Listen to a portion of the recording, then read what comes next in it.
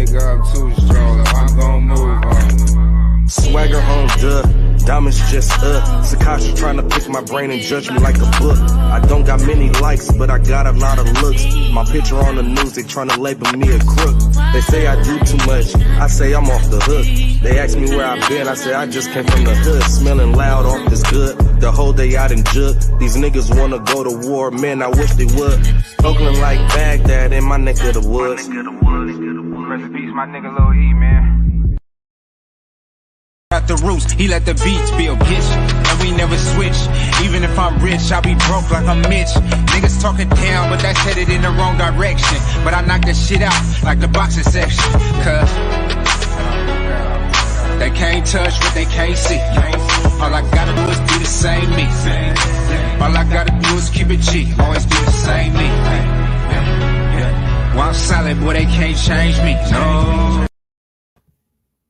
What's going on? What's going on, man? We live from the boxing section, man. What's going on? Make sure I got it. Make sure y'all can see some more stuff. You know what I'm saying? What's going down? What's going down? We here, man. We here. Yes, sir. Jalen, what's going on, man? Salute to my brother. Tonight, man, I gotta talk about Top Rank, man. I'm really gonna get on Bob Arum's ass because I'm sick of his shit. I'm tired of the way he's treating Bud Crawford, Jamel Herring, Shakur Stevenson. I'm sick of it. You know what I'm saying? I know it's MMA night tonight. Shout out to my dog Sheldon, join the panel. Man, listen, I know a little something I can't say, man. I said I wasn't gonna say nothing. But Top Rank, man. I'm sick of it. I got some new information, man, that really grinds my damn gears. That really pisses me off to the fullest. Really, really upsetting. Jamel Herring can't get the Valdez fight. Neither can Shakur Stevenson. So they're forcing Shakur Stevenson and Jamel Herring into a peculiar situation by putting them against each other and not allowing them to get the Valdez fight. I'm just tired, man. I'm just sick of it, man. You know, they let this man duck, run, and hide for 2 different weight classes. You know what I'm saying? And they just allowed him to do this and not give black fighters a chance to fight him, to win, to take his belt or whatever, what have you. And to be honest with you, man, I'm pissed off, man, because at the end of the day, dude, he has to fight some goddamn body. All right? Shakur Stevenson shouldn't have to fight Jamel Herring. He shouldn't. He should not have to fight Jamel Herring. OG, give me a second. He should not have to fight Jamel Herring. You know what I'm saying? He should have. He should be able to fight Oscar Valdez. Oscar Valdez needs to stop being a pansy and fight Shakur Stevenson. There's no way on earth that Shakur Stevenson can't get that fight. He ducked him at 126. Now he's ducking him at 130. And neither one of the black fighters can get the fight. Neither one of the black fighters can get that fight. And that's even more disgusting than anything else. Is neither one of the black fighters can get the fight. And it's like, it's crazy to me, man. I mean, it's just disgusting. You know what I'm saying? Top Rank continues to pull this shit. And I'm telling you, man, if what I heard comes to pass, I'll be excited. I'll be a happy guy. You know what I mean? I'm getting back to the point where I don't like Top Rank. You know what I'm saying? I know I got some homies over there. You know what I'm saying? But they're not doing right, man. They're not doing right by black fighters, and I'm fucking tired of it, man. There's no way in hell, dude, every other nationality can get Oscar Valdez but black fighters. It's ridiculous, man. They got to pin friends against each other. Now they're probably not gonna be friends after this. After this whole situation, they're not gonna be friends no more. You can't be friends, man. Too many lines have been crossed. You know what I'm saying? And that's on Top Rank. That's on Top Rank, man. You know what I'm saying? Shakur Stevenson never had to jump up to 130. to get a fight with Oscar Valdez, to make a big fight happen. You know what I'm saying? I'm tired of it. Did they want to be so hard on the man? Oh, he don't get knockouts, this or that. Doesn't matter. Put him in there with somebody that's gonna push the issue, and we'll see what happens. But Bob Arum, man, you full of shit, dog. I mean, you really are. You know what I'm saying? You really are.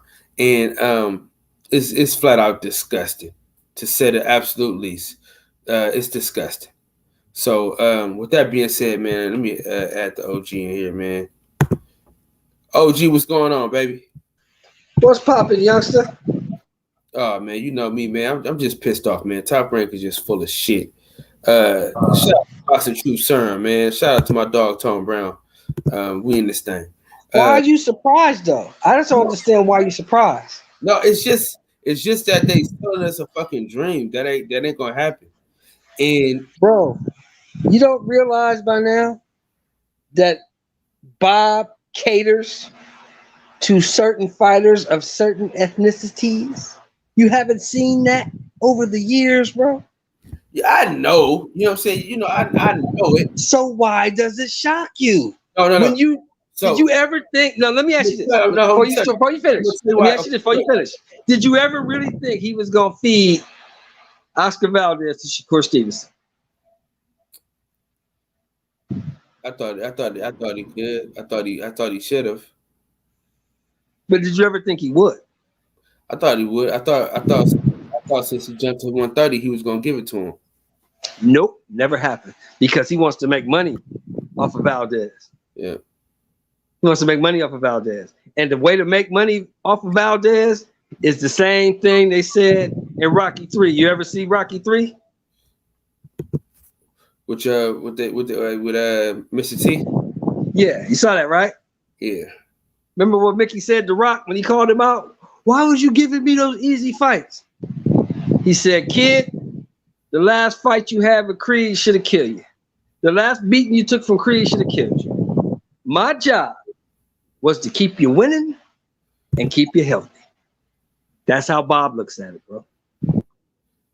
Shalom, what's going on, big dog? How you feel, man? Deuce time. What's up, big homie? What's going down? What's up, man? Over here hopping on this 2K real quick, man. Trying to hop in, talk about my Clippers real quick, man. Oh, hey, you know the floor is always yours, man. I owe you. Deuce, yeah, what man. they gonna do tomorrow, Deuce? Yeah, we're gonna smoke them out tomorrow, bro. We got the power, man. See, everybody's crying about Kawhi, you know what I mean? He's taking a little time off, but little do they know, we got practice without playing without Kawhi. Kawhi missed 20 games. So everybody ready to roll, man. You know what I mean? As long as we got one of those two can still get us in the game. And we didn't shut Utah down. These niggas can't make 93s a game. They ain't shit. You know what I mean? Just like Dallas. They want to depend on all those 3-pointers, but when they don't fall, you ain't got nothing else.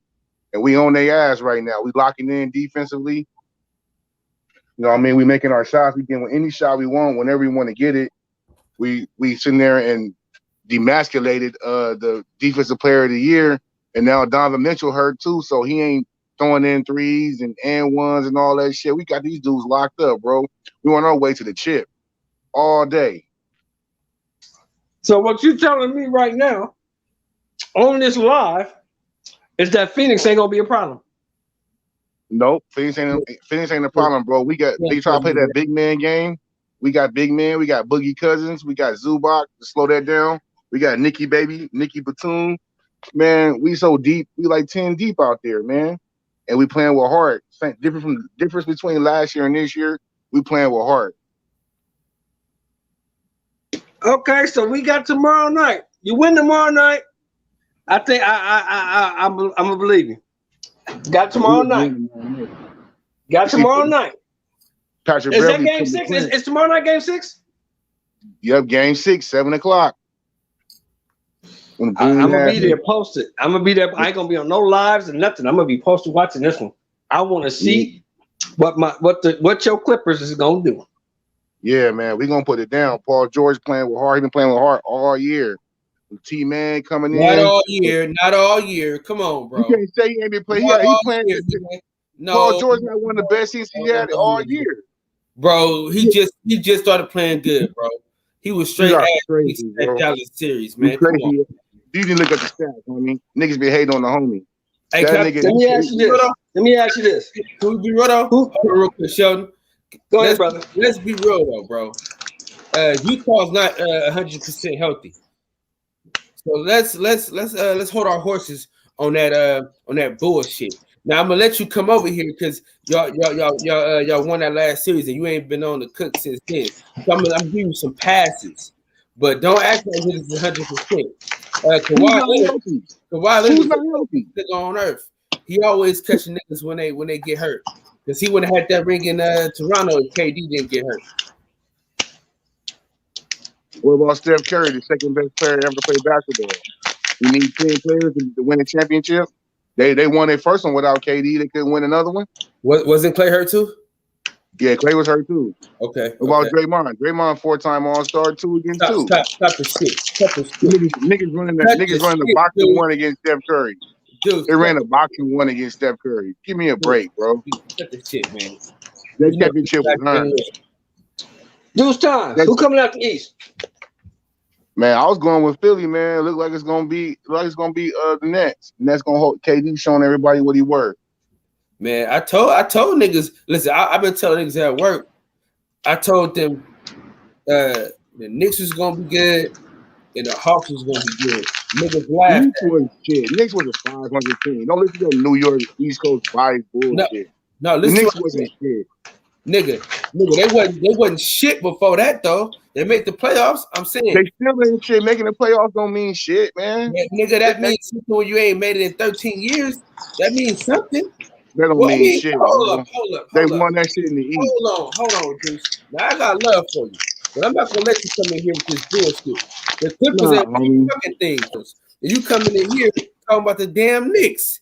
I mean, y'all ain't doing shit, man. The Knicks ain't done shit ever, bro. It's all East Coast body. You ain't done shit either. So what? But I'm not saying that we made the playoffs the greatest thing in the world either. Like we were making playoffs the last 10 years. What are you talking about?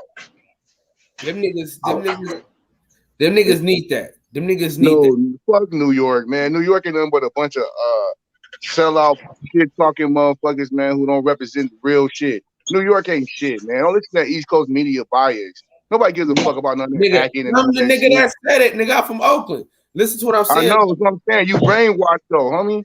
Don't let the niggas bias you, bro. Hey, listen. Y'all niggas, listen. Hey, Deuce, I swear before the Lord, y'all niggas, if y'all don't win, you better bring your ass over here and face the goddamn music. Cause I got some beats, some raps. I got some shit for you. If y'all niggas, if we don't win, what'd be new? What, you know what I mean? What's new? Another year, next year. No. We ain't let you off the hook. AOG, we ain't let him off the hook. What's up? No, if they lose, if they lose, they the same old Clippers. Man, I was the same nigga the same old Clippers if they lose. 3-1. I took all that 3-1 loss last year. All on Reggie channel, niggas was dissing me tough every year, and we right back at it, nigga. Right back at the grinding stone. Don't trip. We got men over there. Terrence Mann is a man. Mook Morris is a man. I got love for you, but fuck them Clippers. But I got love for you, though. You know what I'm saying? I got love for you. I'm not even having sex with So what you saying, Deuce, is that the Bucks ain't got a shot, is what you saying? Bucks can't shoot, bro. That game 7 cut down them jump shots. And they on the road. KD shows you what he can do. But it's all about the Clippers, homie. And we finna shut these niggas down. They can't make all them threes. If they would have missed half of the threes, we would have blown them out. We would have won by 25. These niggas made 23s and lost. Hey, I'm gonna be real though. If Michael Conley was playing, it'd be a different. Man, Patrick Beverly would dig his ass out too. We start playing Patrick Beverly, you ain't heard shit about Donovan Mitchell. Pat Bev been digging his ass out. We got men over there. Shout out to my boy Taylor Bell, man. You out your fucking mind. If Michael Conley was there, nigga, it'd free up Donovan. Mike Conley ain't got shit, bro. Patrick Beverly would dig his ass out, man. Patrick Beverly out there locking niggas up. Different shit. Listen, it opens up different shit, bro. It don't. Yes, it do, because you can't triple team Donovan. We're not triple teaming Donovan Mitchell. Listen. Have you been watching the game? The whole shit, bro. Y'all switching and everything, bro. Ain't nobody No, just we're not say triple. that. Switching and triple team is two different things. That's a form of double teaming, bro. No, switching is not fucking Switching is a double form team. of double teaming. No, it's not. We're switching. Then you lay on the pick and you pick him up. That's not a fucking double team. Donovan Mitchell throwing in threes. When the fuck you ever see that nigga throwing threes like that? Keep it real. He's a dunker. He a slasher. He ain't no motherfucking 3-point shooter. He been working on this shit now. He been working on Nah, this man. shit. I don't want to hear that shit. That nigga even make fucking all team first nothing. Look, I don't want to hear none of that bullshit. Man, That nigga ain't been balling like that. And guess what? Listen, he came back to earth. if Michael Conley was playing, this shit would be different. I'm just keeping it a buck. Conley ain't even that nice. That's why Memphis let his ass go. Nah, He ain't that nice. Deuce, they better win, Deuce. All-Star You this year. talking a gang of shit, Deuce. They better win. Oh yeah, Man, man. Oh my god. Man, I'll watch Aaron play the game, bro. Conley ain't all that. Has he ever made an All-Star game? He just won. He just made one this year. He did this year? Yes, sir. He sure did. For real? Yeah, he made the All-Star team. Yeah, he was a starter. He's a starter. Oh, hold on. Hey, I'm on the computer, so I can Google some shit for you. You know what I'm saying? Please. Let me Google this shit for you. Over Dame, over Chris Paul, over Steph They Curry. made it too, nigga. They made it too. So they had 8 point guards. Michael Conley ain't no All-Star. Hold I on, think this was Dame's first All-Star game, wasn't it? No, hell The no. second. It's the second All-Star game. Hold on, cause see, Because they've been shitting on Dame for years. I can Bro, share. it's the second order. Chris Paul's at the top of the tree, man. Y'all saying that shit? I can share some shit now. Chris Paul, got COVID, so we don't even know if he playing. man, that's nothing but a bunch of pump fake, bro, to throw the news off. Chris Paul, the leader of the association. You think he gonna miss a game? Can y'all see this? Can you see this? So that how many times I can't see? I'm on my phone. What's that? This the first time, right? Yeah. Yeah, it's the first time Mike Conley made it, but he made it. Only reason I get that shit because they got the best record of the COVID season when nobody came in the shade. Them niggas ain't the fucking best team. Hey man, come on now! Don't be saying no COVID season because if the Clippers win it, then we got to put an asterisk by that shit. So No, don't say that. It's a regular season. Records, bro. It's the record. It's a regular season. They played. They came. They showed up to training camp. They played the season. You talking about the best record in the league, so they're the best team in the league. Can we be real though? Can we be real? Utah the best team. Be real. No. Think about all the years that Michael Conley could have made the All-Star team, but look who's in this fucking conference with him. Guess what? My aunt had nuts. She be my uncle. No, none of that shit matter. You the best. You the best. Dame probably closed the door on somebody. It was hella hard for Dame to get in there. He made it. He made it through. That's the point. Robert Brown, salute to you, my brother. What's going on, Jay Dixon, man? The OG, what's happening, man? We here. Listen, we put it. Bro, you out of your fucking mind, dude. About what? Out of your mind, bro. About what? About Michael Conley Jr., dude.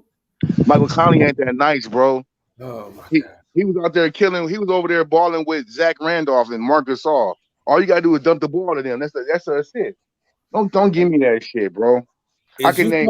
Is Utah the same team? You kind of sounded like you got a little hatred there in your heart, dude. Man, I'm keeping it real. It don't look good on you. It don't look good on you. It don't look good on you. I can name 8 point guards right now out the West who's better than Michael Conley. You said 8? Yes, 8.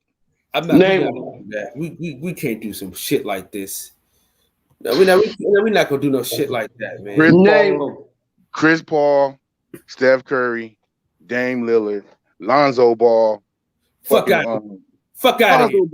Lonzo Ball's a baller, homie. What are you talking about? Fuck out of here. You say he better than Michael Conley? Hell yeah. Get the fuck out of here, man. Come on, man. Next. Hell yeah. Next. Go ahead. Who else? Shea Gilgeous-Alexander from OKC. Get the fuck out of here. Jackson. Get the fuck out of here. Next. Come on, man. Quit messing around, man. Now you all just see it better than Michael Conley. Salute, man. Information's hard, man. Swiper the Fox is better. Swiper the Fox is better than Michael Conley. You know where that nigga is, right? Ain't you out there? You out of your fucking mind, Deuce. I love you. De'Aaron Fox ain't better than Michael Conley. Ain't no fucking way. Why he not an All-Star? Bro, nigga got $100 million contract. What are you talking about? Bro, you gotta stop this shit. De'Aaron Fox is not better than Michael Conley. You crazy. You gotta stop this shit here. You crazy if you don't think De'Aaron Fox is better than Michael Conley. This is why I made a boxing. He will be. He's not now. He is be. better than Michael Conley. Michael Conley don't even have the numbers or the measurements that De'Aaron Fox got.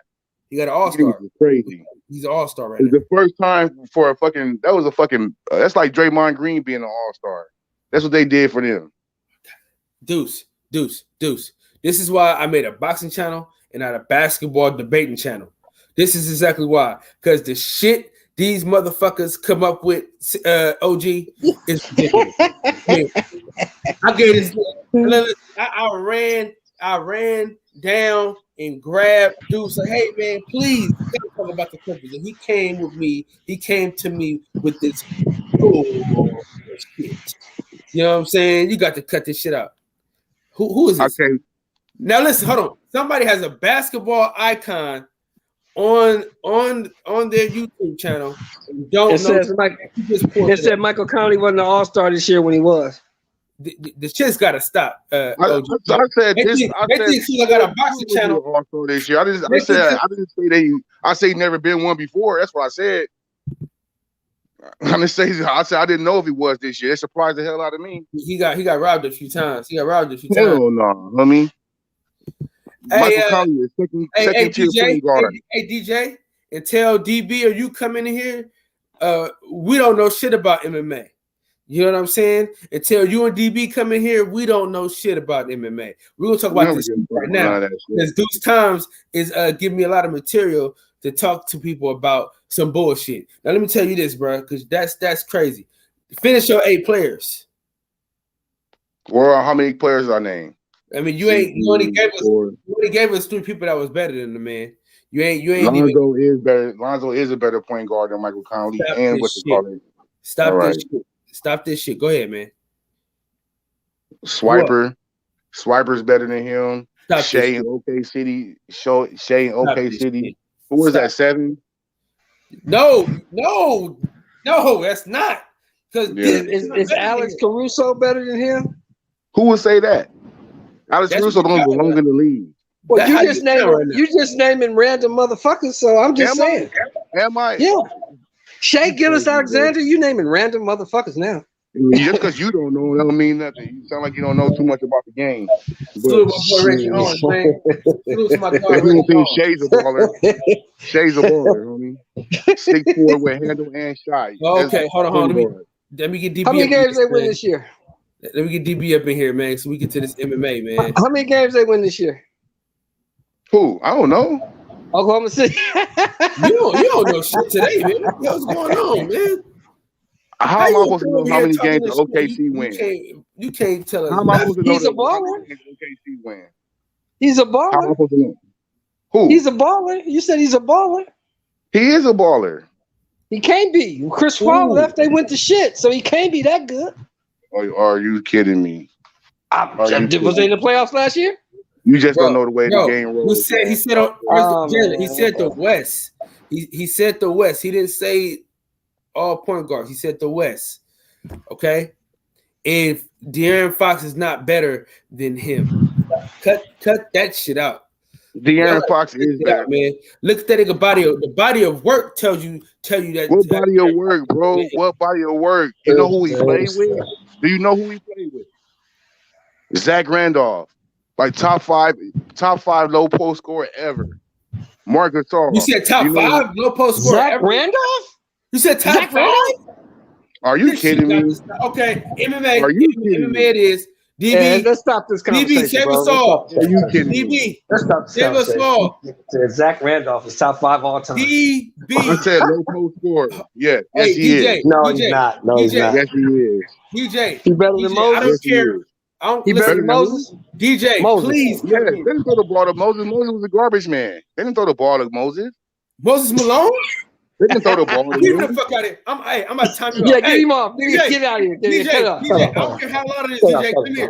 Hold on. DJ, I don't care how loud it is. DJ, I don't care how loud the machine you're working on is. Please Santos. Come save us. DJ, come save us. Santos, did you just hear this man, Santos? It's crazy. Yo, this shit crazy. Did you just hear this man, Santos? This man said Zach Randolph was better than Moses Malone. He was talking about to time your ass out. Man, y'all niggas is all influenced. You niggas don't know the game. But Deuce, y'all 3-2, right? in the series. DJ. Yeah. No more basketball. Yeah, DJ, I don't care how loud that machine is, bro. Come in and get on this panel now, please. Help us. Save us all. Okay. Zach Randolph. This man said Zach Randolph. Is this Deuce the Clipper on the show? Man, this thing's crazy. Talk about MMA, please. What's up? Talk about MMA. DJ, this man said Zach Randolph was better than Moses Malone. Pure comedy, bro. Hey, I'm gonna say this and I'm gonna get over here, man. I'm not gonna subject y'all to this loud ass noise. Hey, listen, DJ. What this nigga is talking about is way more annoying than that loud noise behind you. Please save us. Hey, I finally got my ticket to the fight today, so I'll see y'all next week. Where? That's what I'm talking about, DJ. That's what I'm talking about, baby. I'll see y'all at the fight next week. I'm back in the chat, bro. All right now. All that fantasy. All right, man. If he fights him, maybe he might fight him. Man, none of that shit mean nothing. All that shit is bullshit. We talking about the real stats out here. Clippers finna close it out tomorrow, 7 o'clock. Game over by 9:30, 10. We'll be back on here tomorrow night, whooping and woofing. You know what I mean? I ain't mad at you, baby. I ain't mad at you. You supposed to whoop if your boys pull it off. Give me a break. Basketball knowledge. I'm not mad about him being a Clippers fan. I'm mad at this fucking knowledge that this nigga just. Man, my knowledge is supreme. Shit. Not if your knowledge can't be supreme if you think Zach Randolph is better than Moses Malone. Zach Randolph is better than Zebo. Is great, homie. Great. Let me hit D. I gotta hit DB right now, bro. Zebo was great. Let me know you guys how knowledge was in the chat.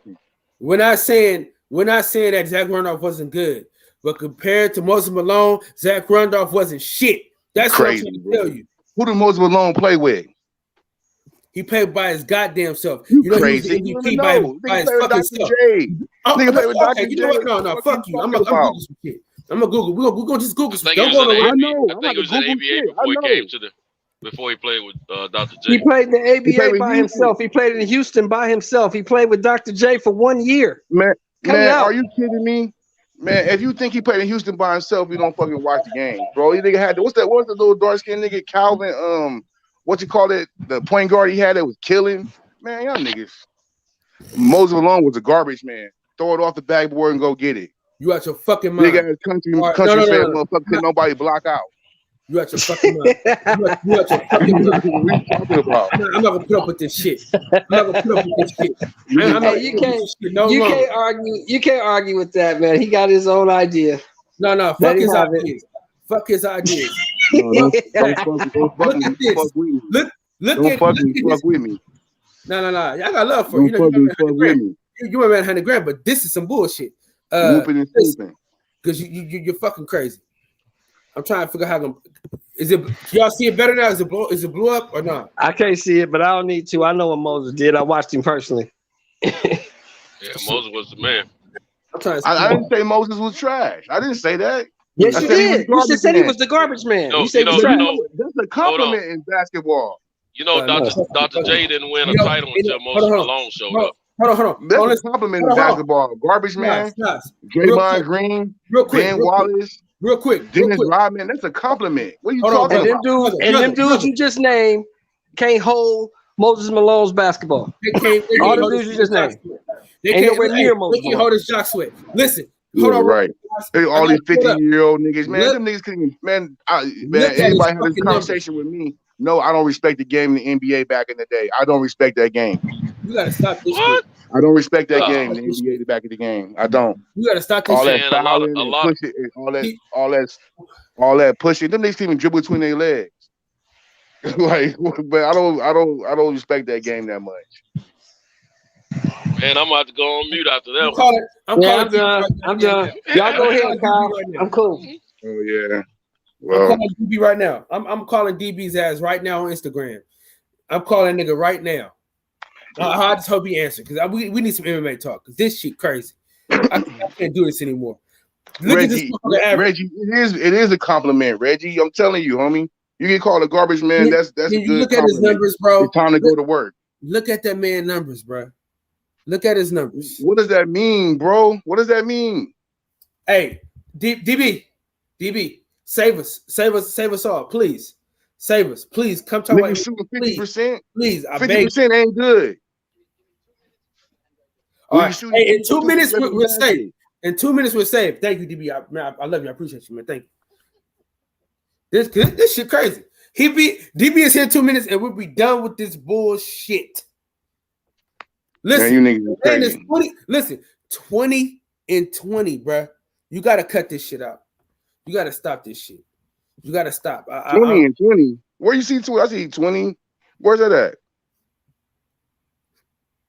What's that right here? It was PER. What is that? You know, PER is like how good player efficiency rating. Yes. I want to see 20 points, 20 rebounds. Show me that. Hold on. No. Stay on that career average you are on right there and go 20 points, 20 rebounds. Hold on. Let me get to this shit. Hold on, man. I'm trying to get to the rebounds too. I'm trying to get all his whole stats. 20 points at 50% shooting. I'm sorry, buddy. You shooting shots 6 feet away from the basket and you make it 50%. It's not good. Look at Shaq. Look at Shaq. Shaq shooting 74%. Kyle, pull up Z-Bo numbers. I'm trying to find this shit. I'm trying to find this shit where the motherfucker he went from. He said so 18 points, right? He's okay. Well, we're going to the NBA on that ass. 19 points a game, 24 points a game, 25 points a game, 27 points a game, 31 points a game, 24 points a game, 22 points a game, 24 points a game, 23 points a game, 24 points a game, 20 points a game, 20 points a game, 18. Oh, this is later years. All right, let's look at these rebounds. Never over 20 points a game. Give me a fucking break. What are you talking about? I just showed you, bro. Let me blow this shit up because you fucking high, man. I can't believe this shit. I can't 20 points a game, bro. Are you kidding me? What does that say? 24, 25, 27, 31, 24, 22, 24, 23, 24, 20, 20, 18. This is his later years. This was the latter years, bruh. Oh, 31, 27 look good. In his NBA career, this is NBA. 25 bucks ain't that much. In his NBA fucking career. 25 bucks ain't that much. 31. He's not even showing you the ABA though, where he's averaging like 30 a night. Well, that's the ABA. That's cool. This shit crazy. Z-Bo's a monster. Pull up Z-Bo numbers. I'm about to pull up Z-Bo's numbers, please. No, I am. We coming. No trip. It's coming.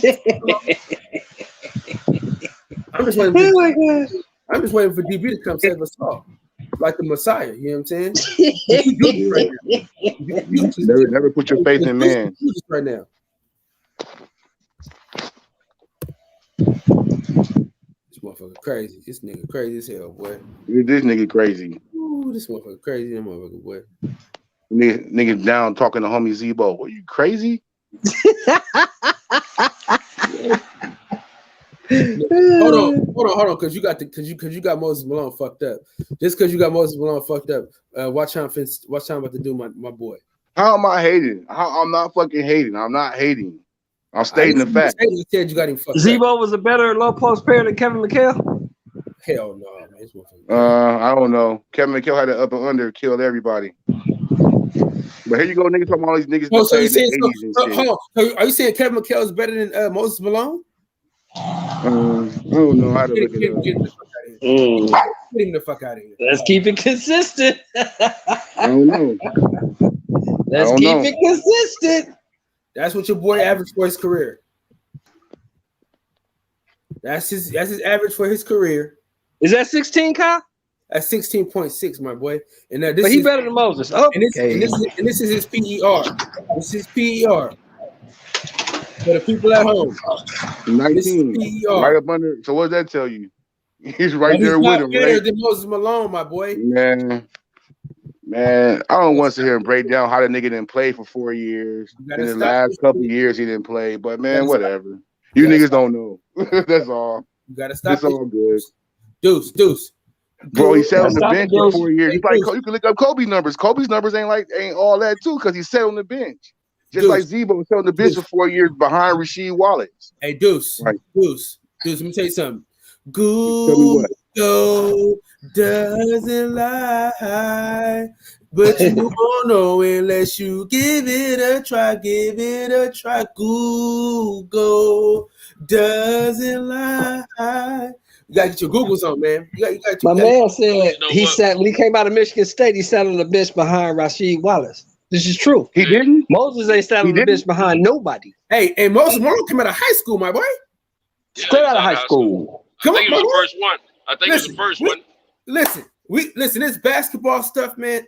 Listen, y'all know I got my boxing knowledge is straight out of high school. Listen, my boxing knowledge is second to none. But when it comes to this basketball shit, when it comes to basketball, because I did this.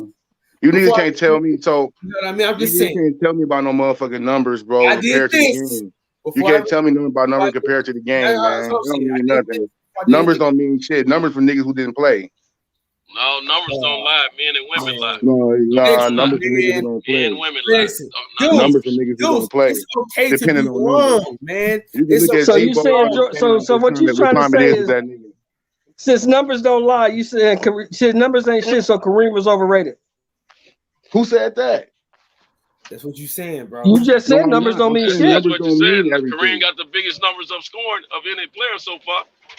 No, he don't. Karl Malone got the leader. No, he don't. The all-time leading scorer in the NBA is Kareem Abdul-Jabbar, brother. Whatever. Karl Malone's the all-time leading scorer. The all-time leading scorer in the NBA is Kareem Abdul-Jabbar, brother. Hold on. Google that, then. I guess. Karl Malone. Google. Karl Malone is number 2, bro. Hey, number 2. OG. Hey, show, sing it with me. Google, but you won't know unless you give it a try. I'm gonna let this one do for you. Yeah, I laughed at it.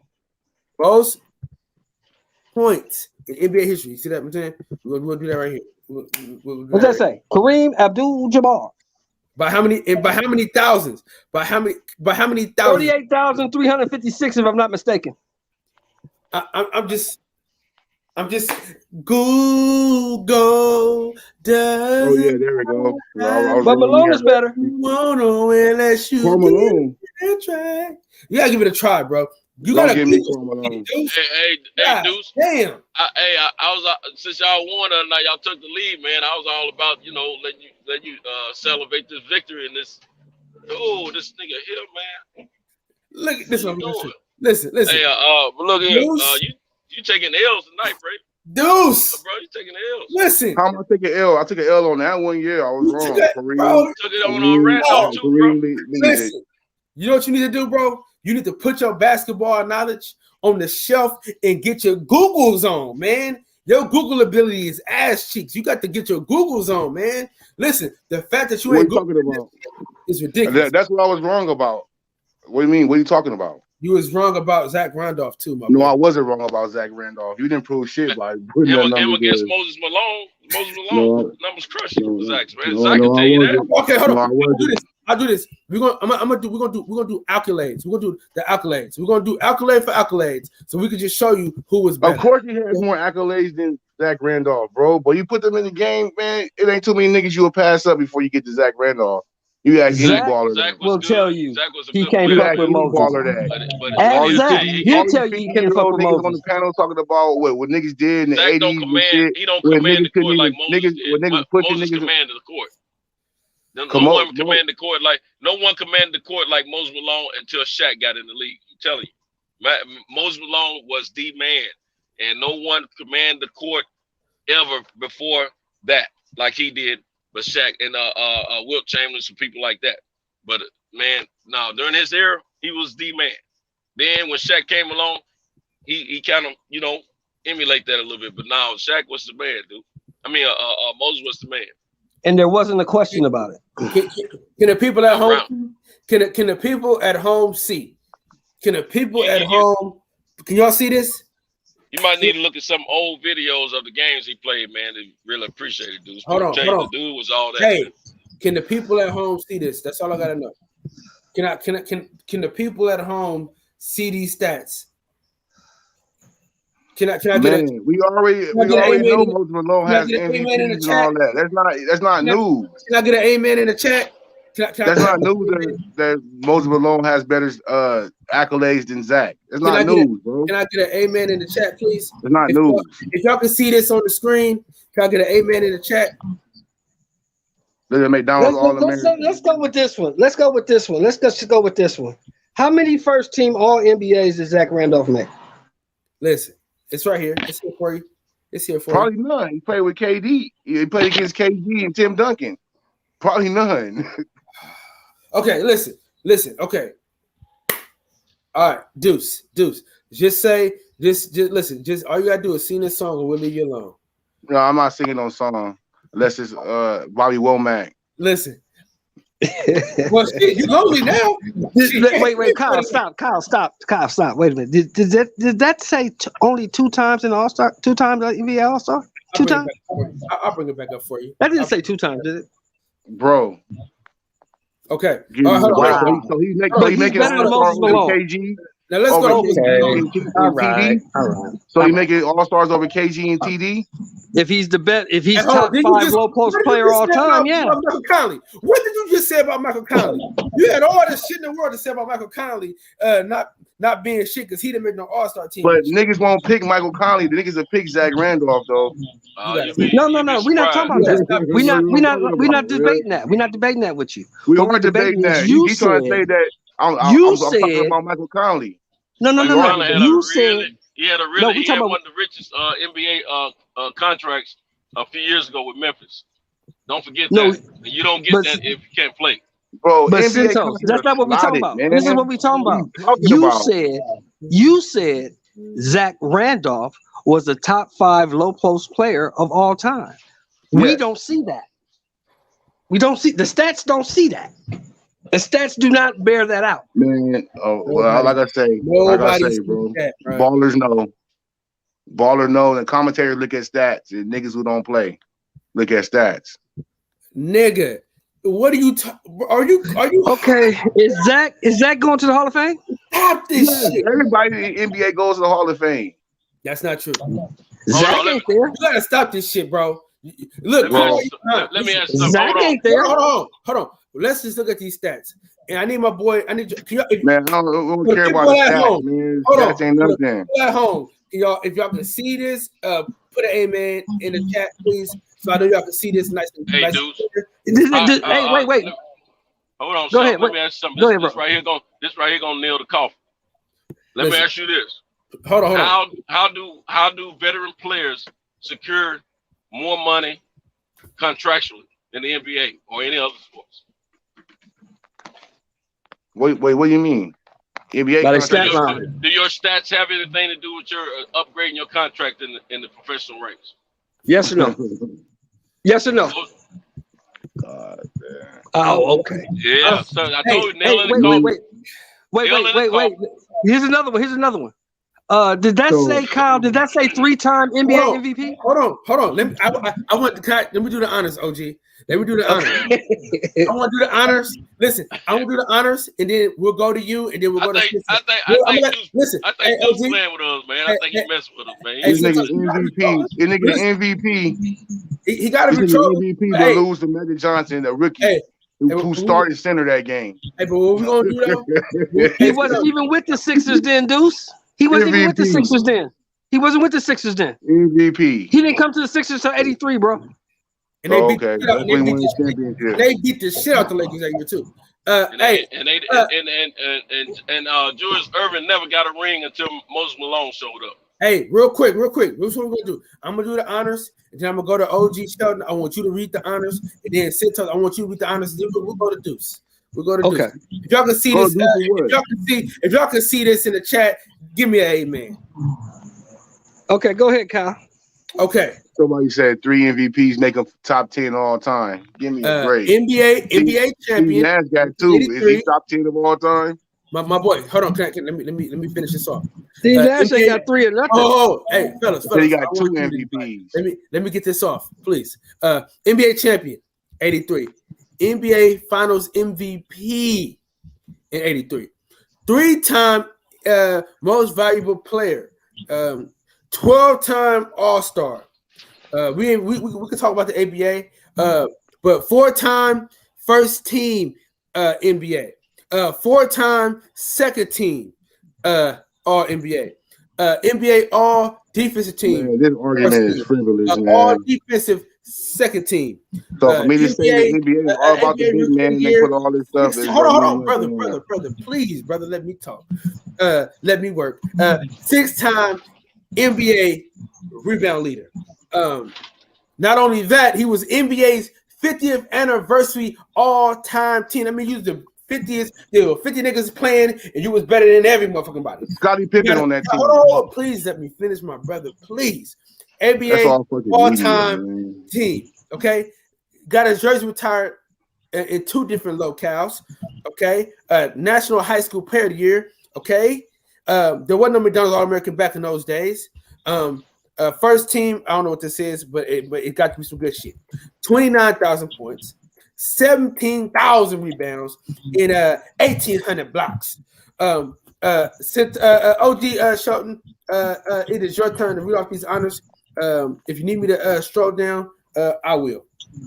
Go ahead, scroll down. 5 more minutes. Okay, let me. I gotta stroll back up too. Let me stroll back up. I'm gonna let you start from the top. I got 5 more minutes. I just want to read one. It ain't gonna take long. Okay, go ahead. 3 times NBA most valuable player. Can I rebuttal to that? When was Zach Randolph even considered? Can I rebuttal to that? When was he considered? Can I rebuttal that? Yeah, go ahead. Okay. So back then, the NBA was all about the big man. So whatever big man had the best stats and made the most noise. But you said, wait a minute. You gotta wait a minute. You said top 5 all time. How can you be top 5 all time in anything? You've never been NBA MVP. I'll wait. Okay, hold on. On top okay, of that, he played with Julius Erving, Jay one Dixon, of the most dynamic players in the league. Jay Dixon, not in 83. We're gonna do a Jay Dixon. Not in 83, he wasn't the most dynamic player. You missed the point. I'm not. During that time when he was getting that, he didn't get 1 MVP of the year. He got 3. When was Zach Randolph? When was Zach Randolph ever considered the best player in the NBA? When? Never. 1979. I'll say Magic Johnson is probably the best player in the NBA. No, we're not talking about Magic Johnson. We're talking about Zach Randolph. 1982. I'm letting you know the nigga, the MVP, the years that he's the MVP, 1982. But we're not talking about them. We're talking about Zach Randolph, brother. It's called. What he's doing is called moving the goalposts. Even though I'm not moving the goalposts. When was Zach Randolph considered the best player in the NBA? When MVP was the best player in the NBA, Michael Jordan would have won it every year. That's boy crazy. No, if the MVP, the best player in the NBA, who's the MVP? Who's the MVP this year? Joker? Is Joker the best player in the NBA? They say he is. I don't think so. No, I know. What do you say? Right now, the best player in the NBA. It ain't Joker, right? Whoever it is, no, it ain't Joker. It ain't Joker. Okay, it ain't Joker. Okay, that's what I'm saying. The MVP is never really the best player in the NBA. Whoever the white media and East Coast media decided. And listen to me. And I can tell by what you're saying. You never saw Moses Malone play a game. I have seen Moses Malone play a game. I've seen plenty of big men play the game. I play the big man position. You used to watch Moses Malone play live. I'm not talking about on YouTube. I've seen him play. I'm talking about watching him play. I didn't watch him play live, but I've seen him play. How old were you when you watched him? I've seen tapes. That's what I said. That's what I thought. Okay. I don't want to talk no more. I'm good. All right. Listen. I'm not going to put more energy into it. I'm about to call DB back, man. I'm about to hassle his ass. He said, I'm done too. Clippers in 6. Woo woo. Okay, yeah, okay. Let's talk back. Yeah, let's go back to the Clippers. No, I'm done. Hey, Deuce, stay up. Keep it gangster though. Yo. Yeah, stay up, Deuce. Stay up, Deuce, man. I'm always up. Hey, we got major love for you, man. Come back anytime. I got love for you, though, Deuce. You're my guy. You're my guy, Deuce. I got love for you, bro. Much love for y'all, too. Hey, Deuce, before you go, remember this. Google doesn't lie. Next time you try this, next time you got to just Google some shit, dog. You know did that man say that Zach Randolph was better than Moses Malone? sometimes I just don't understand the shit that I be hearing. You know what I'm saying? You gotta understand. We gotta understand this. He said he don't respect the ballers of yesterday. So, I mean, listen. You gotta put Moses straight. Malone. No. Listen, OG. If you take Moses Malone from 83 and put him in here right now, he still do what he did. Come on, man. 40 and 40. I say 40 and 40 because you can't touch him right now. You can't touch him. There's no fouls. You can't touch him. So 40 and 40. Some players can play just as well in any era as they played during their era. So you got to understand, like he was picked as one of the best 50 players of all time. That's an accolade in itself because we know it's been thousands. Let me ask you something, Sensos, and you too, Kyle, because you got a little basketball knowledge. Let me ask you this. If you took the Iceman from 1978, 77, and dropped him off in the NBA today, what would he do? George Gervin? The Iceman. Man. Only one. Number 4. Hey, look. Hey, he wasn't number 44 for no reason, man. He was, you know what I'm saying? My 44 make sure all you kids don't grow. God damn it. Shout out to my dog. He was one of the best 50 of all time, right? He came to save us. Hold on, y'all. Oh. He came to save us. He came DB. Goddamn late. Hold on. DB, did you hear that? Late, but he came to save us. So with that being said, man, the motherfucking MMA guru legend. You know what I'm saying? When it comes to this MMA shit, my dog, your friend, our family. You know what I'm saying? DB. Hey man, y'all crazy, man. Did you hear what that man said, DB? Did you hear what that man said? That man said Zach Randolph was better than Moses Malone. Yeah, that's a fact. DB, come on. Hey, he trolling. Yeah, nah, you know I'm trolling. Yeah, you know I'm trolling. Man, listen. You hurt me, DB. You hurt me there for a minute. Trolling, dude. Yeah, that was crazy. DB still that bullshit, boy. Hey, listen. Yeah, that was crazy, man. You know, one thing that you have to realize, man, me and my godfather was having this argument, man, or discussion earlier today. Right. And we were talking about, I mean, we started with boxing, and he's not a big Deontay Wilder fan. And, you know, and I'm advocating for the champ. And so we're on a group chat with me, my god pops, and one of his coworkers, and also his best friend. So, you know, it's 4 grown men on the chat, and you know, my G pops is he's a sports guy all the way around, right? But you know, when boxing had the Klitschko's, and I think a lot of us lost interest in the heavyweight division a bit when the Klitschko's were there. I mean, I was a bit young, but, you know, I think during that time he disconnected a bit and didn't reconnect when I did. So I'm privy to fights and information that he is not. Man, it's really, really loud. One of y'all in the factory? No, that's me with my AC. Let me turn it down a little bit. Go ahead. Okay. Hey, nigga, it's hot. You can keep it up. Shit. It's hot to the motherfucker. Yeah. It's all good. But anyway, we started having this conversation, and I'm like, sometimes, man, we just have to respect that somebody has an opinion. As long as they don't say anything that's crazy and asinine, we just allow them to go with what they say. And he was asking me if I thought that Deontay Wilder had picked up enough boxing skills to be able to beat Tyson Fury. And what he meant by that, you know, because obviously you know your family, what he meant by that was if he named 10 things, would I be able to combat what he's saying by saying Deontay Wilder is better than Tyson Fury in all of those technical areas? I understood what he was doing, right? And it's semantics, right? He's like my brother Fred, you know. He says one thing, and I'm like, I know what you mean, Pops. But at the end of the day, I'm like, look, you have your opinion, I have mine, and regardless of what the technical skills are, I feel like Deontay Wilder has whatever the X factor is to pull out a victory. That's it. And I was also telling him that you can't go to the Olympics and win a medal if you don't know how to box. That's my opinion. And I said, I respect yours, disrespect mine back. So if Deuce feels like Zach is there because of whatever his age is, and that's who he grew up watching, and maybe he didn't see Moses Malone, so it's one of those situations where you had to be there to see it and things like that. Listen, I respect his opinion. I mean, I disagree. I respectfully and humbly disagree, but that's not my opinion. DB, right? You ain't have to be there. Listen, you don't even have to be there to know that Moses Malone. If you say you're a basketball enthusiast, it's some shit you just know.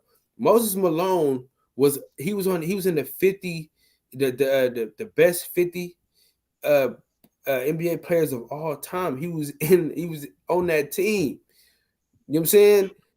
Right. There's no questions asked about that. The man, he has 3 MVPs. Zach Randolph ain't been top 5 at MVP voting, never. You know what I'm saying? He got as many votes for MVP as I do, and I'd never played the NBA a day in my life. You know what I'm saying? I mean, the shit just had to stop, man. Dude, listen. That's why. Hey, Sheldon, hold on. Yeah. DB, have I ever called you on Instagram?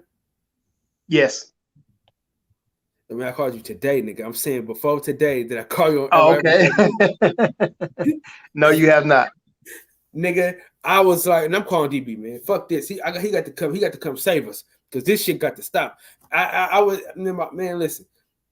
I made a boxing channel, so I didn't have to talk about basketball. You know what I'm saying? And this is why, because people just say some shit, and I always tell people, just Google the shit. You know what I mean? If you don't believe me, just Google it, bro. Google is your friend, dude. Everything is Googleable, dog. You can just Google. That's why I asked him at the end. I asked him, did you ever see Moses Malone play? He said, no, I saw tapes. Oh, that's the end of the conversation. But that's the end of the conversation. Then let's talk about it. Now, hey, have you guys ever seen Black Magic before? The documentary? Oh, no. I dated a chick named Black Magic. Well, not in date her, but I hung out with her for about 3 or 4 times. What's the cold little chocolate piece? So what's the fucking the documentary? What is it? So it's a documentary about black people in basketball. It's it's like it was a 4 or 5 day piece on ESPN. So it was long as hell, but it was the best documentary I ever watched. I'm like, because listen. When I tell you, when I was younger, when I was a kid, I knew every basketball player that ever played the NBA. Like from the weakest nigga on the team to the best person on the team. I knew everybody's stats, everything. God rest his soul. Al Payton, Gary Payton dad, he basically raised me. He said, "Man, how the hell do you know that bum?" I said, "Man, I know everybody." So you knew who Greg Kite was, then? Like I knew all the bums, I knew all the good players, I knew all the role players, and I knew everybody. You know what I'm saying? Greg Kite, I think the power forward from the Denver Nuggets, the crazy white boy. Yes, sir. Yes, sir. Used to commit the flagrants all the time. Yes, sir. Who looks like a bigot. Yes, sir. Yes, he did. Greg Ocean had the worst haircut, bro, of all time. But yeah, man. So I knew it, man. I was a nerd. So I used to watch all type of documentaries, all type of videos. I used to watch everything about the ABA. Everything. I had VHSs out the Wuze. You know what I'm saying? So I know all about hoop. So if people come talk to me about basketball, I'll be one step ahead of these guys, man. And the thing about it is, dog, you just gotta know. If you don't know, just say you don't know. That's what I always say. I always tell nigga quick, man, I don't know, nigga. Shit. You know what I'm saying? I don't know. Let me Google it. I always tell nigga fast. Let me just, I don't know. Let me Google it. You know what I'm saying? Because it's right there. Like the information is right there for you. So you could, man, back in the good old days, you could bullshit. You know what I mean? You could lie your ass off. You could say all this shit. But see, the thing he said is equivalent. The thing he says is equivalent to saying that Nicholas Batum is better than Dr. J. That's what he just said. That's the equivalent. It wasn't that far. It wasn't that. It wasn't that. That's the equivalent. No, hell no. If you're trying to compare Zach Randolph to Moses Malone, that's you gotta think because he was a top player in the NBA. So you gotta say another top player. Like who? Zach Randolph? Yeah. Zach Randolph was never the top of anything. No, I'm saying he was considered a top player in the NBA. He was a top 25 player in the NBA. He was a top player on the Memphis Grizzlies. He was not a top player in the NBA. No, he was good in Portland too. He was good before he got to Memphis. He was good in Portland, man. He was top 25. He's been a viable player his whole career in the NBA. But he's a two-time. He played 16 years. He's a two-time All-Star. Come on, man, stop it. Cut it out. But some people don't even make All-Stars. Conley, who's a good player, just not getting an All-Star. And he's who you play behind in your conference. And Zach Randolph got one more than Mike Conley. So that ends the argument. Zach was good. His numbers speak for themselves. He was very good in Memphis. He was very good in Portland, solid. But he's never been the top of anything. He's never been in the top 5 of anything. No, I'm not saying. I'm just saying he was a viable player in the NBA. He had a nice career. You know, he made money. And AC Green was a viable player in the NBA. He was never the top of anything. But he was a viable player throughout his career. I mean, and that's what we're saying. And that's what I'm saying. Exactly. I'm saying exactly what you're saying. He was a viable player. He was a starter. He was never the top of anything. AC Green was a starter. He was never the top of anything. Yeah, but a minute ago, you kind of discount Randolph's career, though. I mean, the man more than that. When you start comparing, no. I was very specific, Santos. I can't let you get away with that. I was very specific. I said Zach Randolph was a good NBA player. He was a good NBA player. He was never the top 5 of anything ever. You bring up Nicholas Batum, though. You got. No, I said if you compare Zach Randolph. Hey, Draymond, hold on. Say Draymond Green. You say Draymond Green is better than Dr. J, but you can't say Nicholas Batum. That's if you saying Zach Randolph is better than Moses Malone, that's the equivalent. No. Zach Randolph can't carry Moses Malone's tennis shoes. Listen, period. The equivalent is Draymond Green. That's the equivalent. The equivalent to saying that Zach Randolph and Moses Malone is the equivalent of Draymond Green being better than Dr. J. That's what we'll say. Nicholas, you know what? We got to get on to that MMA talk, man. Hey, DB, let me ask you a question. Did you see that video Clarissa put out that came out on Clarissa today? I did not. Kyle, can you play it? The one where she said, "Give me $2 million right now, and we can make the Amanda Nunes fight." I'm like, come on, man, don't say stuff like that. Don't say stuff like that, Clarissa. It was on Fight Hype. It was on Fight Hype. Wow. Yeah, that's a bit excessive. Don't play that. Don't play that. Don't do that to the sister. Hey, listen. Or she knows not what she do. Well, this is what I'm saying, though. This is what I'm saying. $2 million is a lot of money, right? That's the most money she probably ever is going to make. Period. Yeah, she's willing to take that loss just to do that. But we don't need to. I mean, they're not going to fight right now. No, they're not going to fight right now. I'm saying if they wanted to just do some shit, I'm not mad at her for wanting that dough. No, me either. I'm not mad at her for wanting the dough, but you've been a great champion all this time, and you still got a lot of career to go. Don't jack it off just for $2 million. You got potential to earn a whole lot more than that, and just make yourself better to the point where you are competitive. You're not competitive enough for this girl right now. So don't do that to yourself. Hey, listen.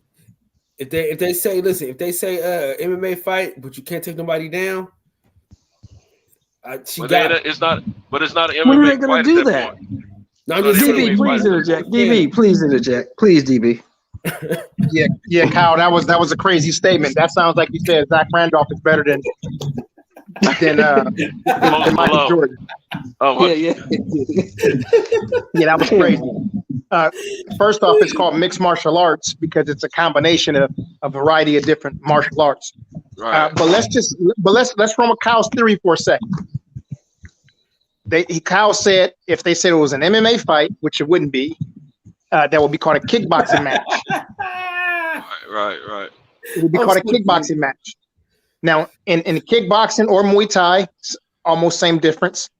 There's knees, feet, elbows, and hands. Clarissa Shields will get. Let me say this because I know I know people here and on my platform and at the barbershop, people are overly sensitive when somebody says anything about her. If we don't say that Clarissa Shields beats every woman in the world and that she can beat some dudes, people get overly sensitive about it. But you know, I'm looking to state some truth, and my truth is to protect her. Those hands, elbows, knees, and feet, what's called 8 points, will put her in grave danger of not just losing the fight, but endangering her health. The fight would probably, with her getting demolished, would diminish her image. Yep. Even in boxing. And I'll use another word that it may even, depending on how long it goes, because it could be a knockout, a devastating knockout, or it can be a long beating. Amanda is a respected jiu-jitsu black belt, a respected kickboxer, and a respected mixed martial artist. When I say respected, it may sound like I'm kind of diluting it a little bit. She's phenomenal. Yeah. She's long. She hits hard. Yes. She knows timing. And one of the great things I like about what she does, and I'm not a big fan of her lifestyle. So, you know, I tend not to go in that direction. But one of the things that she does very, very well in Israel Adesanya, Anderson Silva, and maybe 3 or 4 other people fight this way. They don't throw unnecessary punches. Right. If they don't have a shot, they're not throwing out a bunch of feelers and not even a bunch of feints. They'll find their range, they'll find the angle, they'll look for the opening, and then they'll take their shots. And she's long, and she hits hard. And with all of those things, it's not just with her punches. It's also with her kicks. And a training camp with people who are not supposed to hurt you are not going to throw kicks that you can get ready for. The first time you feel a kick at fight speed, you're going to say, oh, shit. Trust me. You know, you learn your lesson and then you say, okay, I need to, when I'm in training, I need to figure this out. Like I need to really get kicked because what I felt gave me a Charlie horse, a cramp, and made my muscle spaz all at the same time. Like this ain't no joke. And you start limping and can't move. And now you're a wounded deer in front of a lioness. No pun intended. Just thought about that after I said it. It's her nickname. But you know, listen, if we love Clarissa Shields, let's support her and don't go for crazy things. Let me give you another example. DB, before you do that, before you say that, before you drop your example, read this and then comment on that after you do your example. Let me see. Okay, God Body Sports, he says she has 4 losses for a reason. Clarissa needs to go watch them tapes. Okay, so that's a good comment, and I respect that. Let me also say this. Those people that she fought against are people who also train in mixed martial arts for their careers. So those people have been doing the same thing that Clarissa Shields has been doing. If I ask any one of you gentlemen if Chris Cyborg or if Ronda Rousey or if Misha Tate or Amanda Nunes could beat Clarissa Shields in a boxing match, what would your answer be, Santos? No. What would your answer be, Cuzzo? No. Hell no. What would your answer be? Okay, right. So you see how you said that emphatically, and you had so much passion and conviction in your answer because you knew that is her field of expertise, and she's been doing that since before she could pee. Right. The same thing happens for somebody else. They've been throwing these kicks and learning how to do joint manipulation for many years. Those are the people that Amanda Nunes has lost to. But she's also gone back and righted some of her wrongs. I believe at least half of them. Maybe she's done 3 of them, but man, everything they do is just it's second nature and it's and all about instincts. They don't have to think about like a beginner does. They don't have to think about the next strike or the next move or submission hold they want to put you in, because they as the fight develops, they go along. They be like, oh, okay, I'm rolling into this. Here we go. It's second. Right. It's just muscle memory as well as mental memory. And see, that's just like a punch for Clarissa is muscle memory. She don't have to think about boxing because she told it as well as you could tell it. They asked her what was the difference of training for MMA fight versus boxing. She said it's like boxing is an apple and MMA is like an orange. You got to peel it and keep peeling until you get to the good part. Said with an apple, you just rinse it off and then start eating. She said that's what it is. And see, basically what it tells me is that the game she's still learning, which is good. But just like collegiate level versus professional level of any sport, the game has not slowed down for her yet. With Amanda Nunes, it's not moving at rapid speed. It's moving slowly. It's moving slower for Amanda than it is any of her opponents she's fighting. And that's why she's so much ahead of them, one of the reasons. And she's so much greater than them because she's strong, she's fearless, and everything is second nature, and she see it before it happens. And Clarissa hadn't got there yet. Nowhere near. I got a question for the homies, real quick. I want DB, I want you to touch on this first, and then everybody else can go after that, right? Wait, hold it, Kyle. Hold it right there. Hold it right there before you finish, so I don't lose this though. Inoue is a champion, isn't he? Yeah. Yes. Right. What weight is Inoue at? 118, I believe. 118, I think. 118. Can Inoue right now beat Mikey Garcia? No. Small. Okay. I might revisit this back later on. I just want to put that out there. I just want to revisit that. I wanted to put it out there, and I might revisit it later. Okay, so good. For DJ, right? This right here. Say it again, Kyle. I can't hear you. Is this what you was talking about? Would you want to? Oh, let me look. Hold on. Let me see. Bullet Shevchenko, who's 3 weight classes below, and with my Clarissa Shields, easy. Yeah, easy. Rear naked choke, and that's all due respect. DJ, talk to him, man. Talk to him. That girl's good, man. Yeah, talk to him. Again, this is not something that we can go around and say on all platforms because people just get emotional, especially, a lot of you guys not just watch the sports, but you guys, even if you haven't competed, you guys are at least in the gyms or know people very close to you where you see people training and you understand the sport. Right. It's different from a person who never stepped into a ring, never stepped into a cage, and had somebody grab your arm and try to break it off of your body, get behind you or in front of you, crank your neck, try to choke you to sleep, after throwing a jab at you.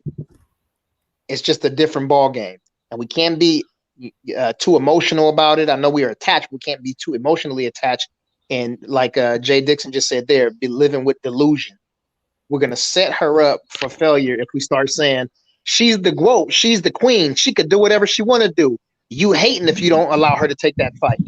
So when she takes that fight and then she loses the fight, then what the fuck are you gonna do? Let me ask you a question, Stevie. Yeah, let me ask you one question. Let me ask y'all this stuff. She's in PFL, right? She's in PFL, correct? Yeah. Yes.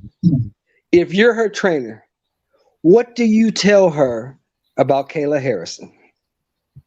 Stay all the way away. That's just as bad. Matter of fact, I don't know that might be worse than an Amanda Nunes. Because Kayla is strong. Both of those women train with guys. Matter of fact, they're in the same gym. She's in the same gym with Amanda. Yeah.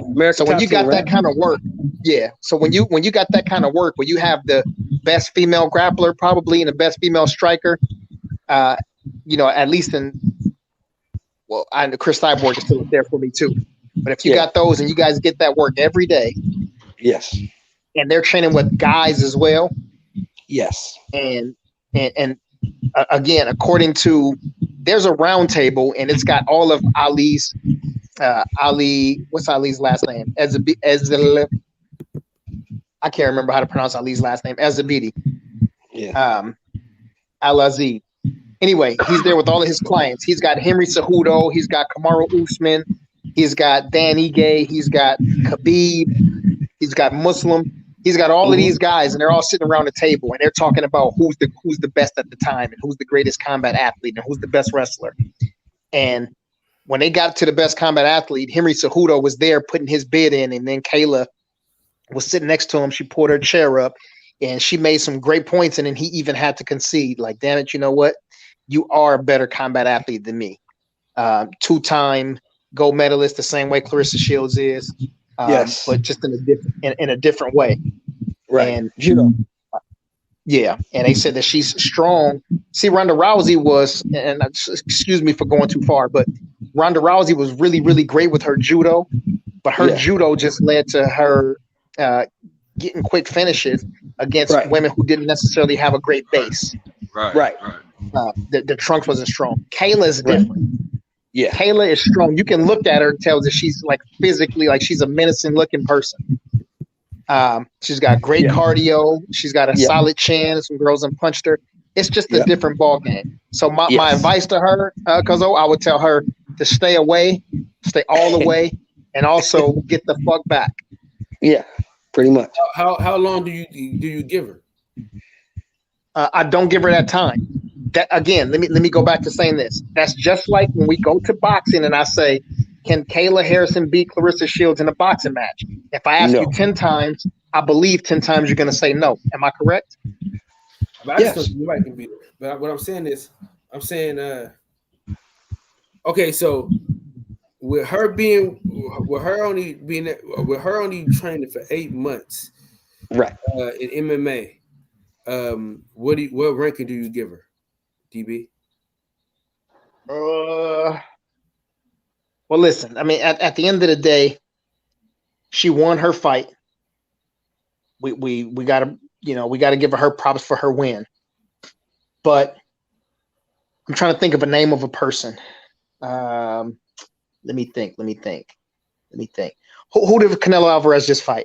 Avni Yildirim. How much credit do you give Canelo Alvarez for beating Avni Yildirim? None. Kyle? None. Kyle? None. You know. Got it.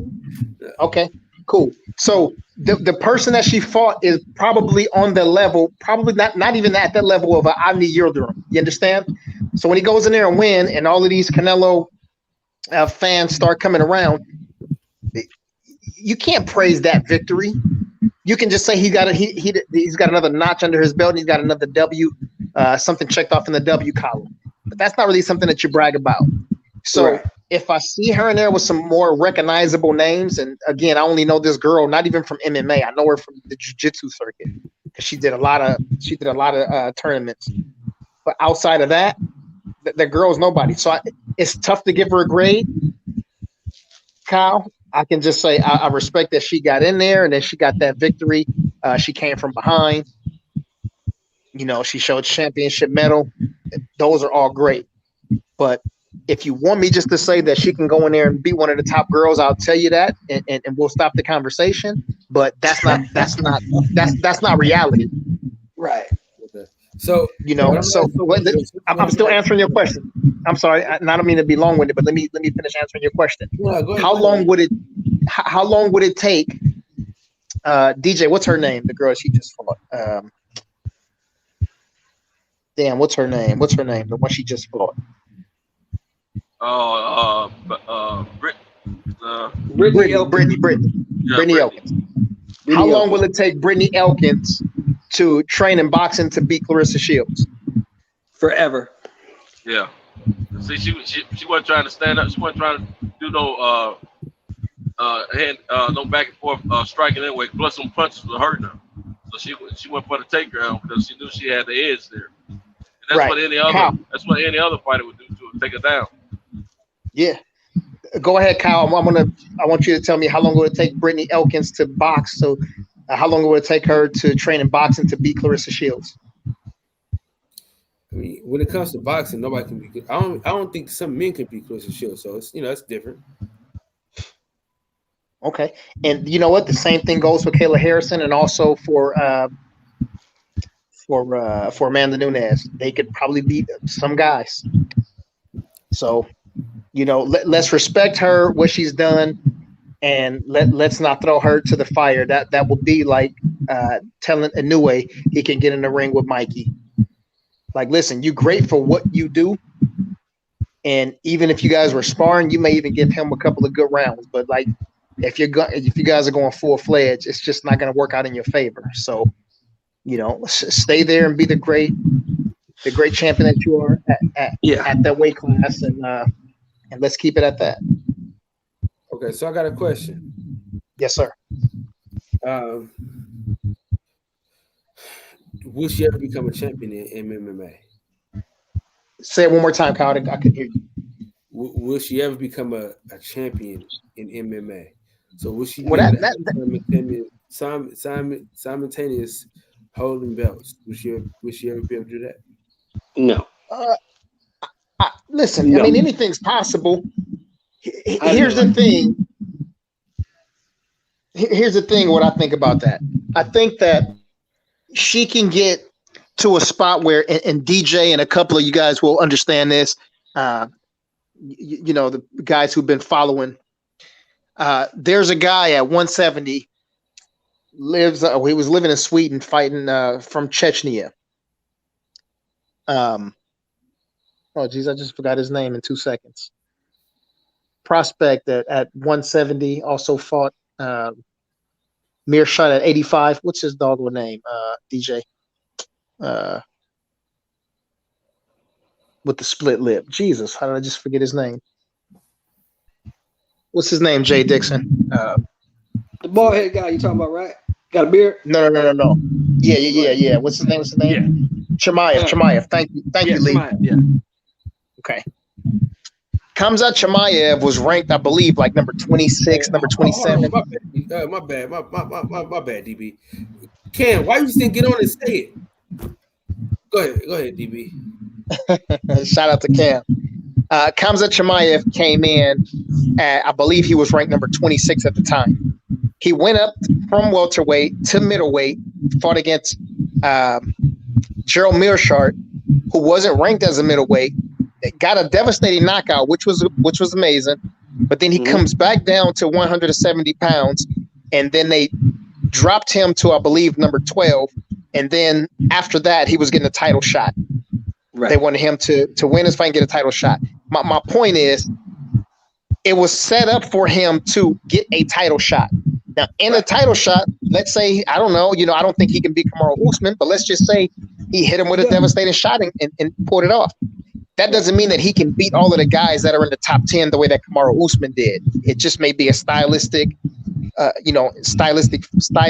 favorable for him, and also put in a position to win. So, and all of that, I'm saying Clarissa Shields can go from being an unranked fighter, also MMA novice, so to speak, and then have 2 or 3 fights where she can beat a ranked opponent, maybe a number 7 girl, and then after that, she get a title shot. And then she can go in there against another girl who doesn't have great grappling, another striker, and then Clarissa Shields can put hands on her and she can be a champion. So, yeah, I think it's possible, Kyle. I don't even want to say it's not likely because I don't know what the PFL's agenda is in terms of, like, pushing Clarissa Shields towards the front of the line. But the same thing could happen for her as it did happen for Khamzat Chimaev. Okay. So I got a question, right? Yes. Because I watched the Kayla girl fight the girl that Clarissa Shields just fought, right? Yeah.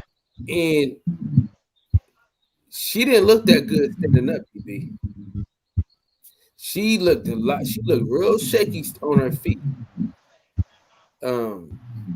She looked shaky, and I'm just saying, if Clarissa Shields catches the girl, what do you say that again? Say that last part. Do you think Clarissa Shields can catch her? No. Say the last part you said. You said if what? If Clarissa Shields can catch her. Right. You said what before Clarissa? What was the word you said before Clarissa? What you mean? You said if. You said Kyle. You said right. If. There you go. If. Thank you, sir. If, right? If was a fifth, we'd all be fucked up right now. Pretty much. I'm a little fucked up right now, my boy. Right. What he's trying to say, what DB's trying to say is this. Kayla Harrison is not only a 2-time Olympic gold medalist. Kayla Harrison came straight from the Olympics and jumped into MMA, so she's been training for a couple of years. Kayla Harrison trains at American Top Team, where they do this thing called they strategize. They make up a strategy to win a fight. So if you think that Kayla Harrison is gonna get in the ring in the cage with Clarissa Shields, and that fight's not going to the ground in the first 30 to 45 seconds, you're tripping. Everybody's taking her to the ground. She's taking her down. And once she's down on the mat with Kayla Harrison, you think she had trouble with Brittany. This is not going to be pretty. And it's going to be over rather quickly. Y'all making great points. I'm just asking questions. I'm just trying to see what could happen. That's all I'm asking, because I don't, I don't really know. I'm just trying to say, man, I really want her to win a title in MMA, and I just don't know how. I'm just trying to see if it's even possible. You dig what I'm saying? That's why I'm asking y'all, where could it be? Well, DB just told you, bro. If they set it up that way, it's possible. But if they treat her like any other MMA fighter and she has to work her way up, it's probably not gonna happen, because you can't double dip with this shit. If you're gonna box, you gotta be a boxer. If you're gonna be in MMA, you gotta be all the way in. You can't be looking at the Kaylas and the Savannah Marshalls. You can't be looking at that. You gotta let that go. Because you got to focus on this, because like DB said, and this is the biggest point that DB made that I like, these people have been training in mixed martial arts for at a minimum 5 to 7 years. If you think you're going to come in from the boxing ring and come into mixed martial arts and just run shit, no. Somebody's going to hurt you in the process. Am I lying, DB? You are spot on, sir. Yep. Kyle, can you run God Body and Jay Dixon have a great conversation there in the chat. I want to read some of those comments right there. J.A. Dixon, let me see. I'm gonna start with J.A. Dixon right here. Let's see. He said in 12 fights, she could be totally ruined. You should go train at an MMA gym for a week or two, spar a few times, and then tell me if you think that. Great point. And then God Body, let me see. He said, that's nothing. I wrestled for 4 years. I know. And he also said, if Clarissa Shields can actually learn to wrestle and be aggressive with the takedown, it would be easy. But that take time to learn. I didn't really pay attention. I want to put emphasis on that word because he put it in there. He said easy. And then J.A. said, you ever been hit with a question mark kick, or caught in a triangle choke, or a knee bar, or eat flying knees, or eat a spinning back fist? It's not the same thing, man. It's just two different worlds. And I know some people want to hear somebody say, but boxing is better, or MMA is better, or such and such is better. It ain't. Because you can take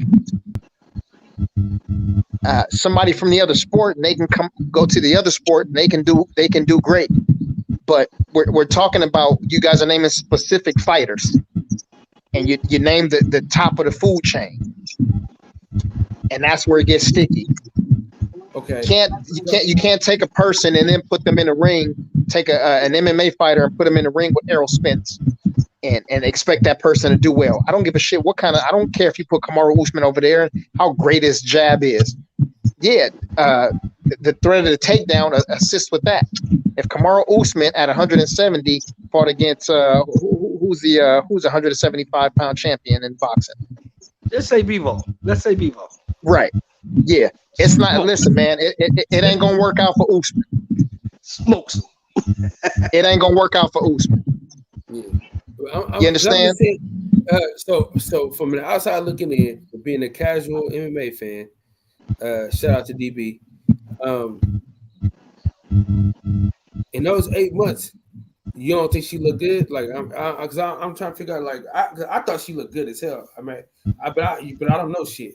But I'm saying like the way she looked, man, she looked good. I think if she didn't get so amped, she wouldn't have got took to the ground, because a lot of times she gave the girl.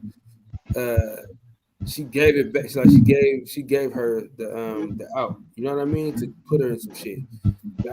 Listen, I'm gonna tell you one thing, man. Listen, in an MMA match, especially at that level right there, ain't nobody giving anybody anything. Shout out to Eli Zachary that joined in. Eli Zachary said, "I enjoy and respect both of those sports." As a matter of fact, Hotep Shalom said Joe Smith Jr.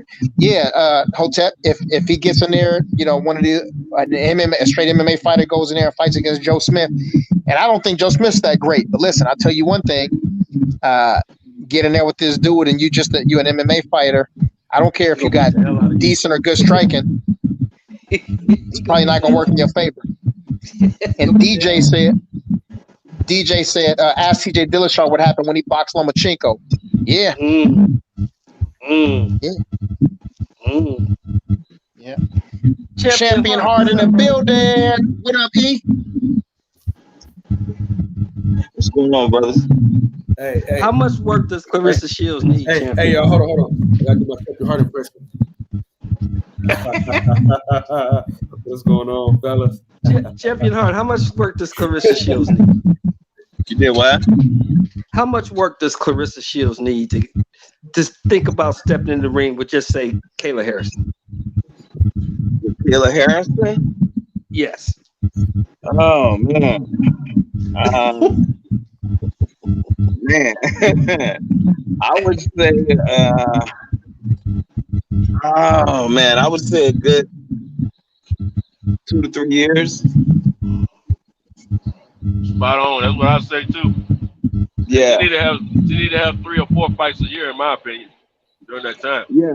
See, the thing is that she could, you know, strikers have done good in MMA. You know, Chuck Liddell's a perfect example. I mean, he was not a ground guy, you know, but he fought to his strength. And the thing with Clarissa is, you know, if she wants to have a successful career, she has to fight to her strength, and her strength is her stand-up.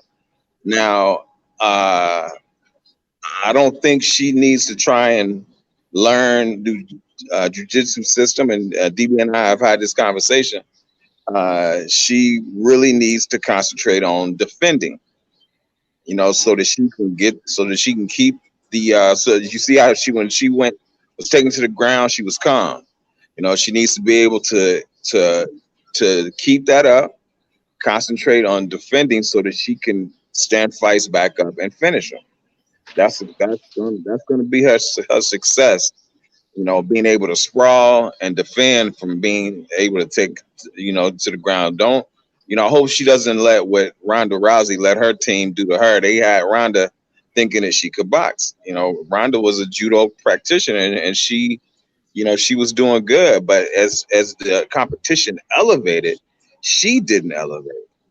And her team had her thinking that she could box, and she went in with some of the top girls like Holly Holmes and Nunez, and they beat the hell out of her. And those were some brutal beatings. I mean, there's nothing wrong with a loss, but those losses were brutal, and she wasn't coming back from that. So I think that's what Clarissa has to do. But you know, to get in the ring with that, get in the cage with that girl, she's she's about 2 or 3 years out from that.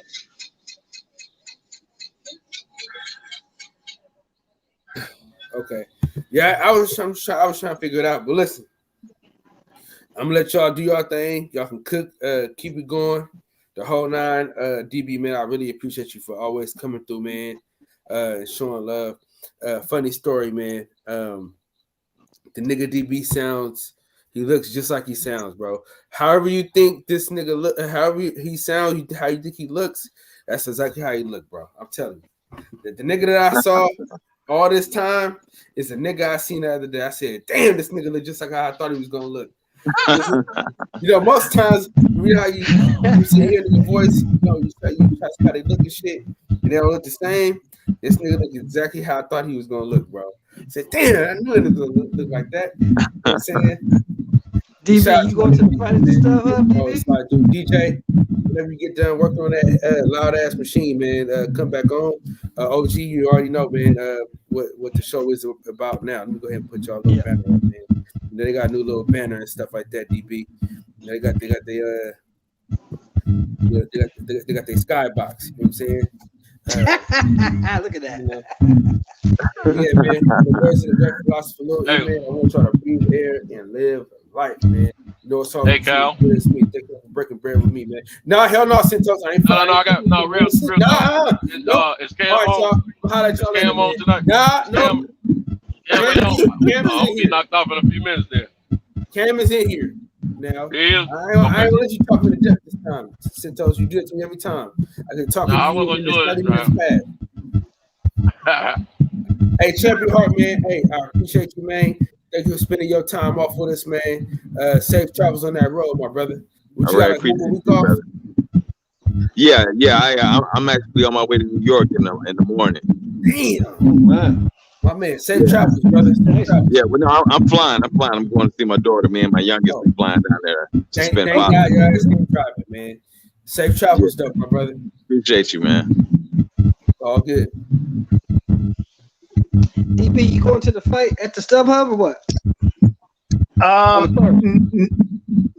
No. I won't be there. It's on Saturday, right? It's on the 3rd of July. Oh man, that's crazy. All this time I thought it was this weekend, and that's crazy because I was talking to Fred, and then we was like, nah, we ain't gonna be able to do it because we're gonna be doing a Juneteenth thing with Patty Dean and all of that. So no, it's the 3rd of July, bro. I'm thinking about getting some tickets because Kyle said he's going, so I'm gonna meet him up there probably. It's right down the street from the house. I'm like 10, 12 minutes away from StubHub. I'm right here in Compton. Okay, yeah, and I'm down to the 110 basically. So yeah, that's the easy shot. I don't know, man. Ask me in a week, man, and yeah, I'm gonna check. I'll ask you because I'm pretty sure those tickets ain't gonna cost too much. Yeah, the tickets at the StubHub will be relatively cheap, and right. Yeah. And anyway, half the time I go to the StubHub, I find a way to walk in. So right, unless it was for a Chargers game, those tickets were fucking insane when the Chargers were playing there. That shit was crazy. Who's that? When the Chargers were playing there the last couple of years, because I'm a Raider fan, so I used to go to the Raider game. You said $300 tickets. I don't really watch high school football. Oh, that's cold. That's cold. That's yeah. Cold, So the Chargers out of San Diego High School. Yeah, no, I don't really mess with them.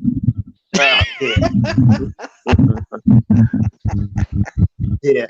Got the brother Lee Adam in here. Lee Adam said knowing jiu-jitsu allows you to escape a lot of issues on the ground. And then he says everyone trains jiu-jitsu. Well, yeah, if you're in an MMA gym, yeah, I'm pretty sure your coaches, if they have a half of a brain, they'll have you training in jiu-jitsu. He said even at Adesanya, that's how he's able to survive when he is taken down. Actually, that takedown defense is wrestling. Thrusting your hips, throwing your legs backwards and thrusting your hips forward.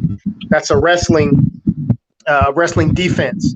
But yeah, it's used in jiu-jitsu, of course, to to keep a top position or to be able to stay on your feet. Let me see. Jay Dixon said, you can't even say that she's good at striking. You can say that her boxing is good in the cage. We haven't seen one kick or knee. That's a fact, Jay Dixon. Jay Dixon speaking big facts in here, man. Yeah, and, because you gotta look at the girl she was wrestling, the girl she was in the cage with. I wanted to say that to Kyle. It wasn't that she was letting she didn't have a choice in the matter, is what I'm trying to say. She wasn't letting the girl take her down. She didn't have a choice. The girl was taking her down, double leg shoot, take her down.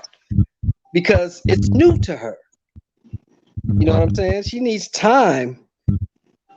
I'm with Santos. I think she needs about 2 to 3 fights a year for the next 3 years before she even thinks about a top 5 girl. Yeah, that I wouldn't. I'd agree with that. I like that plan. Yeah. Hotep Shalom. Actually, DJ said Clarissa needs to find a gi and put it on for the next year. To put it on for the next year, and that's the start. You know, Hotep Shalom said, y'all going to push for her to bite off more than she can chew and get beat. She needs years of focus, practice, not jumping back and forth. And Unique Don, salute to the queen. She done jumped in. She got a fire symbol. She I guess she said that the chat is on fire. The show is on fire. Shout out to you, though. Well, yeah, I mean, that's what I was saying, man. Salute to the queen, Unique Don. But I was saying, you know, and I think DB, you and I was talking about this, that, you know, she needs a good year to just work on kicking, you know what I'm saying? Really develop her kicking. You know, the thing is that, you know, will she, you know, take that time off to do that? You know, if she's trying to, you know, make as much money as she can while she's over there, and, you know, will she take that time off to develop those things that, you know, that everybody says that she needs? Jay Dixon is right. He's definitely speaking facts. You know, that's why I was saying, you know, I hope they don't do to her what happened around the Rousey. They had her thinking she could box, and you see how that turned out for her. Right.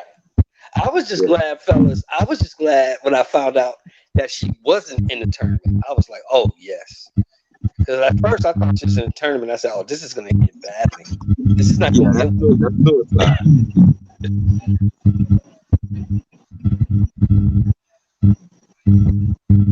Yes, indeed. Let's see. We also have, and then Lee Adams said, I'm not talking about sprawling. I was talking about defending submissions and being able to reverse positions. Oh, got you, Lee. Got you. Eli Zachary said, agreed.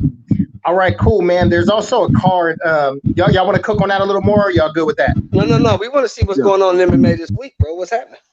Yeah, this week. Let's see what we have this week. This week is, let's see. It is a good, I mean, it's a decent card. It's quite a few unrecognizable names for a casual fan. Can you guys do me a favor? Just whoever not talking, just mute the phone just for a second until you talk. Thank you. The main event, I think it's a great main event. 2 guys that's gonna go out there and bang, and that's Chan Sung Jung, aka the Korean Zombie. And he's going against Dan 50K Ige. The Korean Zombie is obviously out of South Korea. He's at 16-6 with no draws. And Dan Ige is, I think he has 15 or 16 wins. But he just had a pretty devastating finish in his last fight. And he fought a guy who just came off of 3 good wins in 2000. He fought Davey Grant, I believe. David Grant had, I think, 3 wins in 2020, a knockout, a submission, and a unanimous decision. So that fight was basically to see who's putting himself in position to start saying they're ready for a title shot. That one, man, I got some mixed feelings about that one. But if I had to go last second, I would say I'm gonna edge out Dan Ige because the momentum seems to be on his side right now. The Korean Zombie is a kickboxer. Dan Ige is basically an MMA fighter, but he doesn't really have a strong ground game. His boxing is pretty solid. This is tough, man. This is tough. Chat, who do y'all have in this fight right here? Chan Sung Jung, the Korean Zombie, or Dan 50K Ige? And I think DJ said that he had Korean Zombie winning by KO. And don't get me wrong, DJ. The Korean Zombie is a little long in the tooth by now, ain't he? Yeah. Yep. Let's see. All right. Well, yeah. Why don't y'all tell me first, man? Who y'all got? Mr. Shelton and Champion Hart and Santos. I'm with you on Dan Ige. I seen him fight a couple months back. He's rough and rugged up in there, and like I said, the Korean Zombie been around for a while, so I'm thinking he's a little longer too, and he's probably gonna get out work. What you say, E? Yeah, I mean the Korean Zombie, he has been around. You know, he's kind of at the stage where Damian Maya is. I think he's kind of a gatekeeper almost. But if this kid is going to stand with him, that gives him. Don't get me wrong, it doesn't mean he still can't hurt you. And his his stand-up game is on point. But yeah, he has been. He's kind of at the end of his career, and this may be a stepping stone for this kid. This coming in. But man, if I was forced in the corner, I'd have to go with the Korean Zombie. Santos. Man, unfortunately, I don't know the other kid. I'm familiar with the Korean Zombie, but I don't know much about the other guys. So anything I say would be a lie because I don't know. Understood. Okay. But let's look at something real quick. I think the Korean Zombie is either 33 or 34 years old. In his last couple of fights, he lost to my homeboy Brian Ortega, unanimous decision. Before that, he knocked out Frankie Edgar. Before that, he knocked out Renato Moicano, TKO. Before that fight, even though he lost to Yair Rodriguez, he was beating him from pillar to post, and he lost on the last second. Literally got knocked out in the very last second of the fight, and he was going to win a unanimous decision. Before that, he beat Dennis the Menace Bermudez by knockout, and the fight before that, he lost to Jose Aldo. But then before that, he had a bunch of wins. So when you guys say long in the tooth, man, I don't really see it. I see that he's got 3 losses to top strikers. And also long in the tooth, if a guy is long in the tooth at 34 years old, or 33 or 34 years old, yeah, I'm just not seeing it. Even though he's been in some entangled fights, I don't really see him being in a lot of wars where he's having a lot of head trauma. So I think he's extremely durable, and yeah, I definitely don't see anybody going in there. I don't see anybody going in there to demolish the Korean Zombie. That's for sure. But let me run through the chat and see what they say right here. Let me see. No, that's about that. No. Let's see. DJ said, "Put your mic, Shelton." A lot of feedback. Oh, put your mic on mute, Shelton. You got a lot of feedback. And then Eli Zachary said, "The feedback is killing me." Okay, they own you. Now, Red Cliff is in here talking about Clarissa Shields still. DJ says, "Straight banger for a main event. They are going to trade. Great technique." I agree, DJ. I think in terms of the stand-up is going to be great. I think Dan Ige is going to have to keep the Korean Zombie from taking him down and being on the top. The Korean Zombie, I believe, is a brown belt in BJJ, but he's very crafty and he's extremely strong. So, but again, in that fight, man, I'm just going with momentum. I'm going to go with the Hawaiian, and I'm going to say Dan 50K Ige. Let's see. Cam says, "Salute, Brokeland Blogger," and join the chat. Salute to you. Let me see. Lee Adams said, "I wouldn't be surprised if Ige pulls it off, though. He has plenty of potential." Yeah, that's a fact, Lee. And then Cam said, "Zombie bounce back." Yeah, he's definitely got that too. Jay Dixon said, "I have Ige. I seen Zombie getting caught and slept." Okay. God Body Sports and News said he got Ige also. How you got him? He said the odds are both minus 110. Damn. Okay. I didn't even know that. Okay. Good stuff. But how you got Ige winning, God Body? Red Cliff, he said Ige versus Zombie. is Ige versus Zombie is Max Holloway level. I didn't catch that, Red Cliff. I didn't catch what you meant by that. Let's see.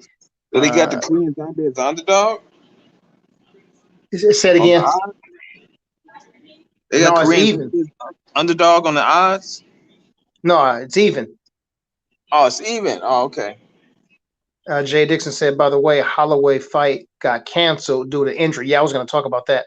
And then Jalen said the way that Yair KO'd the Zombie was crazy. Yeah, that was, I believe that was knockout of the year that year. And then, God Body Sports said TKO.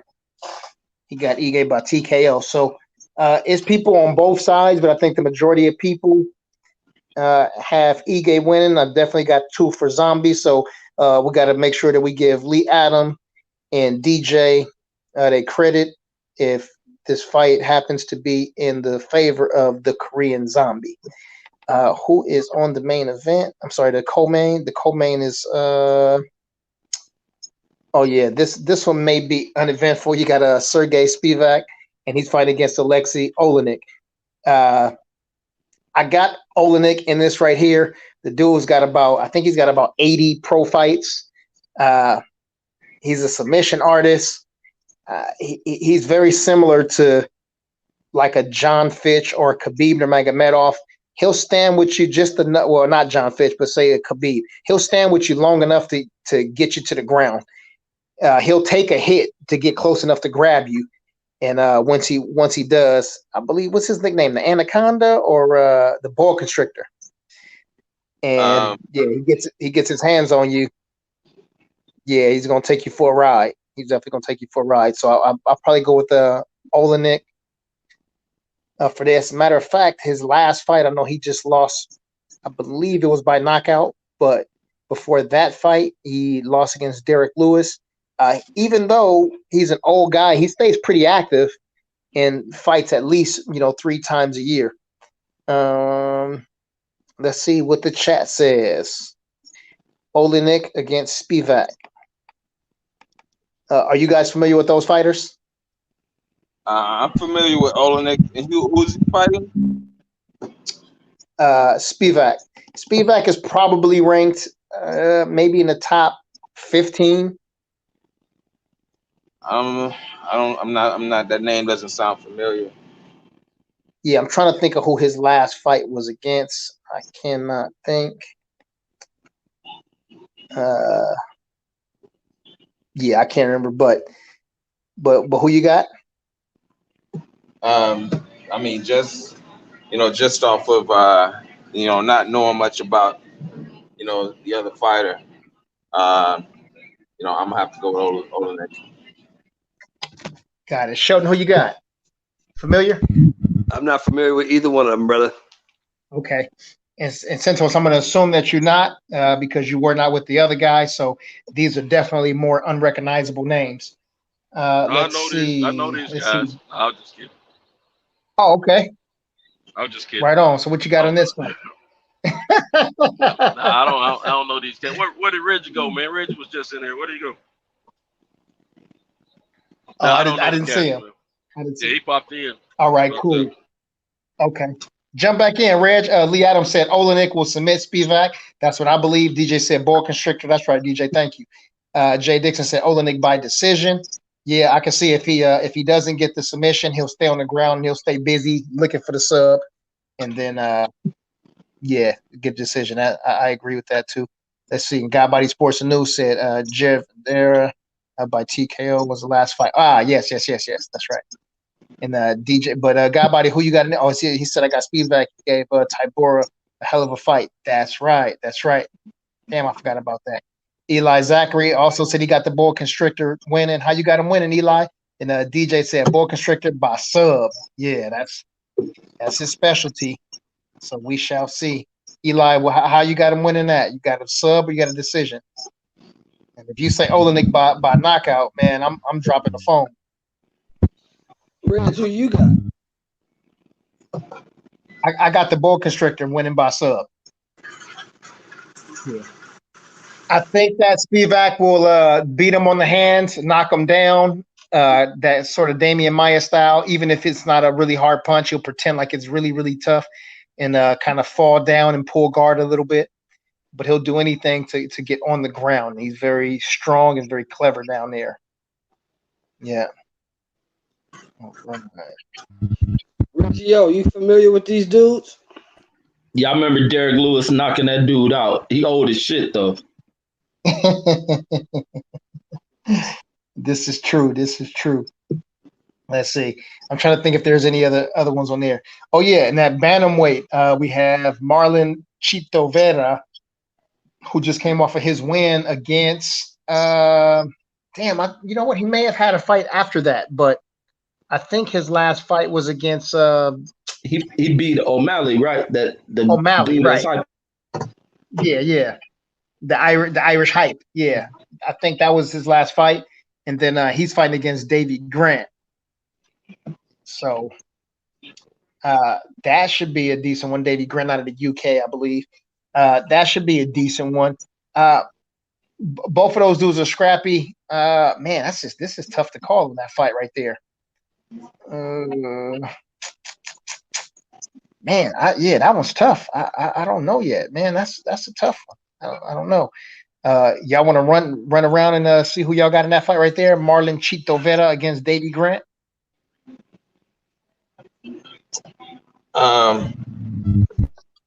Who did Davy Grant fight last? Oh man, who did he fight? Damn. Davy Grant fought. Damn, I can't think, man. I gotta go sit in front of my computer, man, so I can pull these names up. But yeah, because I'm trying to picture this kid. If this is who I think it is, that's who I'm picking. Although it is tough, but again, if I'm pushed against the wall, I'll go with that kid. If it's who I think it is, but it just depends on if it's the fight that I'm thinking about. So I was asking it, who was the last cat? Wow. Yeah, I get him mixed up with Gavin Tucker, but it's you know what? He beat as a matter of fact, he beat one of my favorite top prospects, Jonathan Martinez, straight out of LA. As a matter of fact, he beat him. He beat him with it was either late in the first or in the second round, but he beat Jonathan Martinez. He knocked him out. That's right. That's right. Damn, that's right. I forgot about that. Yeah, this kid can squat, man. He got some hands on him, man. But yeah, he's fighting out of the UK, and he's pretty tall for the division. This is 136 pounds, and he's probably like 5'8", 5'9". Yeah, I think that is that kid. Yeah, but also Chito is also tall too. Chito is about 5'9", 5'10", I believe, too, or somewhere in there. He's about 5'8". Sean O'Malley's tall. I don't know, but who y'all got? What's up, Reg? What's up? What's happening, bro? Oh man, gonna run through this. Champion Heart, who you got? Shelton, and let's get some from Reg too on that fight. So Marlon Chito Vera against Davy Grant. Man, both of them cats are scrappers, man. Shit, that's a hard pick, man. How you calling that, Reg?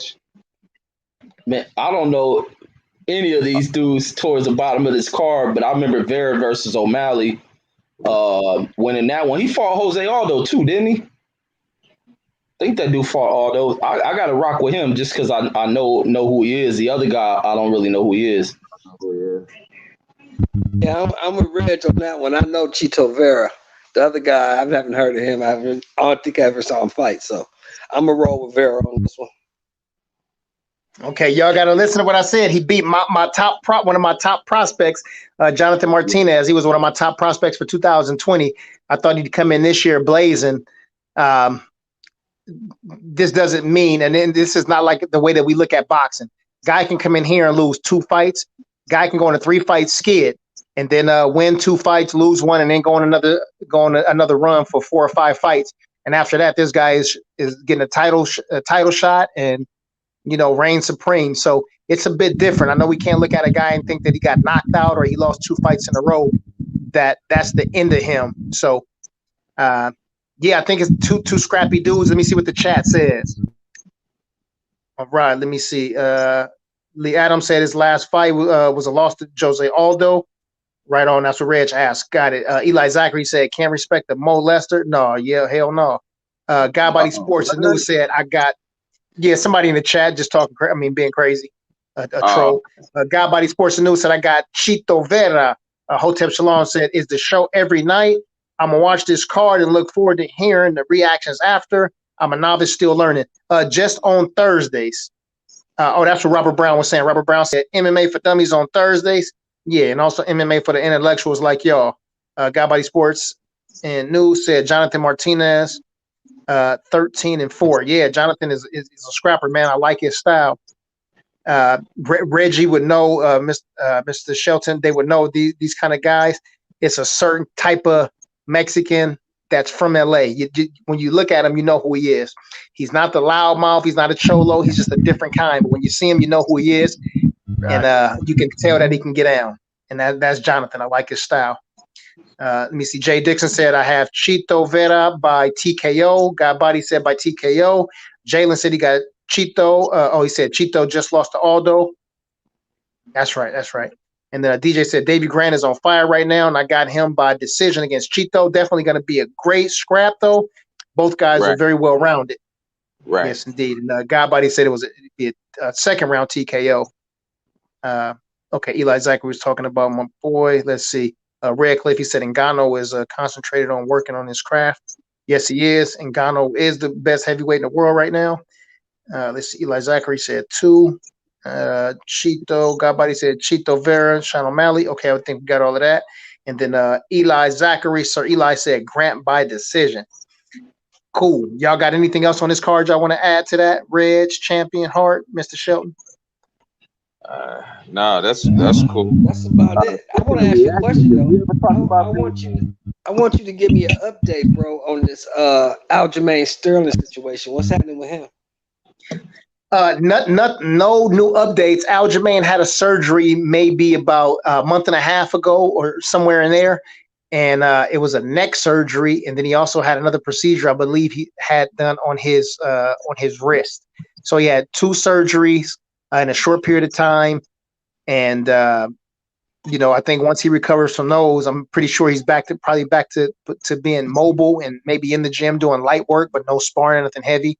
But that fight's going to happen. It'll happen later this year. I believe he said he'll be ready to start a camp in September. And I could be mistaken. He probably said October. But before the year is out, they would already be having that rematch. And the time is flying, man. It's summertime already. We're at the end of June or the middle of June. Shit. So, they'll be fighting before we know it. And also, my thoughts on that fight is I think that Aljamain is extremely smart. I think he's come from some good coaches, a great camp.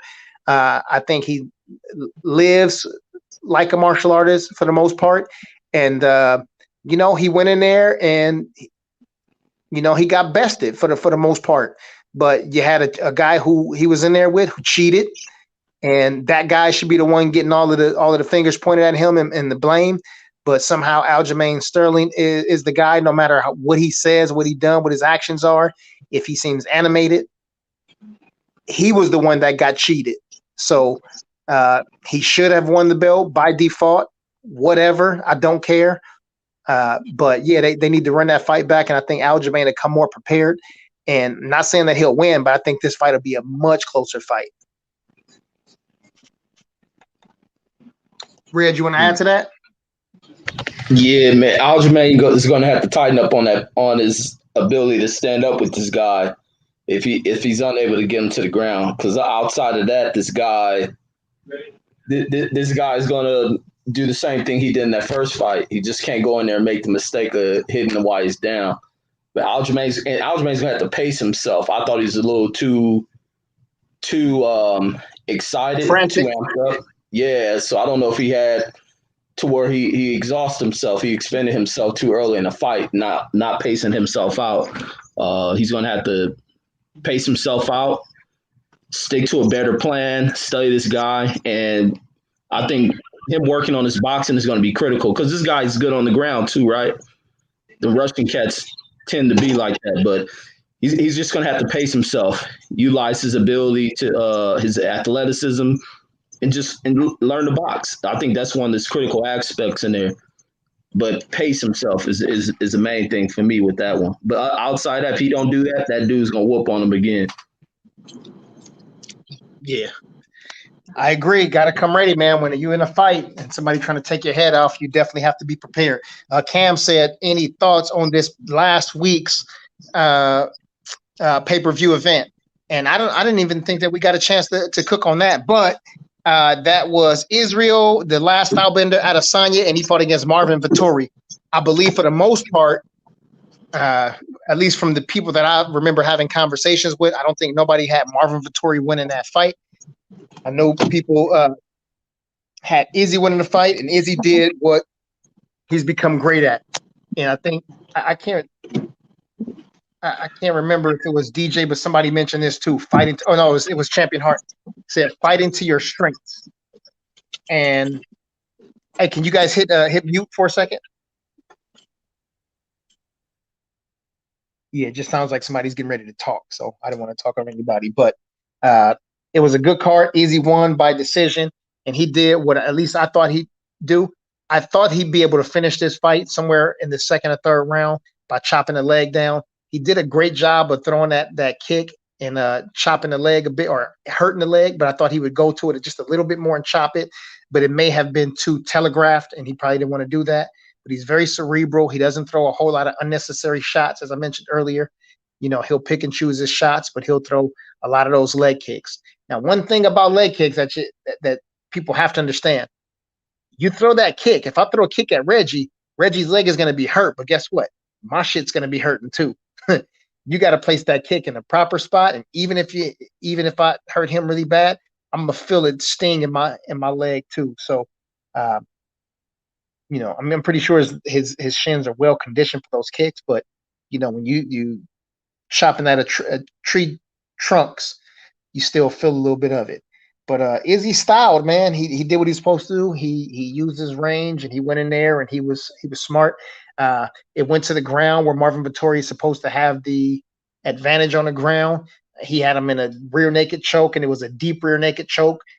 And listen, I know for one thing, if my coaches, if he had the same coaches as me, and he came in, he'd be going through hell week right after that. You have a rear naked choke that deep, and you don't get a chance to finish it. I mean, Izzy didn't even look like he was affected by it. He literally just made his, relaxed, turned his body over, and got top position.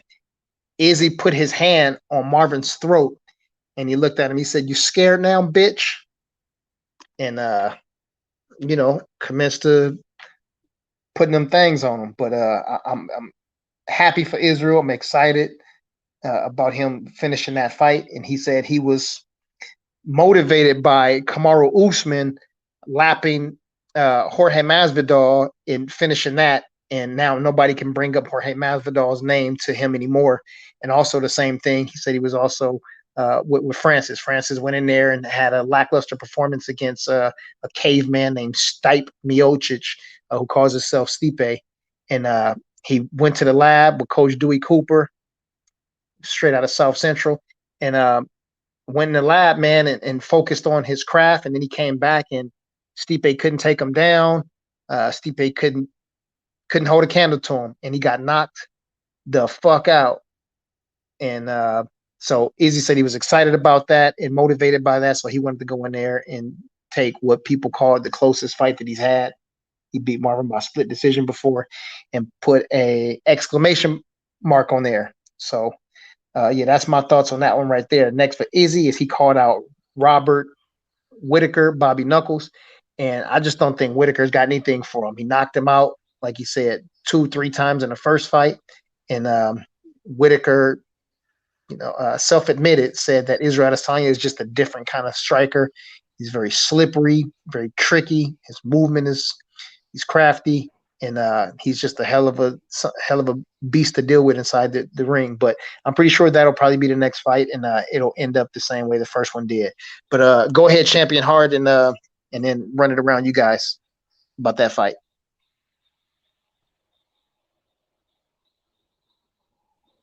Reggie, yes, sir. Yes, sir. No, I thought Izzy looked great in that fight, man. I'm glad he came in there. He did what he did, man. It wasn't to go in for a knockout. It was just to toy around and embarrass this guy, let him know he's not on the same level as him. The guy coming in there, super muscular, think he was going to be strong. He thought he could be domineering, and he was none of that. And a lot of these dudes, look at these dudes. This trip part about people come in there bulked up, looking muscular, and then they see someone on the other side who's bones and whatnot, and they assume that these guys don't have the physical strength to compete with them. And that's what Izzy showed. It was not one aspect of that fight that guy was better than him. He wasn't stronger than Izzy. He wasn't sharper than Izzy. He wasn't faster than Izzy. And his wrestling wasn't there. Izzy toyed with him. And even when Izzy grabbed him by his ass, it was the highest level of disrespect. It was nothing that dude can do. He couldn't hit shit. But he was the same one talking all that shit at the damn press conference. He thought he was a star. He thought it was his moment, as he should, though. As he should. But Izzy really showed this guy this is the next level. Izzy went in there and really just went into kind of Pernell Whitaker type mode on this dude, doing a lot of leaving his hands down, using head movement, just pulling away from shots, slipping, sliding out the way of the shots, and utilizing movement. And it confused the guy. It frustrated this dude. That this dude can do anything. He's shooting for a takedown. Izzy get right back to his feet. He tried to shoot in the middle of the ring. Izzy get over to that cage. It was just a clinic up in there, certified clinic, and I enjoyed every aspect of it. But him calling out Whitaker, what's the thing with him and Whitaker that he wants to fight Whitaker again? Well, Whitaker is the number one contender. Whitaker cemented his spot with his last victory, and but Whitaker just doesn't seem to want to get back in the ring with Izzy. He said he wanted to last year. He said, like, before this Vettori fight, this fight should have been against Robert Whitaker, but Whitaker I think his fight was in November, and he said he wanted to spend the holidays, and then he'll discuss it after that. And then he said he wanted to spend the New Year's with his family, and then he said he wanted to take some time off, and then he said he wanted to spend time with his girl, and then he said he wanted to play with his best friend. I mean, he just had a bunch of excuses. So Izzy was like, I'm not going to wait around for this dude. Like, I'm going to fight 2 or 3 other people until this guy gets off his menstrual cycle, and then we can commence the fighting. But so that's why Izzy went in and went up to light heavyweight and took that challenge, and then fought against this dude. And he's trying to get back in the cage soon. One of the cool things is they have the attendance record for the biggest crowd in UFC history, fighting in Australia. And now Izzy wants to fight in his hometown now of New Zealand. And then he said he wants his fight after that to be in Africa, since Dana says Africa's supposed to happen in 2022. We shall see. Yeah, Izzy did what Izzy does. I don't think there's anybody at 85 that can hold a candle to the guy. I think he's the cream of the crop. I'm just hoping that the going up to 205 and the calling out John Jones stuff is stopped. I hope he's done with that, because he's ruling at 85, but he's going to have to take like a year and bulk up if he wants to go up to 205 or call out any of these big guys. He's good where he's at, and I hope he realizes after the failed attempt up there at 205 that he needs a little bit more bulk before he can step up to those guys. Just real quick on that, let me just say that I believe that Izzy can beat 90% of the guys at 205. Jan Blachowicz is the champion, and it's not like Izzy went up to fought just some random guy that was ranked number 27 or number 28. He fought the champion. He fought the best guy there. I respect it, and according to Jan said that Izzy wasn't as fast as he thought. He said, but he hits really, really hard, and a lot harder than he thought, and his punches really hurt. So when he said that, I mean, it even threw me off, because I was expecting him to say that he was really fast. He was like, I was able to keep up with his speed, but he said his punches, man, they landed really, really hard, and he placed them in the right places. And he said he was, he said he could have been in trouble a few times. So yeah, I believe that. I get that. Yeah. But what I'm saying is, if Izzy goes up, he's not going to get the number 26 or the number 17 guy. He's going to get a guy in the top 5 or the best guy. But he fought good against that champion, I thought, and I'm glad that champion had the integrity to admit that, because Izzy was rocking him a couple of times, and I thought it could have went either way. Izzy gave that guy a very tough fight, and that's why he had to take it to the ground. I've seen him buzz a couple of times, so Izzy can compete. This is a top level dude that he fought. He went for a title shot against a champion, and he looked pretty good, except when he went to the ground. But the guy wasn't able to do any damage when he had Izzy on the ground. True that. Yeah. Real quick, let me read DJ. DJ said Whitaker is just the next guy in line, and he doesn't want that fade again. He got slept 2 times in the last fight. That's a fact, DJ. E, you still there? Champion Heart. Okay, Santos, did you see that? And you want to add something to that? The Israel Adesanya fight? I don't care who Israel fighting. It's Israel all day for me. We're gonna simplify this one. Yes, indeed. And then Guy Body Sports News, he said Ngannou, Derek Lewis, John Jones. Izzy will need to put on some weight for those dudes. Well, those dudes are heavyweights, so let's not jump the gun. Right. Well, the John Jones fight is not even going to happen. John Jones was already a guy who, I don't want to say he struggled to make weight, but he was already a pretty big dude.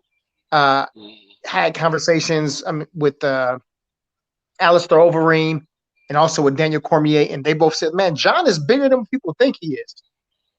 So when you got heavyweights that say that, I'm pretty sure that now that John has put all of his weight on, it's solid weight, plus he's eating like crazy. John Jones will never fight at 205 again, and John Jones, of course, would never fight at 185. So, the only way Izzy fights John Jones is if it's at heavyweight, and I don't see Izzy making that jump. Listen, when it all, listen, here's what it is. Okay, Izzy doesn't think like Clarissa Shields, right? Israel Adesanya was doing his thing, and John Jones, being like me, he's a great troll. He trolled Izzy, and Izzy clapped back at him. And then John said something, and I have to agree with Izzy with this. John mentioned Izzy's father. Izzy mentioned John's mother. People who got sensitive said John's mother is deceased. He shouldn't mention her mother. Well, listen, you shouldn't have mentioned his father. Right. And I don't think any one of them said anything disrespectful about the person. They just made references to the people. You brought them into it, so you got to deal with the consequences now. And Izzy was just responding to John's trolling, but it wasn't a thing like it wasn't a personal beef or something where Izzy said, "You're the GOAT, and I gotta go fight you." That wasn't it. He was just responding to it and said, "Look, if you're there and I'm here, like we're gonna fight. You talking that shit, you got to take my fade." But I don't see that happening anymore, though, Mr. Sheldon. I don't think that fight's gonna materialize, at least not no time soon. Yeah, I would hope not. Now, speaking of John Jones and Ngannou, how do you guys, Red, Champion Heart, how do you guys see that? The only person I see competing with Francis Ngannou is a person that can hit as hard as Ngannou, and the only person that is in this world, there's only 2 other guys that probably hit that hard, maybe 3. Anthony Rumble Johnson's in a different organization. Deontay Wilder is a professional boxer. There's only one guy left, and he's in Houston, and they call him the Black Beast. His name is Derek Lewis. That's the only other person I can see doing it. But, Derek Lewis already has a win over Francis. But this Francis is different, and this Derek is different. It'll be a completely different fight. I don't know who'd win, and I don't want to see that. That's one of the only fights that I don't want to see. So I just want them to have a UFC Africa card first, and then once they have a UFC Africa card with Francis Ngannou holding the belt, they can come here and fight Derek Lewis 3 times. Go ahead, Reg. Yeah, that one I'm concerned for John, man. I don't care how much weight John over there trying to put up. It just ain't his buildup of strength. I don't think matches up to their natural strengths. Being that they're naturally bigger guys, they're naturally stronger dudes. They're not having to do it artificially. They carry the weight better. We got to still see how well John Jones can deal with taking that extra weight. And will John Jones be able to hold these guys down like the Stiopich? I think Francis has learned from the Stiopich, and I think he has the ability to defend takedowns. John Jones wants to dare try to go in and engaging with him, and ends up not being able to take advantage of a shot coming in at this guy, and this guy catches John with something, opens John up to elbows. It's going to be bad for John Jones in this fight, but he's taking a fight. He is a highly skilled dude, but I think Francis has the tools as well, and Francis' strength is just enough to rock John Jones. I think John Jones' Achilles heel in this sport is boxing, and I don't think he'll be able to get Francis down. And if he does, Francis is getting right back up. I think he's that strong, and the training is there. I think they blast through John Jones. I just don't think just because he's lifting weights, trying to get stronger, that it's going to be enough to have him dealing with these cats who are naturally bigger than him. That's just my thoughts on it. And I don't think John Jones punches hard enough to keep this guy off him, but we had to see.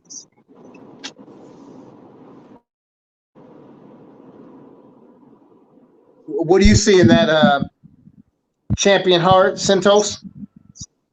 Yeah, can you hear me? Yes, sir. Gotcha now. Sorry about that, man. I had lost my phone. I was trying to find it. Okay.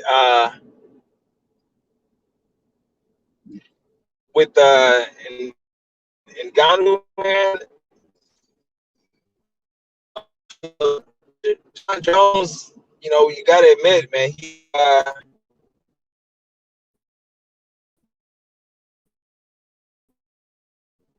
Spider Silver.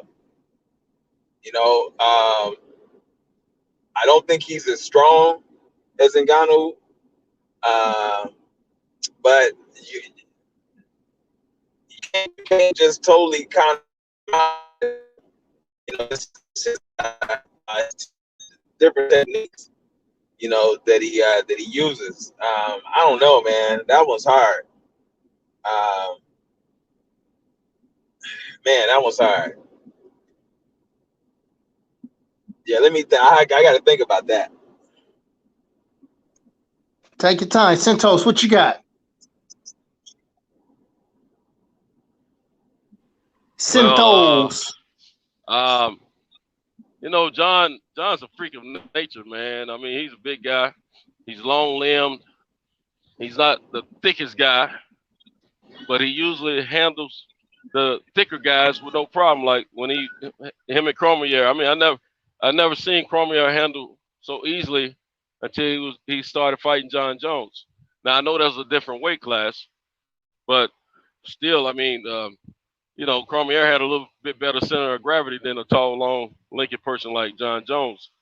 So you can never count him out. He may not have the biggest punch compared to Francis, but he's got those elbows and he's got a lot of strikes.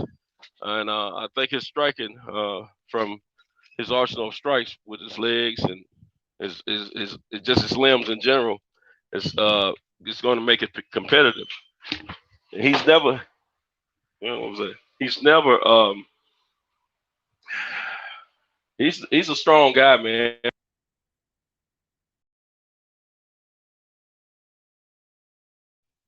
Damn, Santos.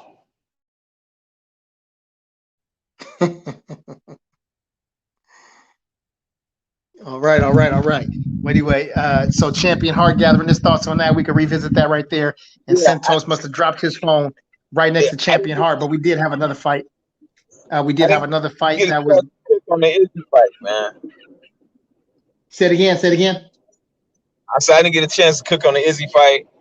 Yeah. you know, chime in, please. Yeah. I mean, like I was saying, man, Izzy is just the level that he elevates his game to, man. The dude is just a phenomenon. I mean, man, you got to wonder, you know, if the kid is human. I mean, the stuff that he does. So I mean, he definitely came in and did expect it, you know, what he was expected to do, and he just seemed to do it at ease. You know. So yeah, there's not really too much I can say about that. But what did I tell you about that fight, that Nate Diaz fight? Did I tell you he was gonna bleed every? Ooh, we're gonna get there. We're gonna get there. We're gonna go through the co-main event first, though. Hey, I'm back, man. I didn't know. I didn't know. Yeah. Hey, I was talking to myself, man. I didn't know I kicked myself off. Put it in my pocket and my phone. I had a black face. But what was the last thing y'all heard me say? God, you said God bless y'all.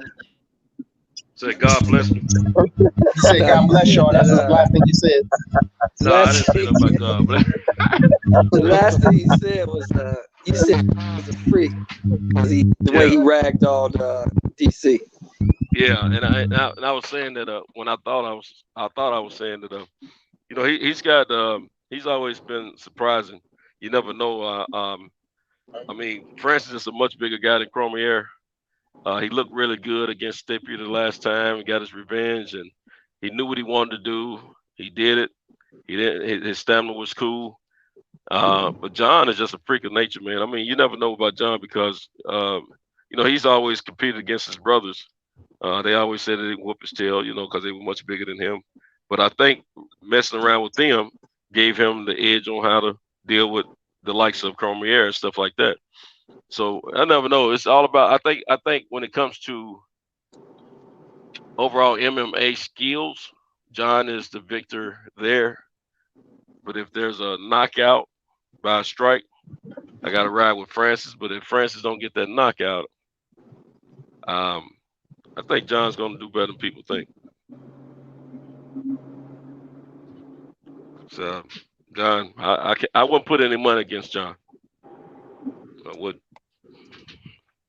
Okay. Yeah, I gotta agree with Santos, man. It's hard for me to, you know, to.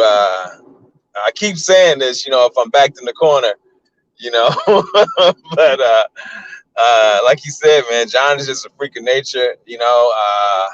But Ngannou, he really showed me something, man, when he went back to the drawing board and came back and beat Stipe like he did. You know, I was really impressed. You know, that was the perfect blueprint of you know, of going back to the drawing board. But again, you know, he fighting John Jones, man. So that's, yeah. If I'm backed in the corner, I gotta go with John. Okay. Yeah, man. See, the thing for me is I just seen John in all kinds of fights, blowouts. He out wrestles dudes, and I've seen him in dog fights. So I know it's kind of hard to find any bitch in John Jones. I don't think he got none in him. Right. True. Stipe, I mean not Stipe. Ngannou either blows a motherfucker away, or he gets beat. He came back and went to the drawing board, like you guys said, against Ngannou, but that's the first time. You mean against Stipe, and that's the first time. I think John Jones, in my opinion, is levels above Stipe. That's not even a fair fight. So I don't think Ngannou really understands who this guy is, but he's gonna find out. I'm champion Hart and Stentos. I don't see nobody fucking with John Jones. I really don't. I think he's the best. All right. Let me see. Got the brother Hotep Shalom in the chat. He said John been fighting his big brothers in the NFL, his big NFL brothers all his life. Jalen, what up, Jalen? He said John is the best to ever do it. I got John by decision over Francis. Brokeland Blogger said John Jones is the GOAT, period. Hotep Shalom said strength isn't everything. Technique and IQ have kept him as champ. And then God Body Sports and News said UFC running out of people for Izzy to fight, man. And then he also says that Izzy's underwater training is crazy. I see why he never sits down in a corner. Yeah, he's got some crazy cardio, man. That training that he's been doing is phenomenal. He already had great cardio before that because he's dedicated when he's tuned in when he's fighting. But that's just another level of showing that he's a champion. DJ said John Jones by John the GOAT Jones by decision. I think he's too smart to get caught clean by Francis, and John has a great chin. Let me see. And then Godbody said Francis will stand up because he can't wrestle. And Johns will pick him apart. Yeah, man, I'm disagreeing with all of y'all on that one right there, man. I see Francis Ngannou hurting John Jones really bad. And it's not one of those ifs. When he connects to John anywhere, if he hits him in his shoulder, in his elbow, in his toenail, it's going to hurt. And John Jones has never felt the type of strength with the velocity and everything that comes from a Francis Ngannou, a Anthony Rumble Johnson, or a Derek Lewis. Those are just three guys. It's a whole different ball game. But we shall see, man. Francis Ngannou is one of those 300-pound guys that cuts down to make 265. So, we shall see though. But I don't think that fight's going to happen right now. What I would like to see is the caveman Neanderthal Stipe Miocic get his diva ass off the couch and Dana make him fight somebody, and he should be in there fighting against John Jones first. Let Johns really show him who the GOAT is, and then I think that will be the best challenge for John before going into a real heavyweight fight, like fighting against Derek Lewis or Francis the Predator Ngannou. Wait a minute, good stuff. So you telling me, you saying that John Jones is not battle tested? Who said that? That's what it sounds like you're saying to me. Yeah, I'm telling you, John Jones gets in there with Francis Ngannou, and it's a whole different ball game. Francis Ngannou. You saying he's not battle tested? That's what you're saying. He's not battle tested like this. Listen, this ain't Dominic Reyes. Let's not get this. This ain't Thiago Santos. And those guys hit hard, but they don't. Man, those guys can't hold a candle to Francis Ngannou. I think what ends up happening is, I don't even want to say not even a recency bias. It's kind of one of those things where people saw him in the fight with Derek Lewis, and they saw him in the first fight where, listen, he didn't understand the science of the biggest level opponents, and they saw him gas out. But he needed that loss so he can come back, refine some things, and you have a big wrestler that's a 265-pound guy who could not take him down, and saw how great his hips were in that. I mean, he was really preventing Stipe from even getting his hands grasped in a good position to go for a takedown.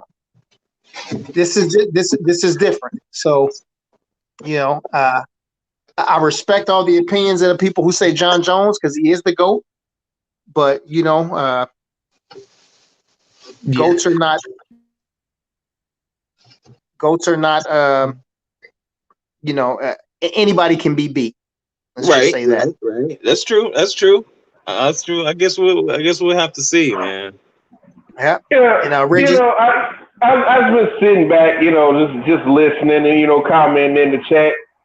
DB, my good MMA brother, I love you. Be honest with these people and tell them why you hate Stipe. Be honest. Who is that? Who is that guy? Be honest and tell these people why you hate Stipe. Be honest. I don't even know who that is.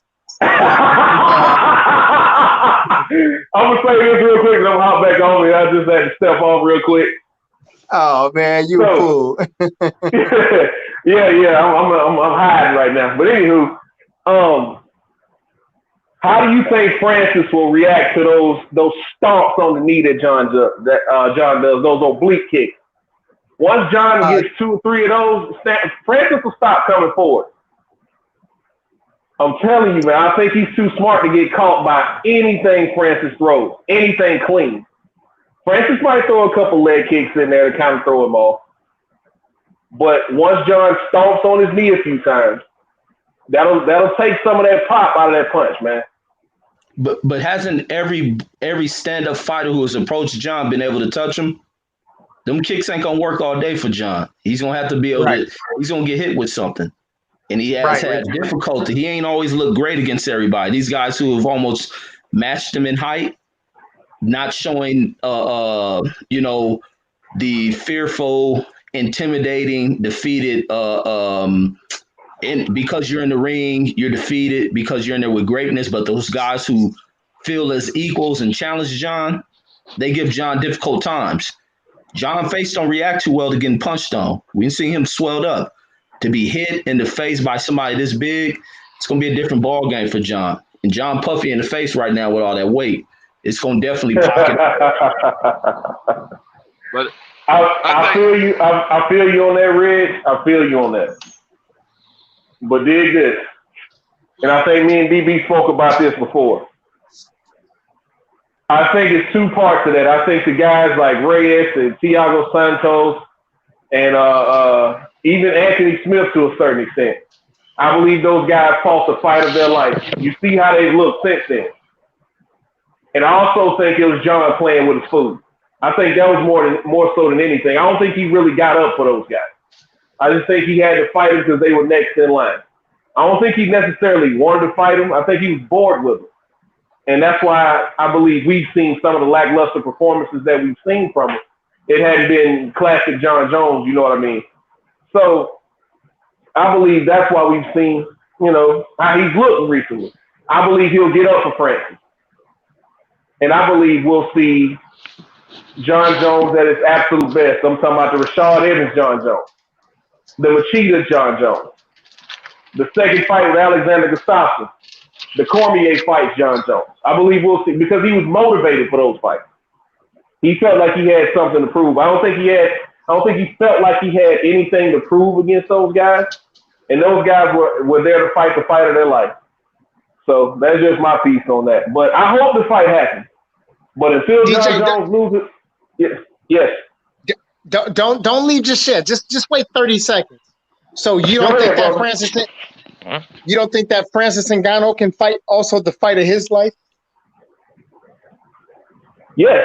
Do you think let me ask you this. If Francis Ngannou fights the fight of his life versus Alexander Gustafsson or a Thiago Santos, would you say that he has a much better shot of not just beating John Jones, but demolishing him in the fight of his life?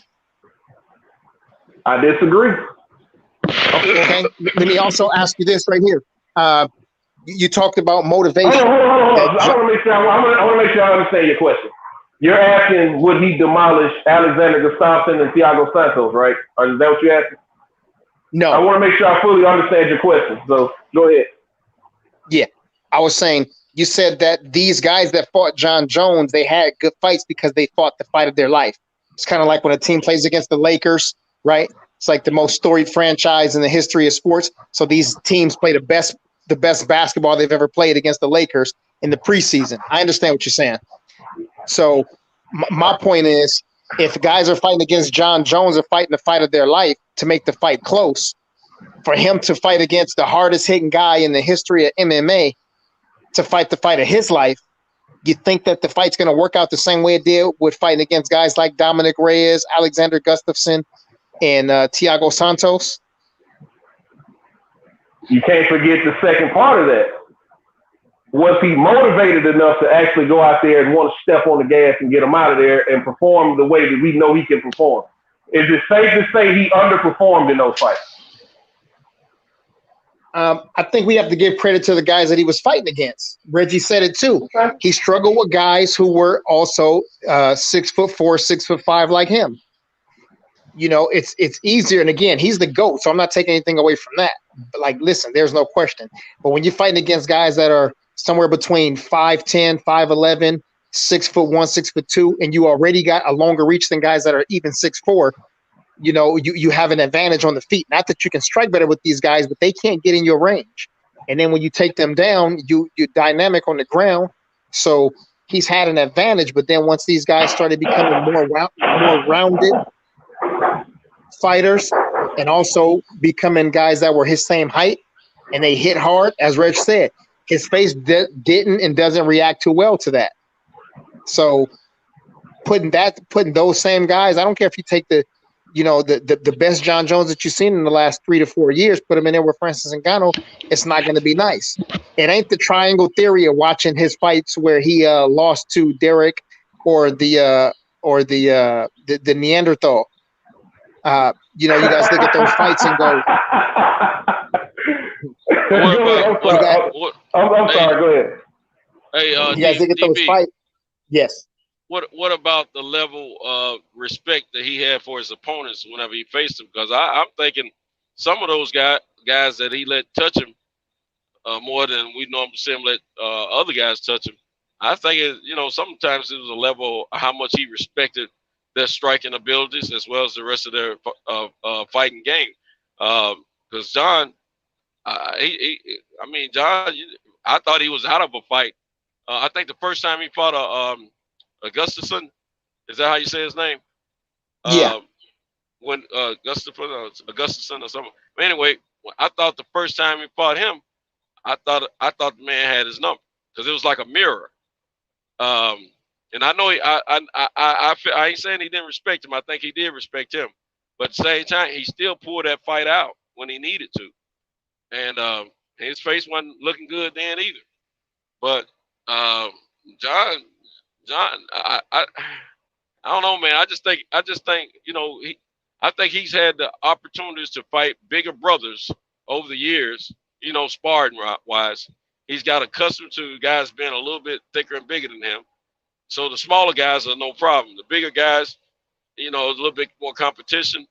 And I think with like him and Francis, like I said, if Francis get a knockout, if there's a knockout, I got to go with Francis. But if there's no knockout, I got to go with John. And but I got a feeling that John's going to use his legs a little bit more. He's phenomenal with his leg kicks. He can put some pain in those legs of Francis, and Francis might not get to. He might concentrate on not letting those punches land.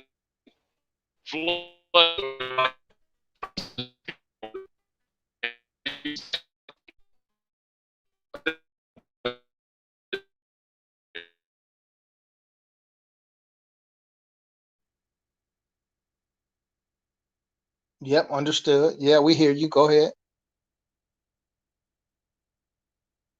Okay. You must be driving. Okay. We got you. We're glad you got all that out. So let me go back to this real quick. So you keep talking about the motivation. Now, let's put things into perspective, okay? John Jones was not slated to fight against Francis Ngannou. The objective and the goal was Stipe Miocic, who beat Francis Ngannou in the first fight. He was favored to beat Francis Ngannou again. They consider him, for some odd reason, to be the greatest heavyweight of all time because of the amount of title defenses he's got. 4, okay? John Jones was the GOAT of MMA, okay? So you take the heavyweight GOAT versus the actual GOAT and have those guys fight for total supremacy. That's what it was supposed to be. So in terms of like motivation and my driving want, it was John Jones to dethrone Stipe, Mio Stupid, and then reign supreme. This had nothing to do with Francis Ngannou. The Francis Ngannou thing came about because Francis won. Not only that, though, but you have these people that lack carbon, that lack melanin. They like to see buck fighting. So immediately they start saying, "Oh, I want to see John Jones fight this guy," when it should have still been John Jones fighting against the guy Stipe Miocic. But nevertheless, eventually John will get a title shot in no more than 2 fights. So he's going to have to fight against Francis or Derek Lewis, and we shall see. But That's a good cook on that. Let's see, man. Yeah. Real quick, let me just say what's Yeah, up to good stuff, man, good stuff. But I'm gonna hop back in the chat, brother. yeah, And me too, DJ. if and when that fight happens, bro, we gotta watch that together. Yeah, I'm back in the chat too, brothers. All right. Thanks, Reg. Well, yeah, man. South Central just left the chat, man. Let's see. We have Compton in the house. Box fans just came in. Salute to you. Got H Money in the building, and also got the 209 Stockton in the building. Lodi area 916. Shout out to the brother Gump 88. California in here deep, man. We repping.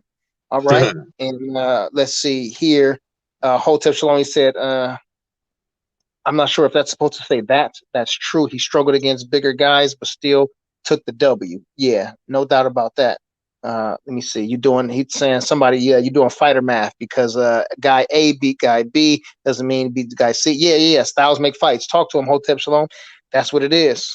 All right, man. That's true. Styles definitely make fights. I mean, Ali had trouble with Norton and Foreman crushing Norton, and then Ali came back and beat Foreman. So yeah, Styles definitely make fights. That's right. Real quick, Eli Zachary said DV Savage. Santos is backstage, Cam. FYI. Yeah. Let's see. We had something else, man, and we were cooking on too.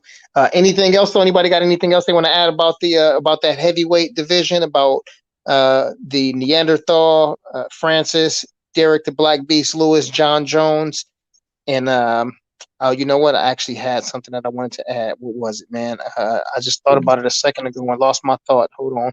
Let me think for 2 seconds. I know what it was. I know what it was. Curtis Blades is now going to fight against Jair Rosenstruik. Now, Curtis Blades, who I think is a person who's got good enough hands, he's strong enough, he's tall, he's well-rounded, got good cardio, was a training partner before of Stipe Miocic, and he called out Stipe for being an inactive champion, sitting on his ass, collecting endorsement money, and he wanted that fight. And of course, he went in there and he got beat by Derek Lewis, which knocked him back a couple of notches. But what Dana them usually do in the UFC, Mick Maynard and those guys, Sean Shelby, the matchmakers, they usually take a guy who's coming off of a loss versus a guy who's coming off of a loss and match those guys up. And so since Stipe just got knocked to the other side of Pluto, and also Curtis Blades got knocked to one of the rings of Saturn, they both should have come back to Earth, and those guys should have been fighting each other. Jair Rosenstruik just came off of a win. So those guys typically wouldn't be fighting each other, but somehow they're saving this guy, this Russian Bolshevik, a.k.a. some Croatian dude who speaks mumble rap, Stipe. But that fight should have happened. But anyway, nevertheless, as I told you guys, they love to see these buck fights. So they're putting Jair Rosenstruik in there against Curtis Blades. They like to go through the process of elimination when it comes to these melanated warriors. And but we shall see what happens with that. Also, there's another fight. I think Greg Hardy is fighting somebody. I don't know. It slips my brain right now. But there was also a last-minute replacement for another heavyweight fight. Ovin St. Preux was supposed to be fighting at light heavyweight. I can't remember who his opponent was. And also Tanner Bozer had an opponent. I think both of their opponents end up having COVID or some sickness or injury or something. But now Ovin St. Preux is moving up to heavyweight to fight against Tanner Bozer. So that should be interesting. His last outing, he went up to heavyweight and fought against oh damn it, what's his name? The damn Viking, Ben Rothwell. Fought against Ben Rothwell, and he looked really strong as a heavyweight. OSP did, but he gassed out because he was just big and he didn't. It wasn't the right weight, which is also something that concerns me about John Jones. But yeah, he just didn't have the right weight on. He went in there and he made a decent effort, but it didn't work out. I see OSP being more athletic because he was getting ready for a fight at 205. So I think he's going to have a good weight and he's going to be well conditioned. And I think this is the perfect time for him. So he should go in there and beat Tanner Boser. But I don't see him staying at heavyweight. I see him staying at light heavyweight and taking a few fights at heavyweight, just depending on who the guy is. So anybody want to cook on that fight right there? Right. And that fight is going to be on, by the way, that fight's going to be on June 26th, and that's a fight night, and it's the main event. The only thing that concerns me is if that's a 5-rounder. That's a 5-rounder, then that might be tough, but we shall see. Go ahead, E. So according to what you're saying, they protecting this cat. They're keeping him. They let him lay dormant in the hopes that these guys will fight.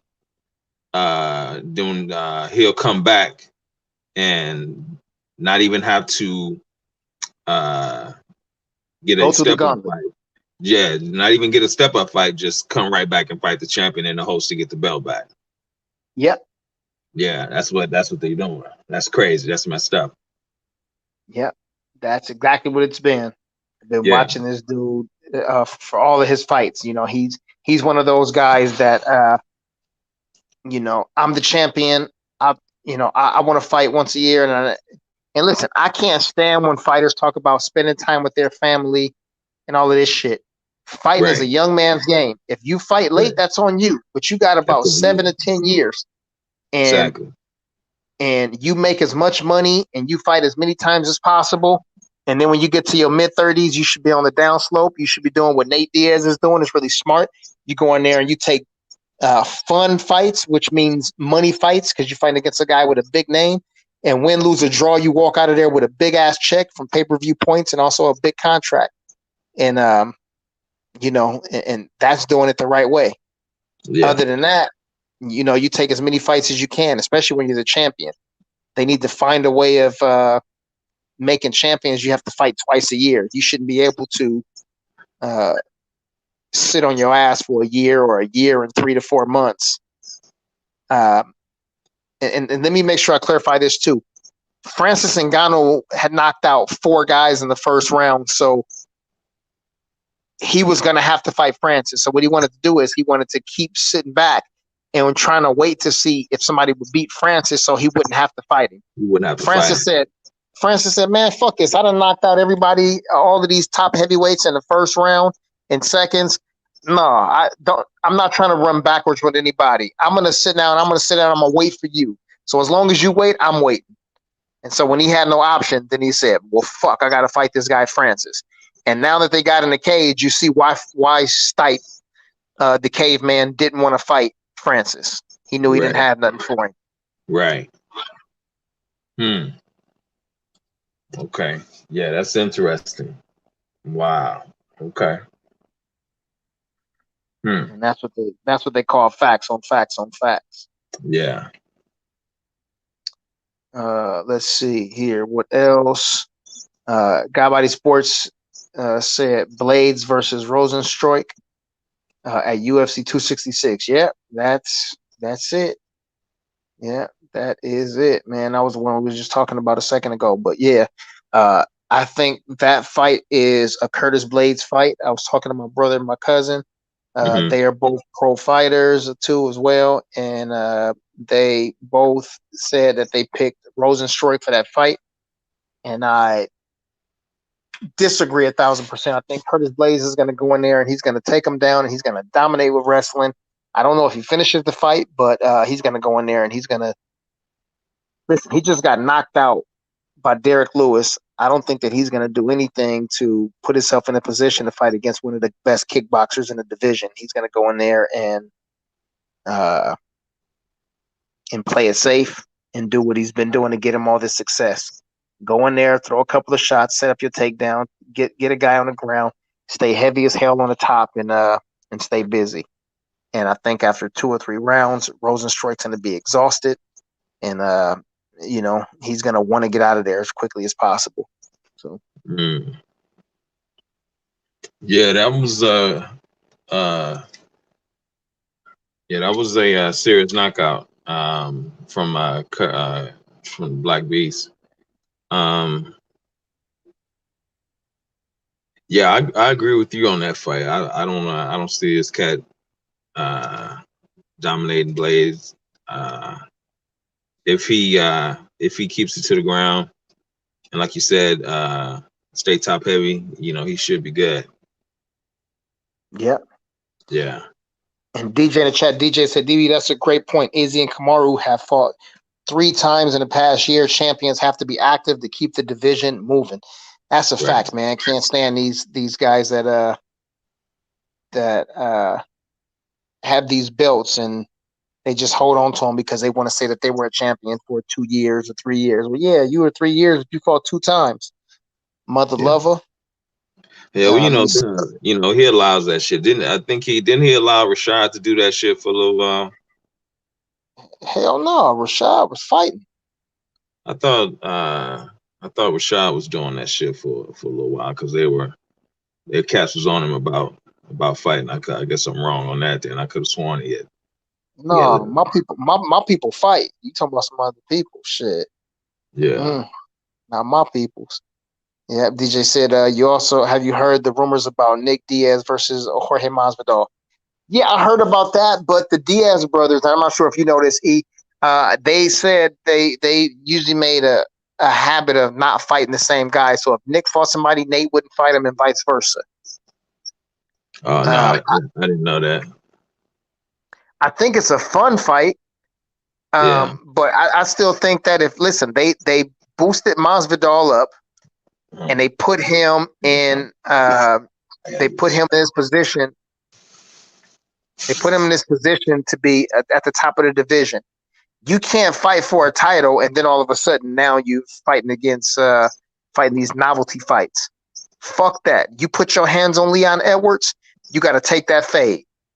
You cheap shot at this man, you got to take that fade. You said you're the biggest star, and there's another young rising dude named Khamzat Chimaev, right? You gonna take that fade. You gonna introduce him to the top 10. You had your best friend and roommate who you got a personal beef with, Kobe Covington. You go take that fade. It's fights for you, homie. There's fights for you. Quit looking at the Nick Diaz, an old 30-something, mid 30-something year old guy who hasn't fought in 6 years. Yeah, that's the easy route. That's the easy route. Yeah. You owe me some fades, homie. You owe me some fades. Mm-hmm. Mr. Sheldon fell off, huh? Yeah, he done fell off, man. I'm about to lay it down myself, brother. All right, man. Yeah, well, I'm gonna hit you up this weekend, man. Okay. By the way, there was a suit, but my cousin he had worn it. Yeah, he had worn it. Oh, okay. It's all good. It's all good. I appreciate you, though. Yeah. Yeah, it's all good. But yeah, I'm gonna hit you up this weekend. Okay. All right, my brother. I'm out, man. Peace. All right, peace, bro. All right. Let's see, and then let me just finish on these last couple of things that's here. Talked about the Tanner Bozer. Oh yeah, the Max Holloway versus Yair. Oh man, that was supposed to happen on July 17th. That was supposed to come up, the number 1 against the number 3. What I propose about this fight right here, since Max Holloway is out, and I don't think Yair deserved a shot at the number 1 guy anyway, but he's been trying to make a fight with Zabit, I think 5 or 6 times. This fight's been cursed. So I think this is the perfect timing to call Zabit and say, hey, let's get it going. You guys couldn't do it. Yair, you actually here for the fight now, which has been the problem. Couldn't get this guy here, but now that you here, let Ali get this guy in here. And I believe when he left, he was either at number 3 or somewhere between 2, 3, or 4. Zabit. So this is the perfect opportunity for him to come in and fight the number 3 guy and cement his place. And when that fight, you in line for a title. You see, is there anything on that in the chat? Let's see. DJ said Masvidal versus Edwards is an epic fight that sells itself. They don't have to do anything else but to play that where what they call Street Judas You know, when they called the overhyped man cheap shot in his brother backstage. Yeah, they used that footage right there. Let's see. God Body Sports said Leon has a suspect chin. I was disappointed. He let Nate rock him on the edge of my seat. Well, listen, I think that everybody knows that Nate's got a crazy engine and he can go for miles and miles and miles. Leon beat the dude basically every round and just about every minute of every round. Nate caught a shot the same way how Devin Haney was in his fight. He was beating Linares and he just got clipped. Listen, it happens in a fight, but he showed championship mettle. He was able to, you know, to withstand and overcome the storm. And I think sometimes we get pumped up by hearing these commentators and announcers. They go so crazy because they're so pumped up about it being Nate Diaz. And of course, he's a fan favorite, so the crowd went crazy too. You got the crowd and the announcers, and they're all pumping you up. This could be it. This could be such a devastating loss. And so, you know, you get attached to these words that you're hearing. I think Leon beat Nate pretty well, and you know, and he survived that late onslaught. That only happened for, you know, less than a minute, I believe. So let me see. Cinto said, Cam, are you up? And DJ said, I want to see Kamza versus Luque. So that's funny that you say that. Speaking of Luque actually just signed to fight Michael Chiesa. So I think that's going to be a good fight. I thought that Luque was probably going to fight against Bilal Muhammad because Bilal just got that win. Or I thought that Bilal would fight one of these guys. I didn't think they would fight each other. But since Luque and Michael Chiesa are fighting, I think now it's probably going to be Ponzinibbio versus Bilal Muhammad. I think that's probably another fight. So the 170-pound division got some fire fights, man. This is crazy. Still got Stephen Wonderboy Thompson versus Gilbert Burns. Leon Edwards is up in the air. Who he's going to fight next? Kobe Covington and King Kamaru is still out there. And I know I'm forgetting one other name. Who else is there? Well, of course, there's still George Masvidal in the top 10. And who else is there? Oh, of course, there's Neil Magny that's there. But I think Magny is basically sitting back and he's waiting to welcome Khamzat Chimaev to a real fight, fighting a name and not another bum. And I hope Neil was true to his word. He said when he see Khamzat Chimaev, he's gonna slap him like a bitch for being racist and a bigot. So I'm pumped up for that. But by the way, with the Holloway and Rodriguez fight, I think they're just going to reschedule that fight and they're just going to fight at a later. But I would love to see Yair stay on the card. It's only a couple of weeks away, about a month away from now, and get somebody else to fight him. We shall see. And yeah, back to that welterweight division, man. Let me see. Gilbert Burns, Leon Edwards, Wonder Boy, Vicente Luque, Michael Chiesa, Masvidal, Magny, Bilal. Yeah, I think the other fight for Bilal, though, since he just won against Damian Maia, put him in there against Ponzinibbio, who just came off of a win. I think that'd be good. Neither guy is going to really try to wrestle a whole lot. They're going to try to strike with each other. And yeah, that'll be fun, too. That would be fun. Bilal beat Damian Maia, and I think a good fight for Damian Maia. Listen, if Nate Diaz want to come back in, Nick, I think that'd be a great fight for Nick to come back and to fight against Damian Maia. That would be a fun fight. And since Masvidal has been a baby girl, let him go in there and get this second fight with Nate. Let them make money and then just get out the way. Otherwise, put Masvidal in the ring with Robbie Lawler. I think that'd be a fun fight. I think fans would love that. and that's something to definitely get behind. DJ said, "Oh, that's a great scrap. I like that. Which one? Which one you talking about?" No, but yeah, man, there's so much available at the 170-pound division, man. There is a lot there. We still got Jeff Neal in the back, man. T Wood is gone. Let me see. Jeff Neal was there. I think after he lost to Wonder Boy, he lost to Neil Magny. But listen, those are two top 7, top 8 guys, so nothing to hang your head about. But I'm trying to think of a good fight for Jeff Neal. Who would be good for Jeff Neal? Oh, I know. For Jeff Neal, he can fight Nico Price. That'd be a good fight. Nico's tall, likes to have fun, throw some good stuff. And also, who else was I thinking about earlier? Oh, I thought about a retirement bout for Mike Perry. Let Mike Perry get in there with Rude Boy, Randy Brown. Let him put an end to Mike Perry, because Mike Perry's on the last fight of his contract. And he's lost 3 out of his last 4. Get his ass up out of here. Let Rude Boy knock him out or choke him out. And we don't have to see that guy no more. But I know they'll probably try to put Rude Boy in there with another black fighter. They like to do that, the process of elimination. They'll probably put him in there with Jeff Neal.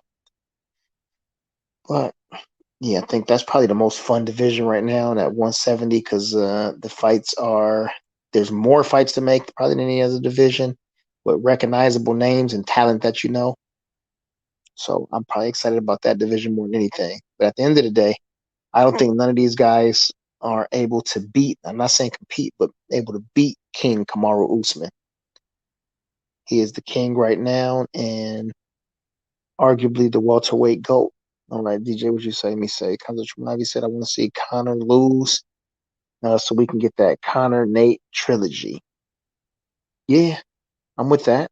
That's a big one. A guy Body Sports said McGregor, Poirier 3. Who you got? I got Poirier again. And like DJ said, get Poirier to beat this dude and then let Conor fight against Nate. Poirier after that fight, Poirier after that fight,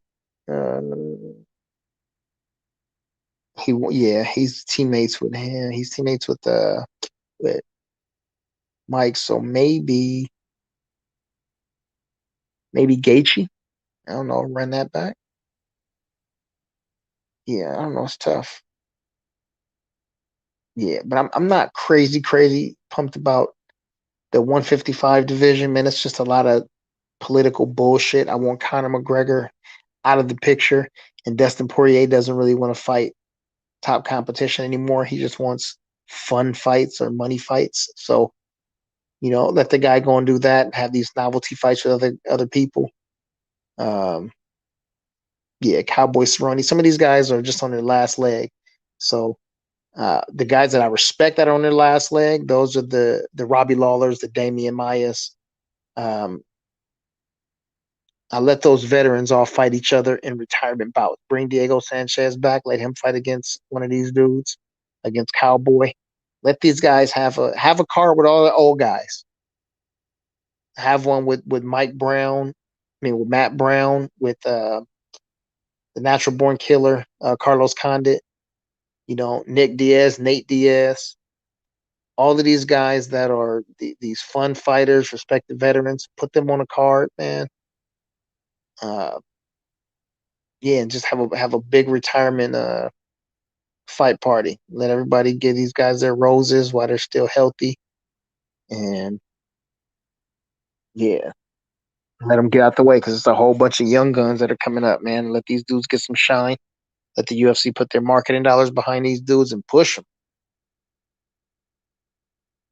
Let's see. DJ said I'm speaking on the Luke Chiesa fight. Yeah.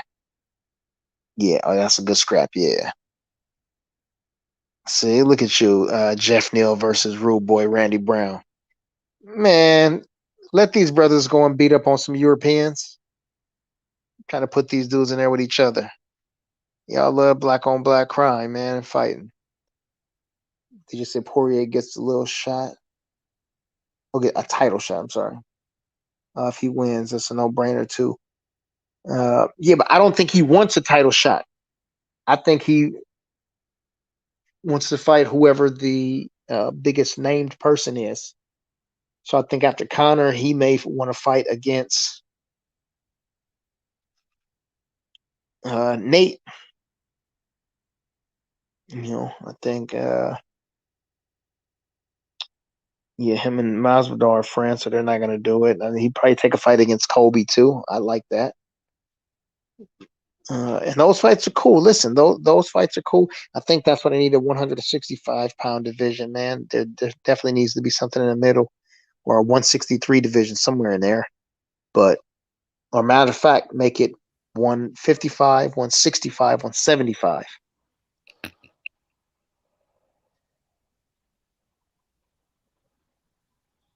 Uh-oh, was that Santos? Oh, okay. Got life, huh? Yeah, I heard something. I was about to take me a little power nap. Oh no! I'm finna jump off of here too, man. I gotta get my reading in, but I just wanted to go through these last couple of things. DJ said Michael Chandler versus Justin Gaethje, yeah, and Tony Ferguson versus Nate Diaz. Yeah, Nick can't fight anybody at 155. Nick has to fight at 170. Yeah, it's. I wouldn't ask for him to be gone for 6 years and to come back and to try to cut from whatever his weight is to fighting at 155. He ain't fought at 155 in 2 decades, so I wouldn't ask him to come back to try to take that. I don't care how great of a shape he's in or how many triathlons he's done. That's a lot to ask of an old guy. Let me see. Hotel Shalom said the Diaz brothers punch drunk, hang it up. Y'all legendary for 209. Yeah, I agree. Get these guys all their legendary retirement fights. You know, Put a lot of money fights. Yeah, well, put the marketing dollars behind them. Have them go on a retirement a tour, a failware tour. Take them to their hometown. Bring them to take them up to Stockton. Bring them down here to LA. Take them to Texas, where there's a lot of Mexicans down there. Take them to New York, where it's just a big market. Maybe Chicago, a lot of Mexicans and Puerto Ricans. And what about Albuquerque, New Mexico? Yeah, those are different kind of Mexicans. Those are just people that got Mexican blood, but they're not. they are not. They support. I thought they had a pretty. I thought MMA had a slight hold in the Albuquerque area. Oh, they do. Got not slight. They got a big hold there. Big one, Jackson. Yeah, that's where Clarissa Shields fighting out of. Where John Jones and Karate Hottie and Holly Holmes. Yeah, they got a huge camp out there. I'm just saying, let these guys go to the major cities, basically, get their love, and induct them into the Hall of Fame before the fight, even have ceremonies for them, and then as Hotep Shalom said, let these dudes fight and get out the way, hang it up. Yeah. All right, man. Yeah, I think that's about it, man. It's approaching 3 a.m. over here on the West Coast and South Central. So, had a good time, man. Appreciate everything. I know Santos is here. He'll be in and out, man. I'm going to do some reading. I'll probably jump back over here in an hour, see if y'all still cooking, got something going on. Here and there. I know DJ working, man, paying some bills. Shout out to my brother, man. Hometown Money in the Ghetto just jumped in the chat. But I had a whole bunch of stuff, man, that I had to talk about, but DJ wasn't here, so, and also Tank wasn't here too, and some other brothers. But man, I think we had a good time. MMA for dummies and MMA for the intellectuals, man. We revisit this. We got Fight Card coming up on Saturday, and then we get back to it. But throughout the week, man, if y'all have any questions, man, write the questions down. You know, put them on a refrigerator on a little notepad, and then come back and hopefully we can jump into some more Q&A. But until next time, peace, love, and soul, man. Happy Father's Day to everybody in a couple of hours or whatever. And happy Juneteenth. But I'll talk to y'all, brother, soon. Oh, hold on. Let me put my link in here, man, real quick. And if y'all not subscribed to my channel, y'all can jump in there and go and laugh at a few videos. I got a couple of more Deontay. I got some more videos that I'm going to drop. Mark Nash. Salute to Mark Nash in the chat. He said, good night, fellas. Boom. So y'all did, my link right there. Y'all have more video of the interview? Yeah, because all of the stuff that y'all saw is just from what's on Fred's okay. On Fred's camera. And so I have a couple of different ones on mine. Not a whole lot, maybe 2 or 3 videos.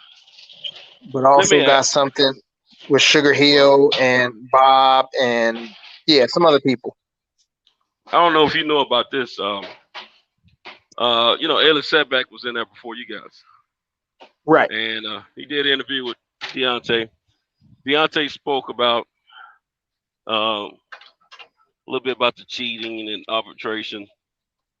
And then he was saying something about, it was 4 white guys against 1 black guy. And then he gave an example how things could be lopsided and how they can rule against you by using the Povetkin situation, where he had won the original case with Povetkin when he tested positive for PEDs. So he won the first case, him and his team, and they were supposed to get the money, but they held on to the money. They put a different judge on the case. He lost. I remember. He lost the second. All right. Now what I interpreted is that Deontay was saying that they know what happened when it came down to that second trial, but they didn't. He said they had evidence in the first trial. That's why they won. When they overturned and used another judge, he said they know what happened, but they didn't have any proof of what happened, so he couldn't, fight it. As far as them, why they made a decision to use another judge and overturn that, which ended up overturning the decision. Right. And I don't know if you saw that video or not, but that's the way I understood what he was saying. But a lot of people who have seen it are trying to say that Deontay is admitting to not having evidence against Tyson Fury. I said, I don't think that's what he was talking about. I think he was using the Povetkin situation as an example of, sometimes things can go against you because of the color of your skin. And he was using that as an example. And I think he was referring to the second trial of that case with the second judge. But sometimes people have their mind made up and they want to believe what they want to believe. So they're not really trying to see through it. Now, I could be wrong. I could be misinterpreting what he said myself, but I don't think he would have touched on it lightly like that if he was saying that he didn't have evidence about the Tyson Fury accusations and just left it like that. I think the way I looked at, the way I viewed that video and his statement in that video, he was talking about the Povetkin case. But I don't know. I didn't know if you had saw it, and if you had, I was going to ask you for your take on it. I wish I could talk to Ellie. Not Ellie, but Deontay himself to clarify that, because I tell him, I said, look, you don't know what a man is thinking. You can't just assume that's what he's saying, especially if it's not clear. I said that it leans more toward what I'm thinking, in my opinion, versus what others are saying. And I said, but until we hear from that individual about what he was saying, you know, excuse me, interpretation has a lot to do with anything. I said, you know, the Bible's been misinterpreted. A lot of things have been misinterpreted. Laws can be misinterpreted if you don't understand the wording that they're using. But you know, people want to make their mind up to believe something else, and they want to go out and make a bunch of videos and get a lot of clicks. I guess that's what they do, you know. Yeah, I don't fool with those dudes, man. One thing I also want to say too is, yeah, we could have went in before that. Like he only gave them to us, but it was, you know, like you guys want to go in now, or like, well, we might as well do you guys as separate because that way I spend as much time as we need to, basically. Right, you know what I'm saying? Right. Until it's time for us to go eat dinner. But yeah, I don't watch that kind of stuff. Ellie is really tied in with the Garcia family, and they are bigots. I don't fool with them at all, and he spends a lot of time with them. He calls out other people, and I don't think it was Elliot though. I think it's other people. Elliot just he put a bunch of clips out there, but there's one 21-minute interview that covers everything. So I know he probably broke that particular video up. I don't think Elliot did anything wrong. I think it's just people are taking it upon themselves to misinterpret what the man is saying. And because he you know, Elliot, it's like at the beginning of the video. So I think it's I know what you're saying about Elliot though. I agree with what you're saying, but I don't think he did anything with malice. And that was I don't even think he thought about it before he put out there. He was just excited, you know, to have an exclusive with Deontay Wilder, and he wanted to get it out there. And I understand that because major media didn't get that. And so that situation, I think, is just a matter of misinterpretation, in my opinion. Because what I understand is he's referring to the Povetkian situation.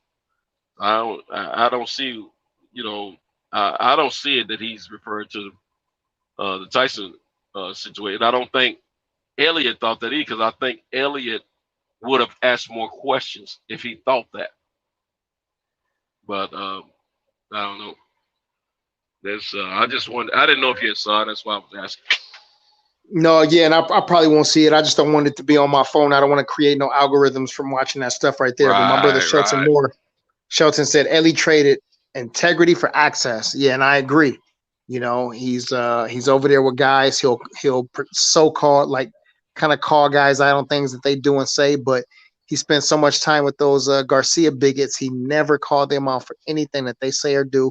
He never talks to them about being more active and, you know, and whatnot. You know, it doesn't talk to them about not having black guys in their camps. I mean, none of that stuff, but, you know, we'll keep pushing. Yeah. Anyhow, man, yeah, let me get off of here, man, so I can get at least try to get some lessons, man, in real quick. And okay, bro.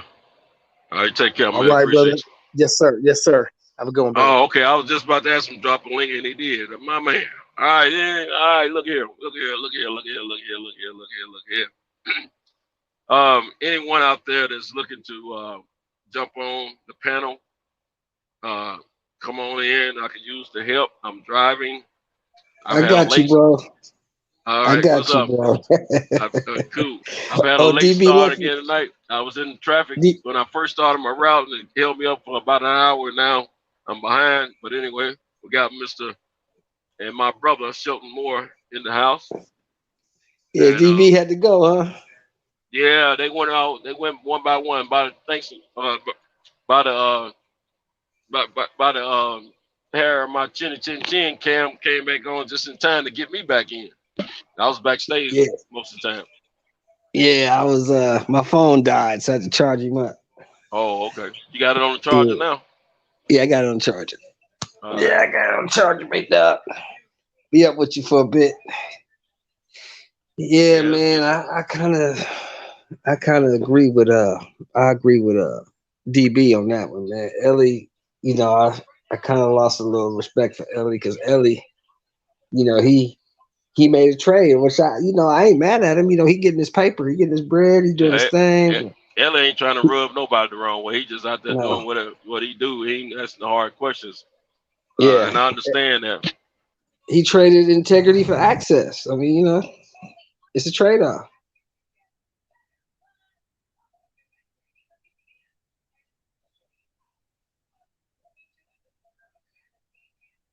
He traded it, man. I mean, you know, he traded. He made a trade. You know, it's working out for him though, because he got access to everybody.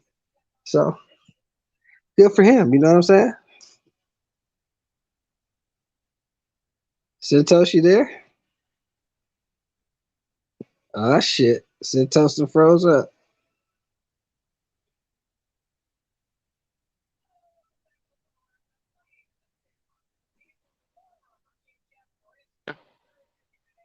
You back? So, yeah, Yeah, phone you call back? came in. Yeah, phone call came Oh, in. okay. Yeah, Yeah. I mean, I good for just got him, man. You know, I can't hate on him. I just got a feeling on that one portion of the video that I was talking about. Where I was asking DB the question of what he thought about it. I thought he had seen it, but he hadn't seen it.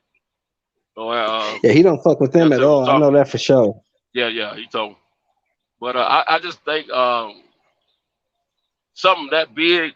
If Elliott thought he was referring to the question about the evidence, I think Elliott would have asked him to make sure people understood. But I don't think Elliott even realized any of that at all, and didn't think nothing about it. I think he thought about it the same way I'm thinking about it.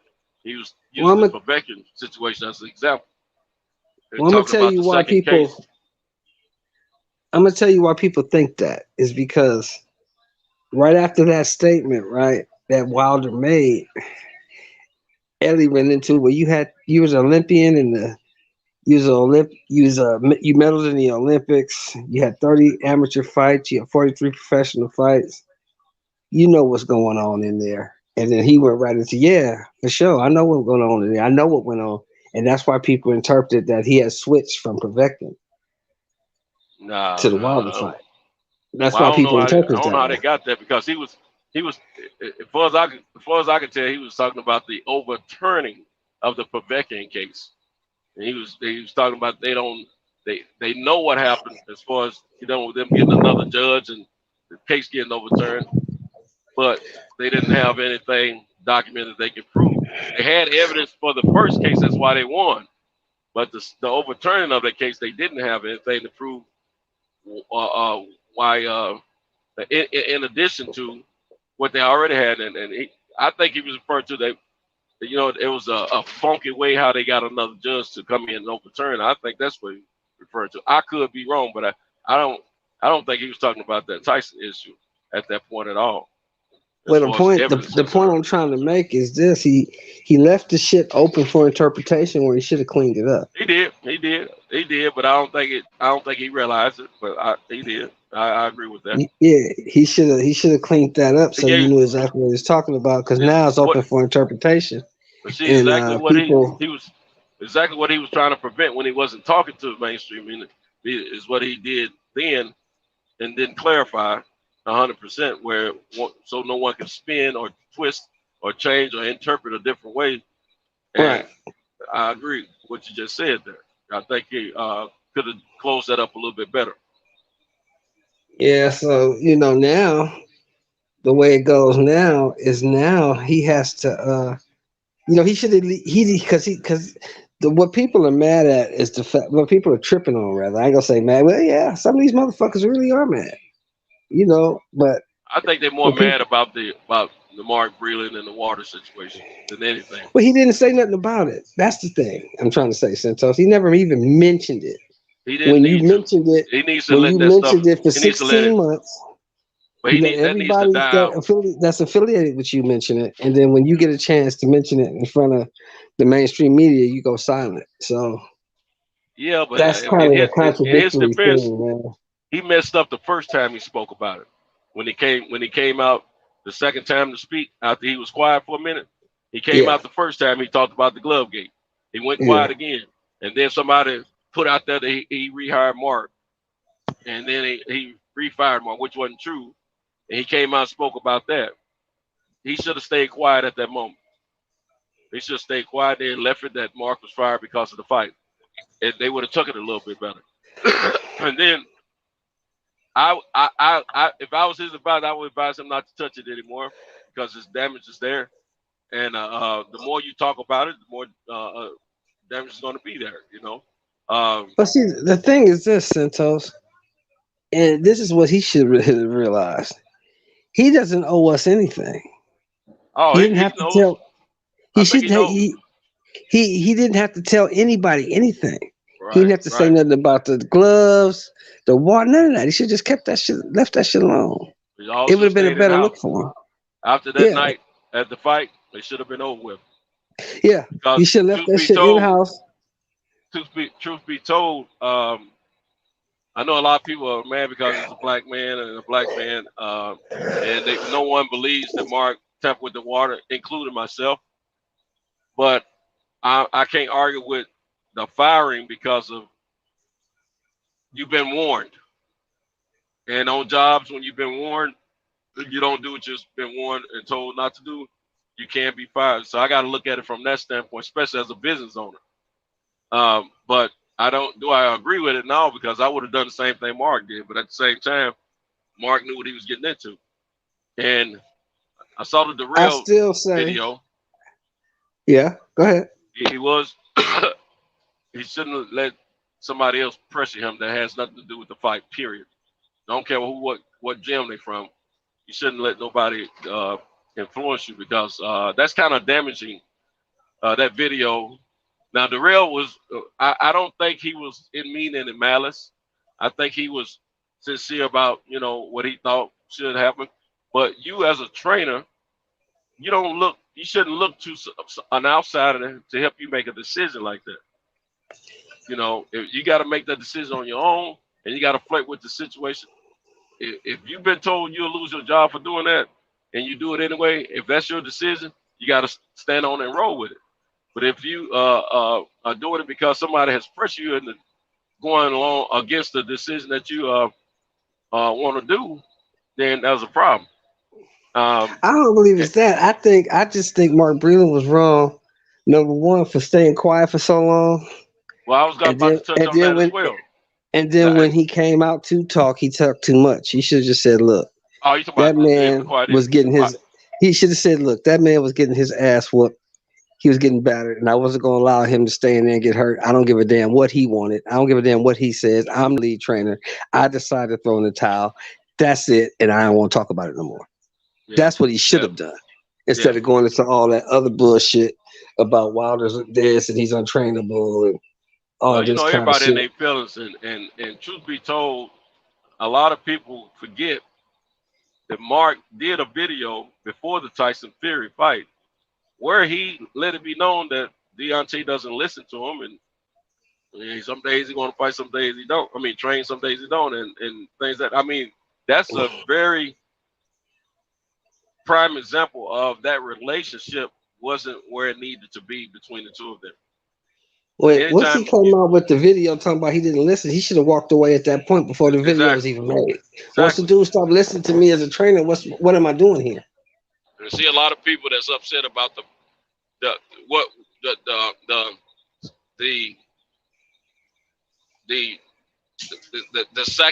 so-called second firing.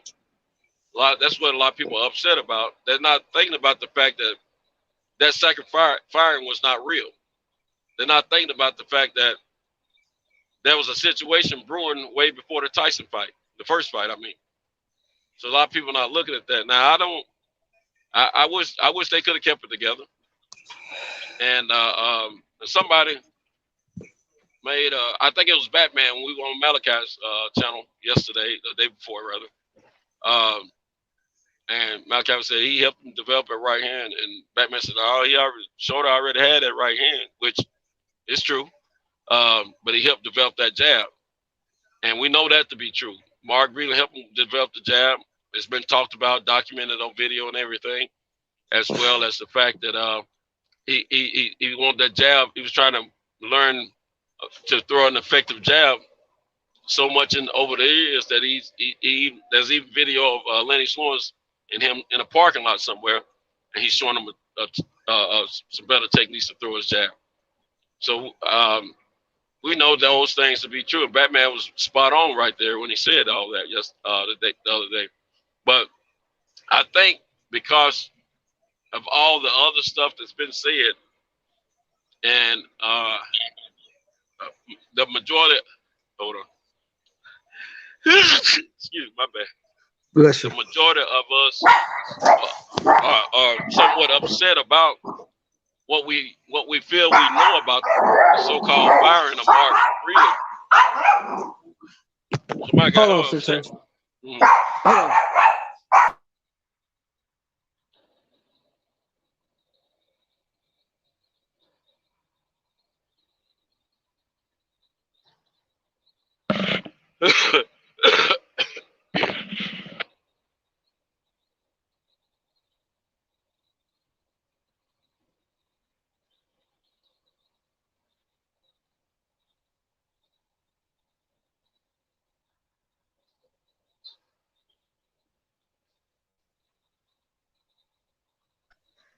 Yeah, go ahead, man.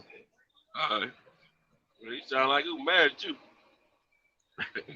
Who's the But dog? yeah. No, Yeah. wife just came home. Oh, Yeah, okay. wife just came in. But yeah, man. Yeah, go ahead, bro. So I think everybody was just, we hear this, we heard that, we heard this. Then the audio came out. I think I think people gotten so caught up in it that they don't want to see the full situation for what it is. I think that I think everything's been handled the wrong way. I think it's wrong on both sides of things. I can't say now, knowing what I know, I can't say that Wilder was wrong about firing Mark Breland, because if you've been warned by your boss, you've been warned by your boss. And I know if I tell somebody don't do something or it's going to be their job, I'm going to mean what I said. So I can't be upset about that, and I have to respect that as a business owner. Now, when it comes down to a public thrashing from me and a guy that I had employed before, I'm not going to get into that.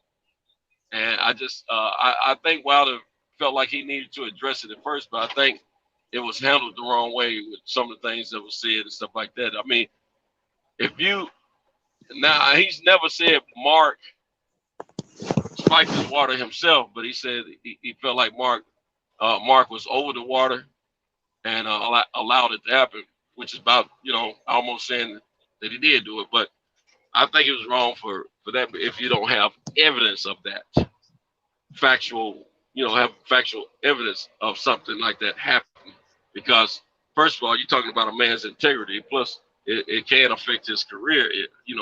If it's, but I think the integrity of Mark and his career and people knowing him, I think Mark's going to be fine. He'll get another job, which I think he already has. And I think he's going to be, taken care of. It's going to be fine. But at the same time, it could have been handled differently. And then, Mark came out, said what he had to say. And I understand. Then Mark's son, Anthony Breland, he's going on different platforms saying what he's saying. And I'm not upset with Anthony Breland. That's his dad. I'm going to defend my father, too. So I totally get that and understand it. But I thank God for the fact that I did have an opportunity to talk with Anthony Breland myself directly. And I talked to, I had gotten a piece of information from Tate Jones.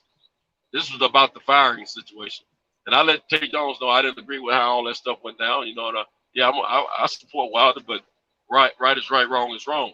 And so I let him know directly, that could have been handled better in-house or whatever. It shouldn't have. But then he was the first one to let me know that the second hiring and firing never took place. That was all untrue.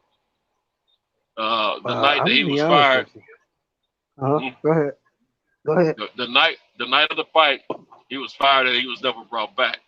Okay, when I talked to Anthony Breland, he said that he doesn't know if there was ever a second hiring or second firing, and he said his dad doesn't even know anything about it. He said that his dad wasn't even sure that he was fired from the beginning. You see, You know, he found out from everyone else, which I can see that because Wilder wouldn't let him in the room. He may not necessarily told him verbally he was fired, but that's what they were telling everyone else. You know, the night of the fight, that he's no longer part of the team. So I think that really Red Clay in Alabama. But anyway, I think that's exactly what happened. After that night, it was over because there was no more interaction. There was no more interaction between them and Mark after that. Man, that's pretty much. I never paid any kind of attention to none of that second hiring and firing and none of that shit. I didn't pay attention. Yeah, but that's what a lot of people going by is that's what everybody was upset with more than anything. It wasn't that particular night because after they heard what Wilder had told his team, you don't do what he tell you not to do, or it's your tell. So I mean, and the firing was clear for us more or less the night of the fight because of the post fight interviews. They were all, saying that, well, JD's kind of rolled him out to the public, in the media, that his job was gone because Deontay had told them all, no one stops my fights. I'm willing to die. And he clarified that, he touched on that part about that he's had talks with his family in the past and to Kurt, kids, his woman, and everybody. Everybody knows he's willing to die in there. He's willing to take a life and he's willing to die in the ring. He's serious about that. I always said that no fighter wants to die in the ring. I think this dude's for real. I think he's willing to die in the ring. And go ahead. Go ahead. I know the likes of Ali was willing to die in the ring, and some other guys in the past, but they never, you never hear them just, speak on it too much, But at the same time, it's until after a fight has happened. But I think Deontay is serious about what he says, about he's willing. Because I mean, if you are not that serious about that statement, that shouldn't have been a firing, first of all. Second of all, after you lost in the fashion that you lost in, you probably wouldn't keep saying that. But he's standing on it. And I got to respect the fact that he's real about what he's saying. So, I mean, he was emphatic about it. His woman backed him up with it. So I don't think he, I don't like that. I don't like that at all. I have to make no about the dying. Well, yeah, he said he got everything straight for his family if something do happen to him, and he said he loves to fight and he loves what he does. So he said his passion is the fact that he loves to fight, he loves what he does, and he's willing to take a life and he's willing to sacrifice his life. I mean, I can't argue with that. I mean, if you think about it, it's his life. Shit, it's his life. Shit. Yeah, way back in the day, during the biblical days. I mean, you had gladiators and they fighting in the Coliseum, and wherever they were fighting at, it was a sporting event, but hey, they fought to death. Yeah, some of them were willing to die. It's a different time and situation, yeah. but who's to say that his mentality is not of those gladiators of those days? We don't know that. Well, you have to be a part of. You got to be inside a person to know if they really mean what they say. And I just don't think he doesn't mean that. Now that I saw that interview the other day, I think he really, because I've said it before. No fighter wants to die in the ring. I've said it before. Yeah, but I'm gonna tell you, he pretty much convinced me the other day. He's willing to die. Well, I don't know. I mean, that's kind of selfish, in my opinion. Especially when you got other people who love you and depend on you. That's kind of selfish. But hey, to each his own. Well, I feel what you're saying, but still, I mean, we can die going out here walking around or driving a car at any moment. Yeah. And we're not gonna stop doing those things. No, that's because true. the fact that we may die, but I mean, the man wants to do what he loves to do. And that has been taking really good care of his family. I mean, hey. But the thing is, it's something that he says. Go ahead, Cook. It's something he says all the time that I would use in a situation like that. I can't hardly hear you. I said, can you hear me now? Yeah, I can hear you now. I said it's something he says all the time that I would use in a situation like that. What's understood doesn't have to be explained. You know, you don't have to keep saying that. You know, if that's the way you feel, you talk to your significant other, your immediate family members, your team, and that's where it stays. Mm-hmm. Don't keep putting that out in the public like it's some kind of badge of honor or you just this glad man. You ain't got to do all that. You're doing too much. That's why I think a lot of. I think he was addressing the situation of the fire, and I think that's why he touched on it. If I recall the interview, the way I think I do, I just think he's making it known that he was serious about that then, and he's serious about it now. I just think he's a millennial, and he does a lot of shit for shock value. That's what I think. He says a lot of stupid shock value fucking sound bites, and you know, it's just. Yeah, I don't know if he. I don't think he understands that to the level that we understand that though. I think he's a millennial, and he's arrogant, and he says things just for shock value.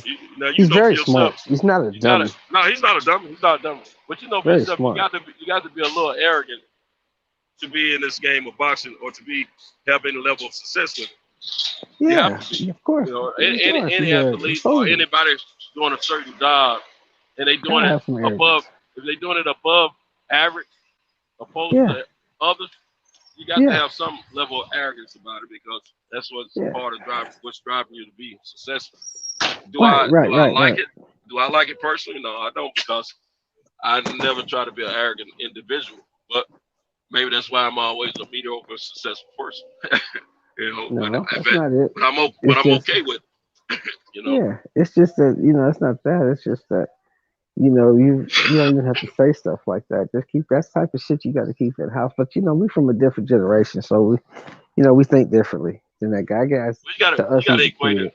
That's true, but you got to equate it to people like Michael Jordan, Kobe Bryant, people that have been in their craft and have excelled above the rest greatly. Yeah. I mean, they all have a sense of arrogance. Those two guys, Ali. Very arrogant. Now, Joe Frazier, he didn't come across as an arrogant guy. But he was. Huh? But he was. But he was. He believed. He was. He believed. I'm sure he was. I'm sure in his own way, I'm sure he was. Yeah. I mean, to the public, you know, he seemed to be a humble, nice guy. You know, but like I said, you got to have a sense of it in order to. Well, I'll put it like this. I said when I was out there kicking around back when I was younger, hollering at the females on a regular basis. I felt like I was one of the best at pleasing women. Right. So that some of the women that I dated, they probably would say I had a sense of arrogance. I just thought about that. And I felt like I had to have that because I had to prove that I was one of the best or the best that they were ever going to run across. You see what I'm saying? Right. So I mean, in that sense, I stand corrected. But at the same, I left my keys up there. But at the same time, you know, most everything else I do, I try to do it with humility, you know. But yeah, I felt like the Lord had blessed me better than some of the other guys. You know what I'm saying? So I thought I'd you know, be like a rooster. You know. Yeah. I'll stick my chest out and cock-a-doodle-doo. Yeah, I got you. I feel you. I ain't mad at you. Feel the same way myself. Now, I'll tell you what. This I was checking on the tickets yesterday for that fight. Yeah. And then I was at the gym. Man, I gotta return. Kiss my leg. Shoot, I can't stand y'all, man. Yeah, I gotta return. No pen. But yeah, man. So I was checking on some flights because I was thinking about doing a similar situation to go to Vegas, like I'm doing for the Atlanta trip, and just travel the day of the fight. That way I won't have to worry about replacements and all that, because that's my biggest worry right now. Right. And shoot, man, the flights that'll get me there was time to spare too early. Yeah. And the fights that'll get me there, probably in the nick of time, are too close to the first fight. You know. Yeah. So I don't know what I'm gonna do, man. You talking about for Atlanta or Vegas? Vegas. I'm talking about Vegas. Oh, okay. Oh, okay. No, Atlanta. We all systems go on that joint. Yeah. Yeah, like I say, man, I'm gonna probably shoot up there once I find out you're there, or find out you're coming, and I'll just be up there, for the experience. You know, I ain't trying to go to the fight. That's too much money for me. I already looked at the tickets. Some shits is outrageous. Yeah, it's more than I want to spend. Now, if you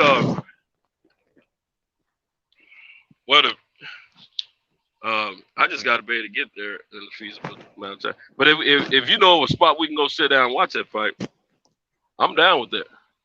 But see, here's the thing: the only place you can watch that fight at is in the casinos because they black it out all over Vegas. Yeah, I'm okay. Would they love in with no problem to watch? Yeah, you go. It's just like the sports book. You know, like That's when what you I go to thought. Vegas, you go to football. Same shit. So if we come up with a way to do that, I'll just come on out and it'd be close to the time of the first fight, but we ain't gonna get to see those over at the casinos probably. I don't know we how get to see. We'll probably get to see the main card. It might have They might. That's a big fight. They might have the prelims like on Fox or something, you know. And then the main card on pay-per-view. Yeah. So we'll figure it out though. We'll figure it out. You know DJ coming now, right? Oh, he's coming out to Vegas. Yeah, I thought I heard him say that. But he's going to the fight too, isn't he? He's coming to Atlanta. Yeah, he got tickets. I don't know how he worked it. Oh, Tay Jones probably. I know they supposed to exchange some information. Yeah, I don't know how he got him. He got him though. Yeah, my man. Hey. That's what's up. I ain't mad at him. I ain't mad at him. Shit. Hang out with DJ Crazy ass. You know, DJ half nuts. I said, you know, DJ half nuts, right? yeah, nuts. Yeah, DJ half nuts, man. What's wrong with DJ? Oh, crazy. That's my guy, though. Right. That's my guy, though. But yeah, man. Yeah, he is. He's a good brother. But yeah, man. Shit. I think that fight's gonna be something to see, man, for sure. Yeah, that's gonna be a great night of boxing. Yeah. That's gonna be a great night of boxing. Excitement there. You see Spencer Fearon's video yesterday? Nah, I gotta watch it. You sent it to me. I gotta watch it. I put it on that page. Yeah. On that boxing group page. On the WhatsApp, yeah. I'm kind of shocked that Spencer was on that show because, you know, he's on the show. They talk shit about the show. He's on the show. So, you know, but it used to be really cool. And then they kind of had a little misunderstanding. And I think they don't service that situation because they have a level of respect for one another, him and Black. Because the Black been going over there for a few years now, supporting them on their platform. Yeah, but see the thing is, you know, Spencer, I can't see the what do I want to say? What's the word I'm looking for? I can't see the contradiction because, you know, Spencer works for MTK Global. Yeah, I think it's more of a personal thing. Yeah, it gotta be. That's what I've always liked about Spencer because he's boxing first and everything else second, as far as like fighters, and that's you know me. That's what I'm all about. You know, we all have our favorite fighters and stuff like that. He was saying a whole lot of stuff I've been preaching on lately. And that was good. You know, it's all right to like your favorite fighter, but we all should, you know, be boxing. Well, he didn't necessarily say we all should be boxing fans, but he said he's a boxing fan. He's about boxing. And he do like fighters, but he's gonna pull with his countrymen first, and that's obvious. You know what I'm saying? Yeah, of course. And that's what he's supposed to do. They spoke about some things that should be happening in boxing that's not happening, and things of that nature. Yeah, I just don't like the fact that that we've gotten to the point in this game where people start threatening each other's lives and want to fight each other. Yeah, That's it's the shit terrible. I don't like. Well, I'm That's gonna tell you shit I don't something. I was thinking about this earlier when DJ them saw, I mean DB and all of them saw. I don't know because I hadn't been checking a lot of MMA platforms, but I got to thinking because of my beliefs and how I feel about situations, and how I'm preaching about unity against the conglomerates of boxing, the ones that handle the business of boxing. Right. We need to be against them more than anything. Yeah. I said, man, you know what? When we were talking about John Jones and all them, I kept not getting myself knocked off the platform while I was talking. But anyway, I was thinking. I said, man, we got to be the saddest group of fans in boxing when it comes down. I mean, in sports, when it come down. I mean, I know some fanatics in other sports, but when the combat sports, boxing, MMA, I don't hear nothing about MMA fight fans in an uproar about going to do harm to each other. I'm not saying it doesn't happen. I'm sure it happens, but I don't hear anything about it.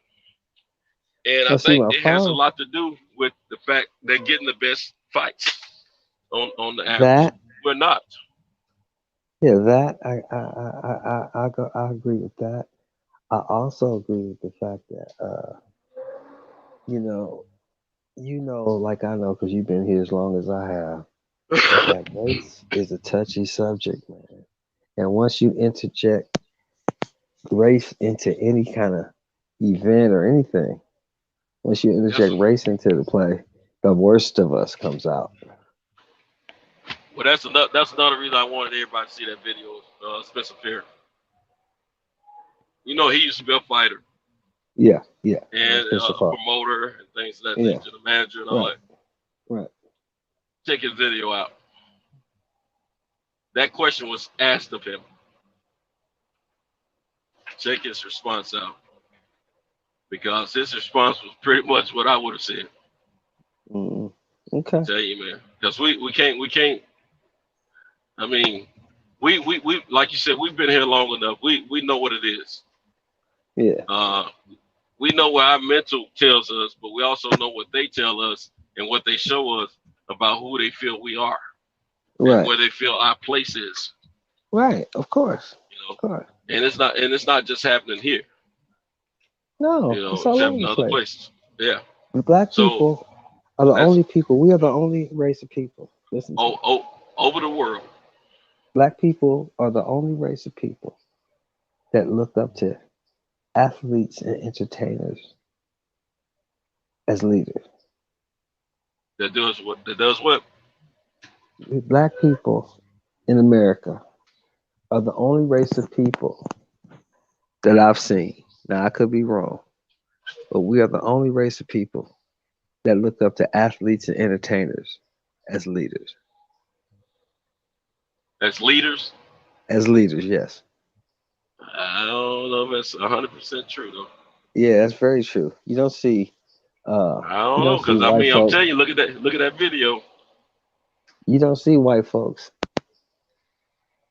looking at leadership from athletes and entertainers. White folks look at leadership from politicians and people in those positions. Man, you'd be surprised. Why you think all these? Let me tell you something. Anytime these, Ben Roethlisberger, right? Right. He had some accusations about some sexual issues against women a few years ago. Right. They got swept under the rug. We didn't hear about it anymore, did we? No, you didn't. Okay. What black athlete? Okay, we got Watson going. We got his situation now, which I think he's been set up because he wanted to be traded. Right. That stuff hadn't been swept under the rug at all. They want to build momentum and bring more females out, all this sort of kind of thing. That didn't. That, I mean, there's a difference. But what I'm saying is, but listen to what I'm saying. I'm not saying it's not a difference.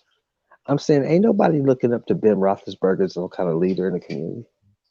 Ain't nobody looking up to him like that. Well, the reason I brought that up because if they're not looking up to him, they don't. Why don't they just go ahead Because he's a football player. Slam, go ahead and make his case a little bit more known, and go ahead and get rid of him. You know why? He didn't lose his job. He didn't get suspended. Because the government didn't make that go away. The Steelers made that go away. But that's their way of looking up to their players. Because the Steelers are looking up for their interest. They don't have to put a post on the wall to say that's my guy. All they can do, they can be in this. Okay. Remember this kid in college raped somebody not long ago, last year sometime. The judge wanted to give him probation. Gave him probation, no time, and said that he didn't want to mess up his life. Wanted to give him another chance at life. Yeah, I know. If there had been any one of us, we've been under the jail. Just like the guy out of California, the black football player out of California, high school phenomenal. And this girl lied. Now she's wrong for that, but they put that man in jail for a number of years. Yeah. She finally came through and told the truth, and he got out. But the thing about it, they didn't give him a chance. He was a bright shining star on his way to USC, played on a fully paid scholarship, was predicted to be one of the better outstanding NFL players in the future.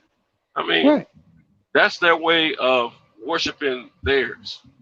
That's one of their ways.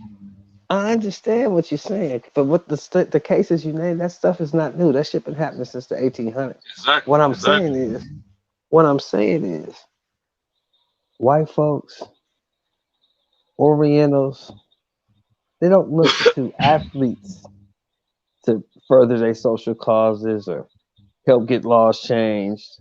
They look to other people to do that. We the only people that's propping up the Jay-Z's and LeBrons like they some kind of activists and stuff. These dudes are basketball and football players, man. Yeah, but you guys in California have had two. Y'all had at least two that I know of, white governors, and they were both actors before. That's the prime example as well. That's taking care of some legal situations. So I mean, I'm just saying, man, just because they don't go about it the same way we do, they think they do things a little more methodical than we do. They think things through. They look at the long term. We look at the instant change. You want something to happen, you got to work on that stuff for a while, and you got to have a plan in place, and you got to work that plan, because that's just like the gays want to have people in legal positions and other positions, key positions throughout the United States. They've been working on that since the late 60s, man. And then they started with the political thing. That political figure that got elected got killed, but he got elected in San Francisco. Yeah, that was the start of it. Yeah, and then they got they got Hollywood all clammed up with all these writers. They put it all in our face. But you're missing the point. I'm saying we should be looking up to scholars and lawyers and people in positions. Scholars don't want to be. They don't. The scholars. And that's why the athletes don't want to. The athletes half time don't want to do it, but the scholars don't want to do it either. I mean, what it is, the people that used to step up before you and I came into this world, we don't have that many of them willing to do we don't have that anymore. You're right. So we are looking at some of our athletes who have been who some people have been beside in high school and college and said, man, you remember we were going through this type of situation? Yeah, man, you don't made it, man. We need somebody to speak up about it. Some speak up about it, some don't. And see, that's one thing Deontay Wilder will do. He will speak on some issues, and not worry about his financial gain or loss. He will speak on some issues. Well, that's what he always cried about, how they doing in this way and that way, because he speak on issues. Is he lying or is he wrong? He didn't. Nobody cheated him, man. I do not believe any of those allegations about cheating. I don't believe that. None of that. When it comes down to the white privilege thing, it ain't all about the cheat. He's been on that wave before him and Tyson fought. When it comes down to when he's talking about white privilege and stuff like that, he's been on that since him and Tyson had the first fight. So I can't put that on him like that. I'm just saying. When I he don't did believe that to this day, it had nothing to do with him fighting Tyson. Nothing. Oh, I know that. That was about his concern with his heritage, his culture. Yeah, I understand that. I understand that. That part I understand. I get We gotta that have stuff until like this that. day and all that. I get that until this day and all that. I get that. I understand all that. You're right. We need more of that. It ain't though. Yeah. I mean, we need more people like him. Is what I'm saying. And there shouldn't be nothing wrong with that. We're the first ones, and when we're coming up as kids in our neighborhoods or young adults, before we get out of our neighborhoods, we always say, this person, that person have made it big, and did this. Why he ain't coming back to the community and doing something for the community? You can't. Well, see what happened to Nipsey. Oh, they can. They can. Once they sign a check and tell you that's your check, once you cash, that's your money. You can. I say you let me finish. I say you see what happened to Nipsey Hussle, right? Oh, I'm sorry. I didn't. Yeah. When you get to a certain, they can't. No, they can't. Well, when you get to a certain position, you got to get away from here, man. You can help here. Oh, no. I'm not saying you got to live there. I'll be the first to tell you to move away, because let me tell you something. As I was growing up, I always wanted to move out of the hood. And I made sure I did. And the hood is okay for visiting, not for living, for me, or my mind, you know what I'm saying, until it changes. But what I'm saying is, as far as, speaking up, helping, and trying to teach the younger people coming up, that's what's needed. And I mean, we can say that, everything ain't black and white, but man, when it comes down to jobs, when it comes down to education, when it come down to legal situations, black and white is very prevalent in all that. It ain't too much that we do that black and white is not an issue. You go into a restaurant, you might get treated a little bit different. Go in a courtroom, you may get treated a little bit different. Go to the hospital, you may get treated a little bit different. That don't mean we need to walk around with a chip on our shoulder and say, I know they're gonna try to handle me any kind of way when I go in this building right here because I'm black. That doesn't mean we need to handle it like that. That means that we need to keep it in the back of our mind that some things can happen, and go in, a situation optimistic, but not stupid. Don't go in and put yourself in a situation where you're gonna find yourself in worse off than what you were when you went in there. Don't perpetuate a situation. But if you get in a situation, you have to address the situation. You still gotta use your head to get yourself worked out of that situation. But we can't forget the fact that people it's not everybody that thinks that right. Opposition. But we gotta be real about it, man. It's obvious. It happens. Okay, prime example. Excuse me. The last 3 years, I've seen at least 3 different cases where people were trying to sell their homes in certain real estate markets, and the people go in looking at the house. The appraiser come in looking at the house. They see these family portraits. They put a value on the house that's way less than market value. Right. Folks wait a few months, change the photos out, put some brighter photos in there, change the mindset of the person appraising the house. Appraisal goes up exponentially. That it was prime. In every case, it was the same thing. That's black and white situation there. Yeah. So I mean, at certain times when you don't realize that you may have to run into a situation like that, and then it hits you in the face. I've had a lot of white friends over the years, still do. I worked around most of the jobs I've had. I've been closer to some white guys than I have some brothers. Real talk. They've been to my house. I've been to their house. Things of that nature. But I don't forget the fact that I may have to run into an issue, not per se with that individual, but within the company itself. I don't forget the fact that I might run into a situation that may cause me to be taken back a little bit because of my skin color. Right. Matter of fact, the last job I had in management, I had to sue the company. See? For discrimination. Right. Now, I won't call the company's name for legal reasons, but I was the only manager in the store as far as a minority. Everyone else fit the opposite description. Right. My closest friends on the job didn't look like me. Right. My closest friends on the job told me what was happening to me before I spoke on it myself. But I already realized what was happening to me. I just didn't speak on it because I've been around long enough to know that some things you don't talk about. My friends were like, man, why you going for this and going for that, man? You might have a lawsuit on your hand. Least did they know I was already building my case. Right. Okay?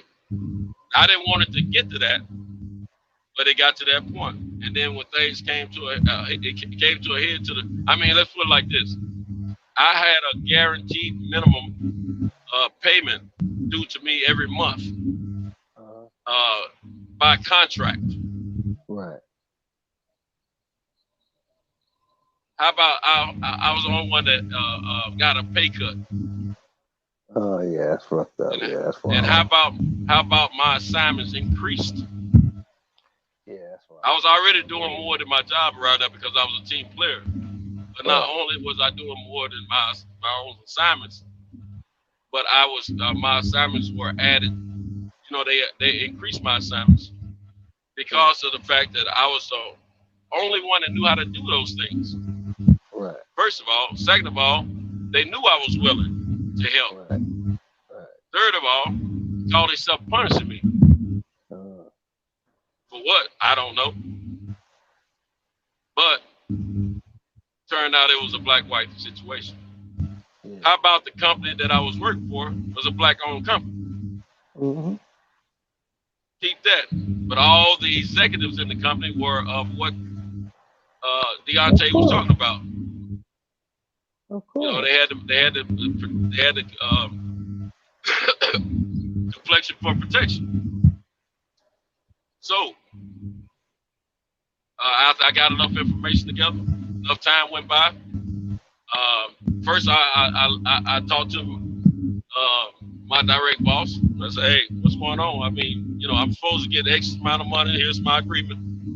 I haven't been getting it for the last certain amount of months. What we gonna do about this?" Let me talk to the owner and talk to him about it. It's all right. I'm thinking to myself, why you need to talk to the owner when the owner know what time it is? As a matter of fact, the owner had everything to do with my agreement. Right. But I wasn't sure that the owner didn't know that this was happening to me. So anyway, I let them do what they call themselves doing. So I kept on petitioning for my money. Mm-hmm. So I was being very professional. Mm-hmm. Never showed any attitude, anything. Never slacked on my job, none of that. They kept playing around, kept telling me, "Oh, I think we're gonna have it all together for you and reinstate everything about a certain such and such date." Date come and gone, never happened. Right. I gave them another opportunity. Never happened. My motto was, I was walking around saying to myself, pay me now, it won't cost you as much. Pay me later, it's gonna cost you a lot more. That means paying me later means we're going to court. Exactly. You're gonna pay me for some money. You're gonna pay me for some work that I'm not gonna do for you. But anyway, so time and time came and went by. So I got tired of talking. So I hired some attorneys. Not only did I hire some attorneys, but I went ahead and sent a letter to the corporate office and let them know what I felt was going on around there. Now one of the owners was the mother of the direct family member that was running the company. Right. Mom's was cool. Mom knew who she was as a woman, and she knew about her skin color and things of that nature. Mom knew something was going on around there. Mom used to try to get me to speak on it all the time. And the only thing I could tell her, I said, all I can tell you, just stick around a little bit more. You'll see more than you need to see. That's all I could tell her. Because the simple fact, because if I'm going to speak in full about it, I got to implicate her son. Right.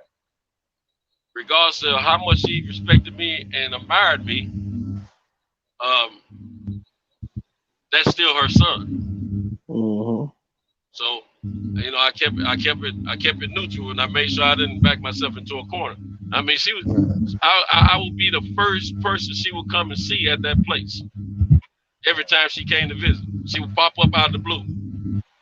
And they were worried about what I was telling them. She'd be in my office talking. It got to the point they thought we had something going on, bro. Real talk.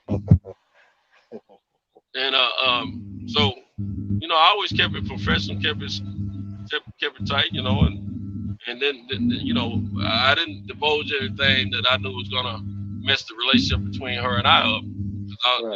I didn't say anything about her son. I just always told her just stick around, you'll see more. I didn't talk. And one time she brought her girlfriend in who was so pro-black. She had her going around asking people things. Mom trying to get down to the bottom of it. Well, I'm sure Mom found out I sued her. If she didn't, and you know what? It took me longer to sue them because of the mother. I had such a great relationship with her. I didn't want to do it, but I said, shoot, I got to do what I got to do because this could happen to somebody else. I said, I don't think they realize they got people in here that's oppressing people of color. And I mean, the underland employees were feeling the same way I was feeling. But I went on and did what I had to do and took care of that case, and it took me, probably a little over a year for that case to close out. Of course, a settlement occurred. That's why I can't speak on, name the company or anything like that. But at the same time, it is what it is. And they had to pay me more than they would have paid me for that year. And I ended up leaving, wanted to do another job at another company. Didn't want no more parts of management after that because I was planning to work my way out of the business. Okay. And I wanted to keep my freedom. But the reason I brought that up, it's always an issue, believe it or not. And it was right there. I was living it daily. And I'm working for a black-owned minority company. Yeah, I don't mean that. Depending on who you put in place, it's going to determine and dictate what happens as far as the culture of things. One thing that happened behind the fact that me suing them, they had to go through all kind of sensitivity courses and things like that, about race relations, sexual harassment, things of that nature. Those were some of the biggest changes that happened after my situation. Whatever else happened, I'm not sure, but I know about those. Right. But the thing is, I mean, we all know in the sport of boxing, there's always been an issue with race, man. Always has and always will be. Anytime a white man will tell you something like that, okay, somebody put a video on that boxing group, that WhatsApp last week, and there was a guy about the fixing the fights and stuff like that. Did you see that one? What'd it say? That guy spoke on racism in boxing. Go check that video out, man. It'll shock you about some stuff he talked about. It's in the community. Yeah, in the WhatsApp. Okay. And there was The reason I was going to check it out because it was talking about fixing fights. Right. That's why I went to check it out. But you go check that video out, you'll be surprised what you hear. I was just thinking about the fight fixing part of it, which he got in depth about it. But he also, the guy that was interviewing him, asked him about racism in boxing. He said, "Oh yeah, it's always been and always will be." Yeah, let me check it out.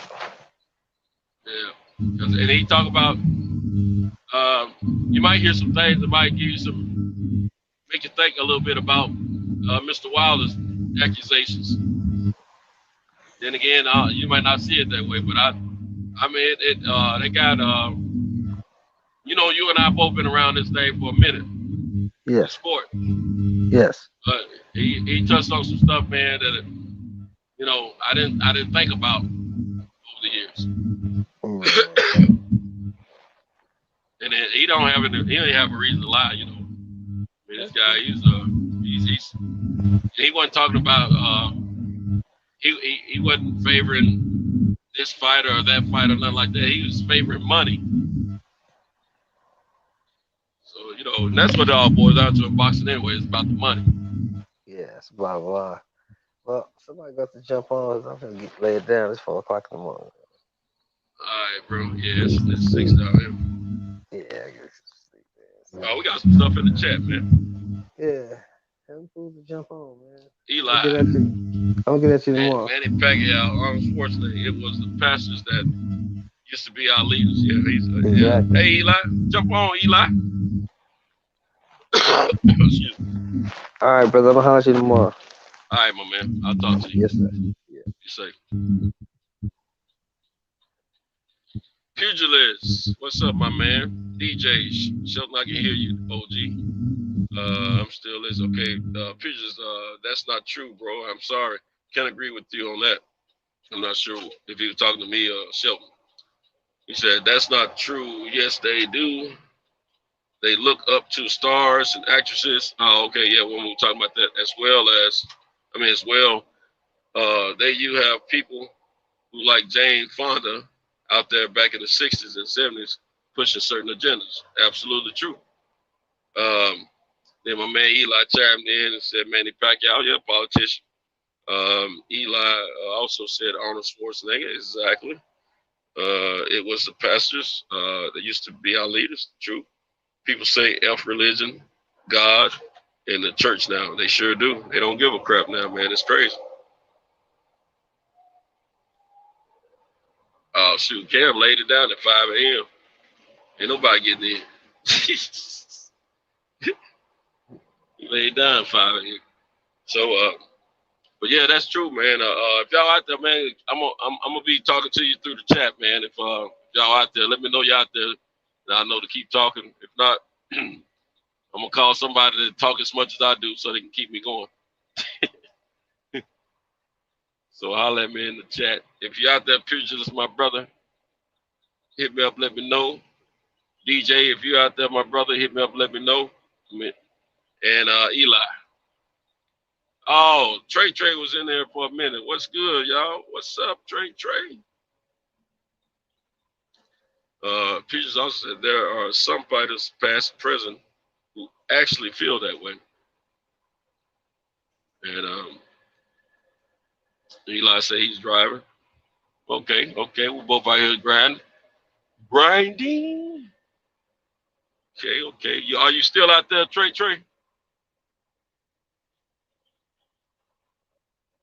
I know you got something to talk about. You got to talk about something before you go to Japan. A little cold trying to kick in on me. I'm about to drop a load off in just a minute. I hate doing business in daylight, but the truck come in late last night. Then I get hemmed up for almost an hour in traffic. I mean, when it rains, it pours. Brother can't get off early for nothing. But I did get my truck cleaned yesterday.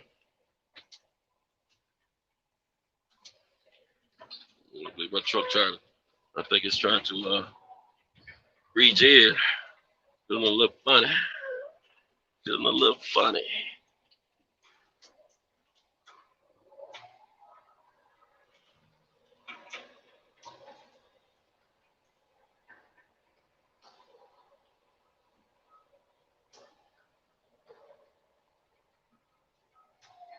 Tell you what, it's easy to back up in here during the day. Daylight. I tell you that right now. Oh, pugilist. Yeah, I'm still on getting ready to head to the graduation for my son and daughter. That's why I wasn't on tonight or this morning. I feel you, brother. That's a very respectable thing you're about to do, and that's, you know what it is, my brother. You know, memories is something that we can't get back. So, if you got opportunities to build memories and great times with the family, you got to take them, because we know once time is gone, it's gone. But yeah, congratulations to your son and daughter. Are they twins, man? If they graduate now at the same time, they probably twins or something. I don't know. I'm just inquiring. You know, inquiring minds want to know. But yeah, man, you know, boxing definitely always been a racing sport. I mean, shoot, we can't be naive to the situation. Shoot, we all know what it is. Shoot, it's just like walking out your door and saying, man, this world is so free. It don't matter what color I am. Shoot, yes it do.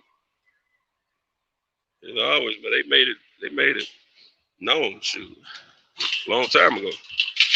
You know, we all just had this conversation yesterday morning, basically about, you know, younger kids not learning what we learned when we were younger, and not seeing the struggle, and then realizing situations where skin color can be a factor. But yeah, it's what it is just a reality situation. I'm getting the load out the backyard. It's always a factor in this country here and several other countries around the world. Just a matter of if we recognize it or not. You know, you don't want to use things as an excuse of why you can't get ahead, which is very understandable, but some things are very obvious, and that being one of them. Should we? You know, we ain't nobody's fool now.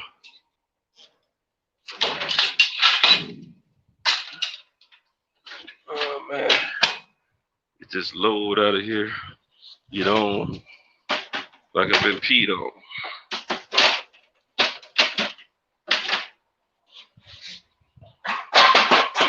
Yeah, they don't want your boy to get off early ever, I believe. Man, letting the truck come up late, man. The truck better not come in late tonight. I'll go there. Shoot, it's Friday. Shoot, who wants to be working late Saturday morning? I need to get off early this Saturday morning because I got something to do. I need to get off at a decent time next Saturday morning for sure. That's the 26th, the day of the fight. And I definitely got something to do. And I'm going to let them know ahead of time. I need that truck to come at a decent time. I got stuff to do the next morning. Ain't got time for this bull crap. Well, I might have to leave them the load, you know, at the warehouse. Shoot. Yeah, you know, we got a life to live ourselves. But anyway, ladies and gentlemen, as far as boxing is concerned, I'm not able to look at my chat for the second. If y'all putting anything in there, but you go ahead and put it in though. As soon as I get this dropped off, I'm back on the chat. And but yeah, I'm looking forward to some boxing this weekend. We got Juneteenth, first Juneteenth fight, and hopefully this is the beginning of something new and good for the future. And we got some there's fights all over the place that we gotta be cotton us up this weekend. So when I get finished doing, I gotta help somebody take some stuff, move some stuff to another state for their kid that's in college. Kind of volunteer my service to help out. I tend to do that sometimes when it's for a good cause. And I'm not charging them anything, you know, because I just want to be do some type of ministry for young people that's trying to do the right thing any chance I'm able to help some folks, I try to do that. And sometimes I don't want to be bothered. Real talk. But if it's for a worthy and good cause, and the folks are always respectful and grateful and humble. If they're personal friends or family or whatever, I don't mind helping out. Worst case scenario, cost me a little time, maybe a little fuel, and you know, if God forbids we have an accident, then it could cost me that way. But I don't foresee that happens, and I don't think like that. You know, I try to send my prayers up. Hopefully, I get my blessings, you know, coming down on a day-to-day basis, you know. But anyway, we just gotta remember that you know, God's in most cases, when we find ourselves in certain situations, God has our back, you know. So it is what it is. We just got to keep the faith and keep moving on every chance we get, you know.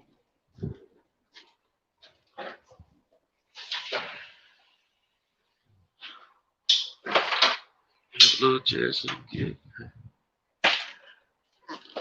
you be there. I'm going slow, fellas, because I don't want to make too much noise for this platform.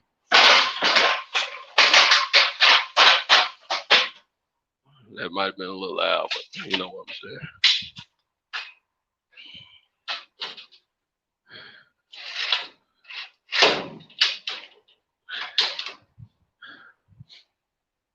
All right, let's get this thing propped up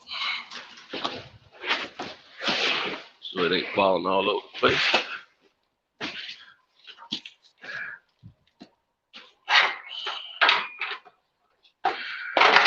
Somebody ain't gonna make it. Feel like I'm gonna have to take a little personal break before the route is up. Okay, let's see here.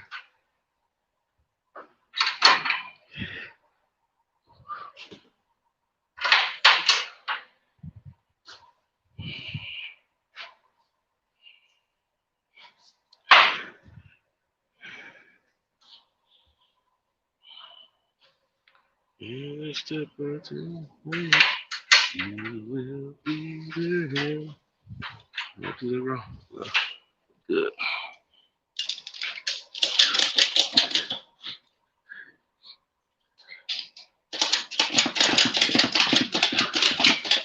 All right, we gotta worry about that moving now. We can do our job.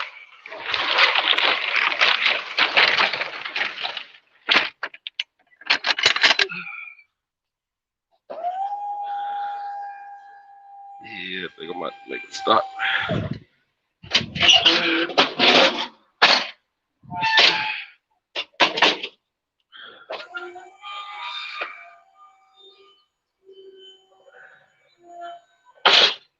There we go.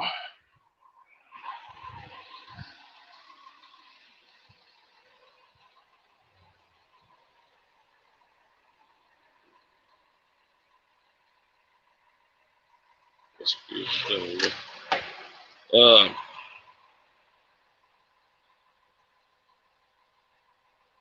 Okay. But Pierce said racism was a big business. You're right about that, my brother. And Eli said that he's driving, but his Apple keep cutting him off. Yeah, I know what you're talking about with that Amazon deal. And my man Pierce said that's a beautiful thing, my brother. Oh, you talking about me helping out? Yeah, man. I try to kick in when I mean, you know what it is, Pierce, man. You know, a lot of us brothers have golden hearts, man, and we try to help wherever we can, man.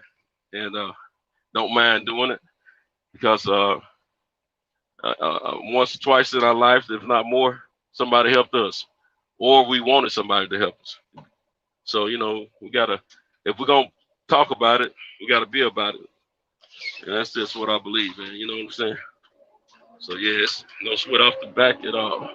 And anytime kids are going to school, man, and doing what they're supposed to do and trying to do the right thing, man, that fills my heart with so much joy, man. And I just got to be involved some kind of way if I'm able to. You know what I'm saying?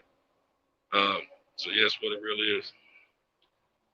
Like I said, it's 7 in here. It's 7. What are you talking about, Eli? It's 7 in here.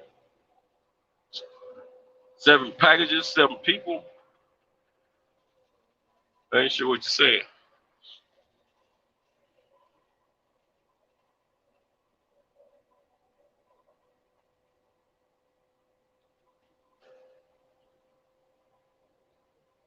Hey guys, I don't mean no disrespect. I think I'm gonna have to jump off. I gotta take a personal break. I'm gonna have to go to this truck stop up here, or, it ain't gonna be a fun ride the rest of the way. We might need to kick this back in tomorrow morning, same time, same back channel. Yeah, man, I'm getting nervous. I'm getting real nervous. Now I mean, hey, Eli, you be safe, my man. Yeah, go rest, bro. Go get you some rest. No, I wish I could get some rest. Now I got an emergency stop I gotta make. Then I'm getting back in the truck and doing what I gotta do. But no, man, pieces, man. I love you, brother. It's a good thing you're doing, and being able, and that's a blessing being able to, do your thing with your kids, man. And I want to say congratulations to your son and your daughter, and congratulations to you and the moms. If it's your wife or your girlfriend or whatever, significant other, just the other parent, whatever, I want to congratulate you guys, man, because we know what it is, and we know how important it is to see our kids hit those milestones. Eli, I want you to be safe out there, my brother. I love you, man. I think both of you guys got my phone number. Y'all need to holler, so I'll let your boy. You know what I'm saying? But I'm gonna jump off, man. I gotta go down here to the old truck stop, man. And God, dog, we got caught by the light, man. Shoot, man, that's the life of a driver. I get caught by the light when you're in a hurry. But anyway, I'm gonna sign off, man, and until we reconvene. Hasta la vida. What do you say, hasta? Sure, I don't forget. But anyway, mañana. Talk to you guys later.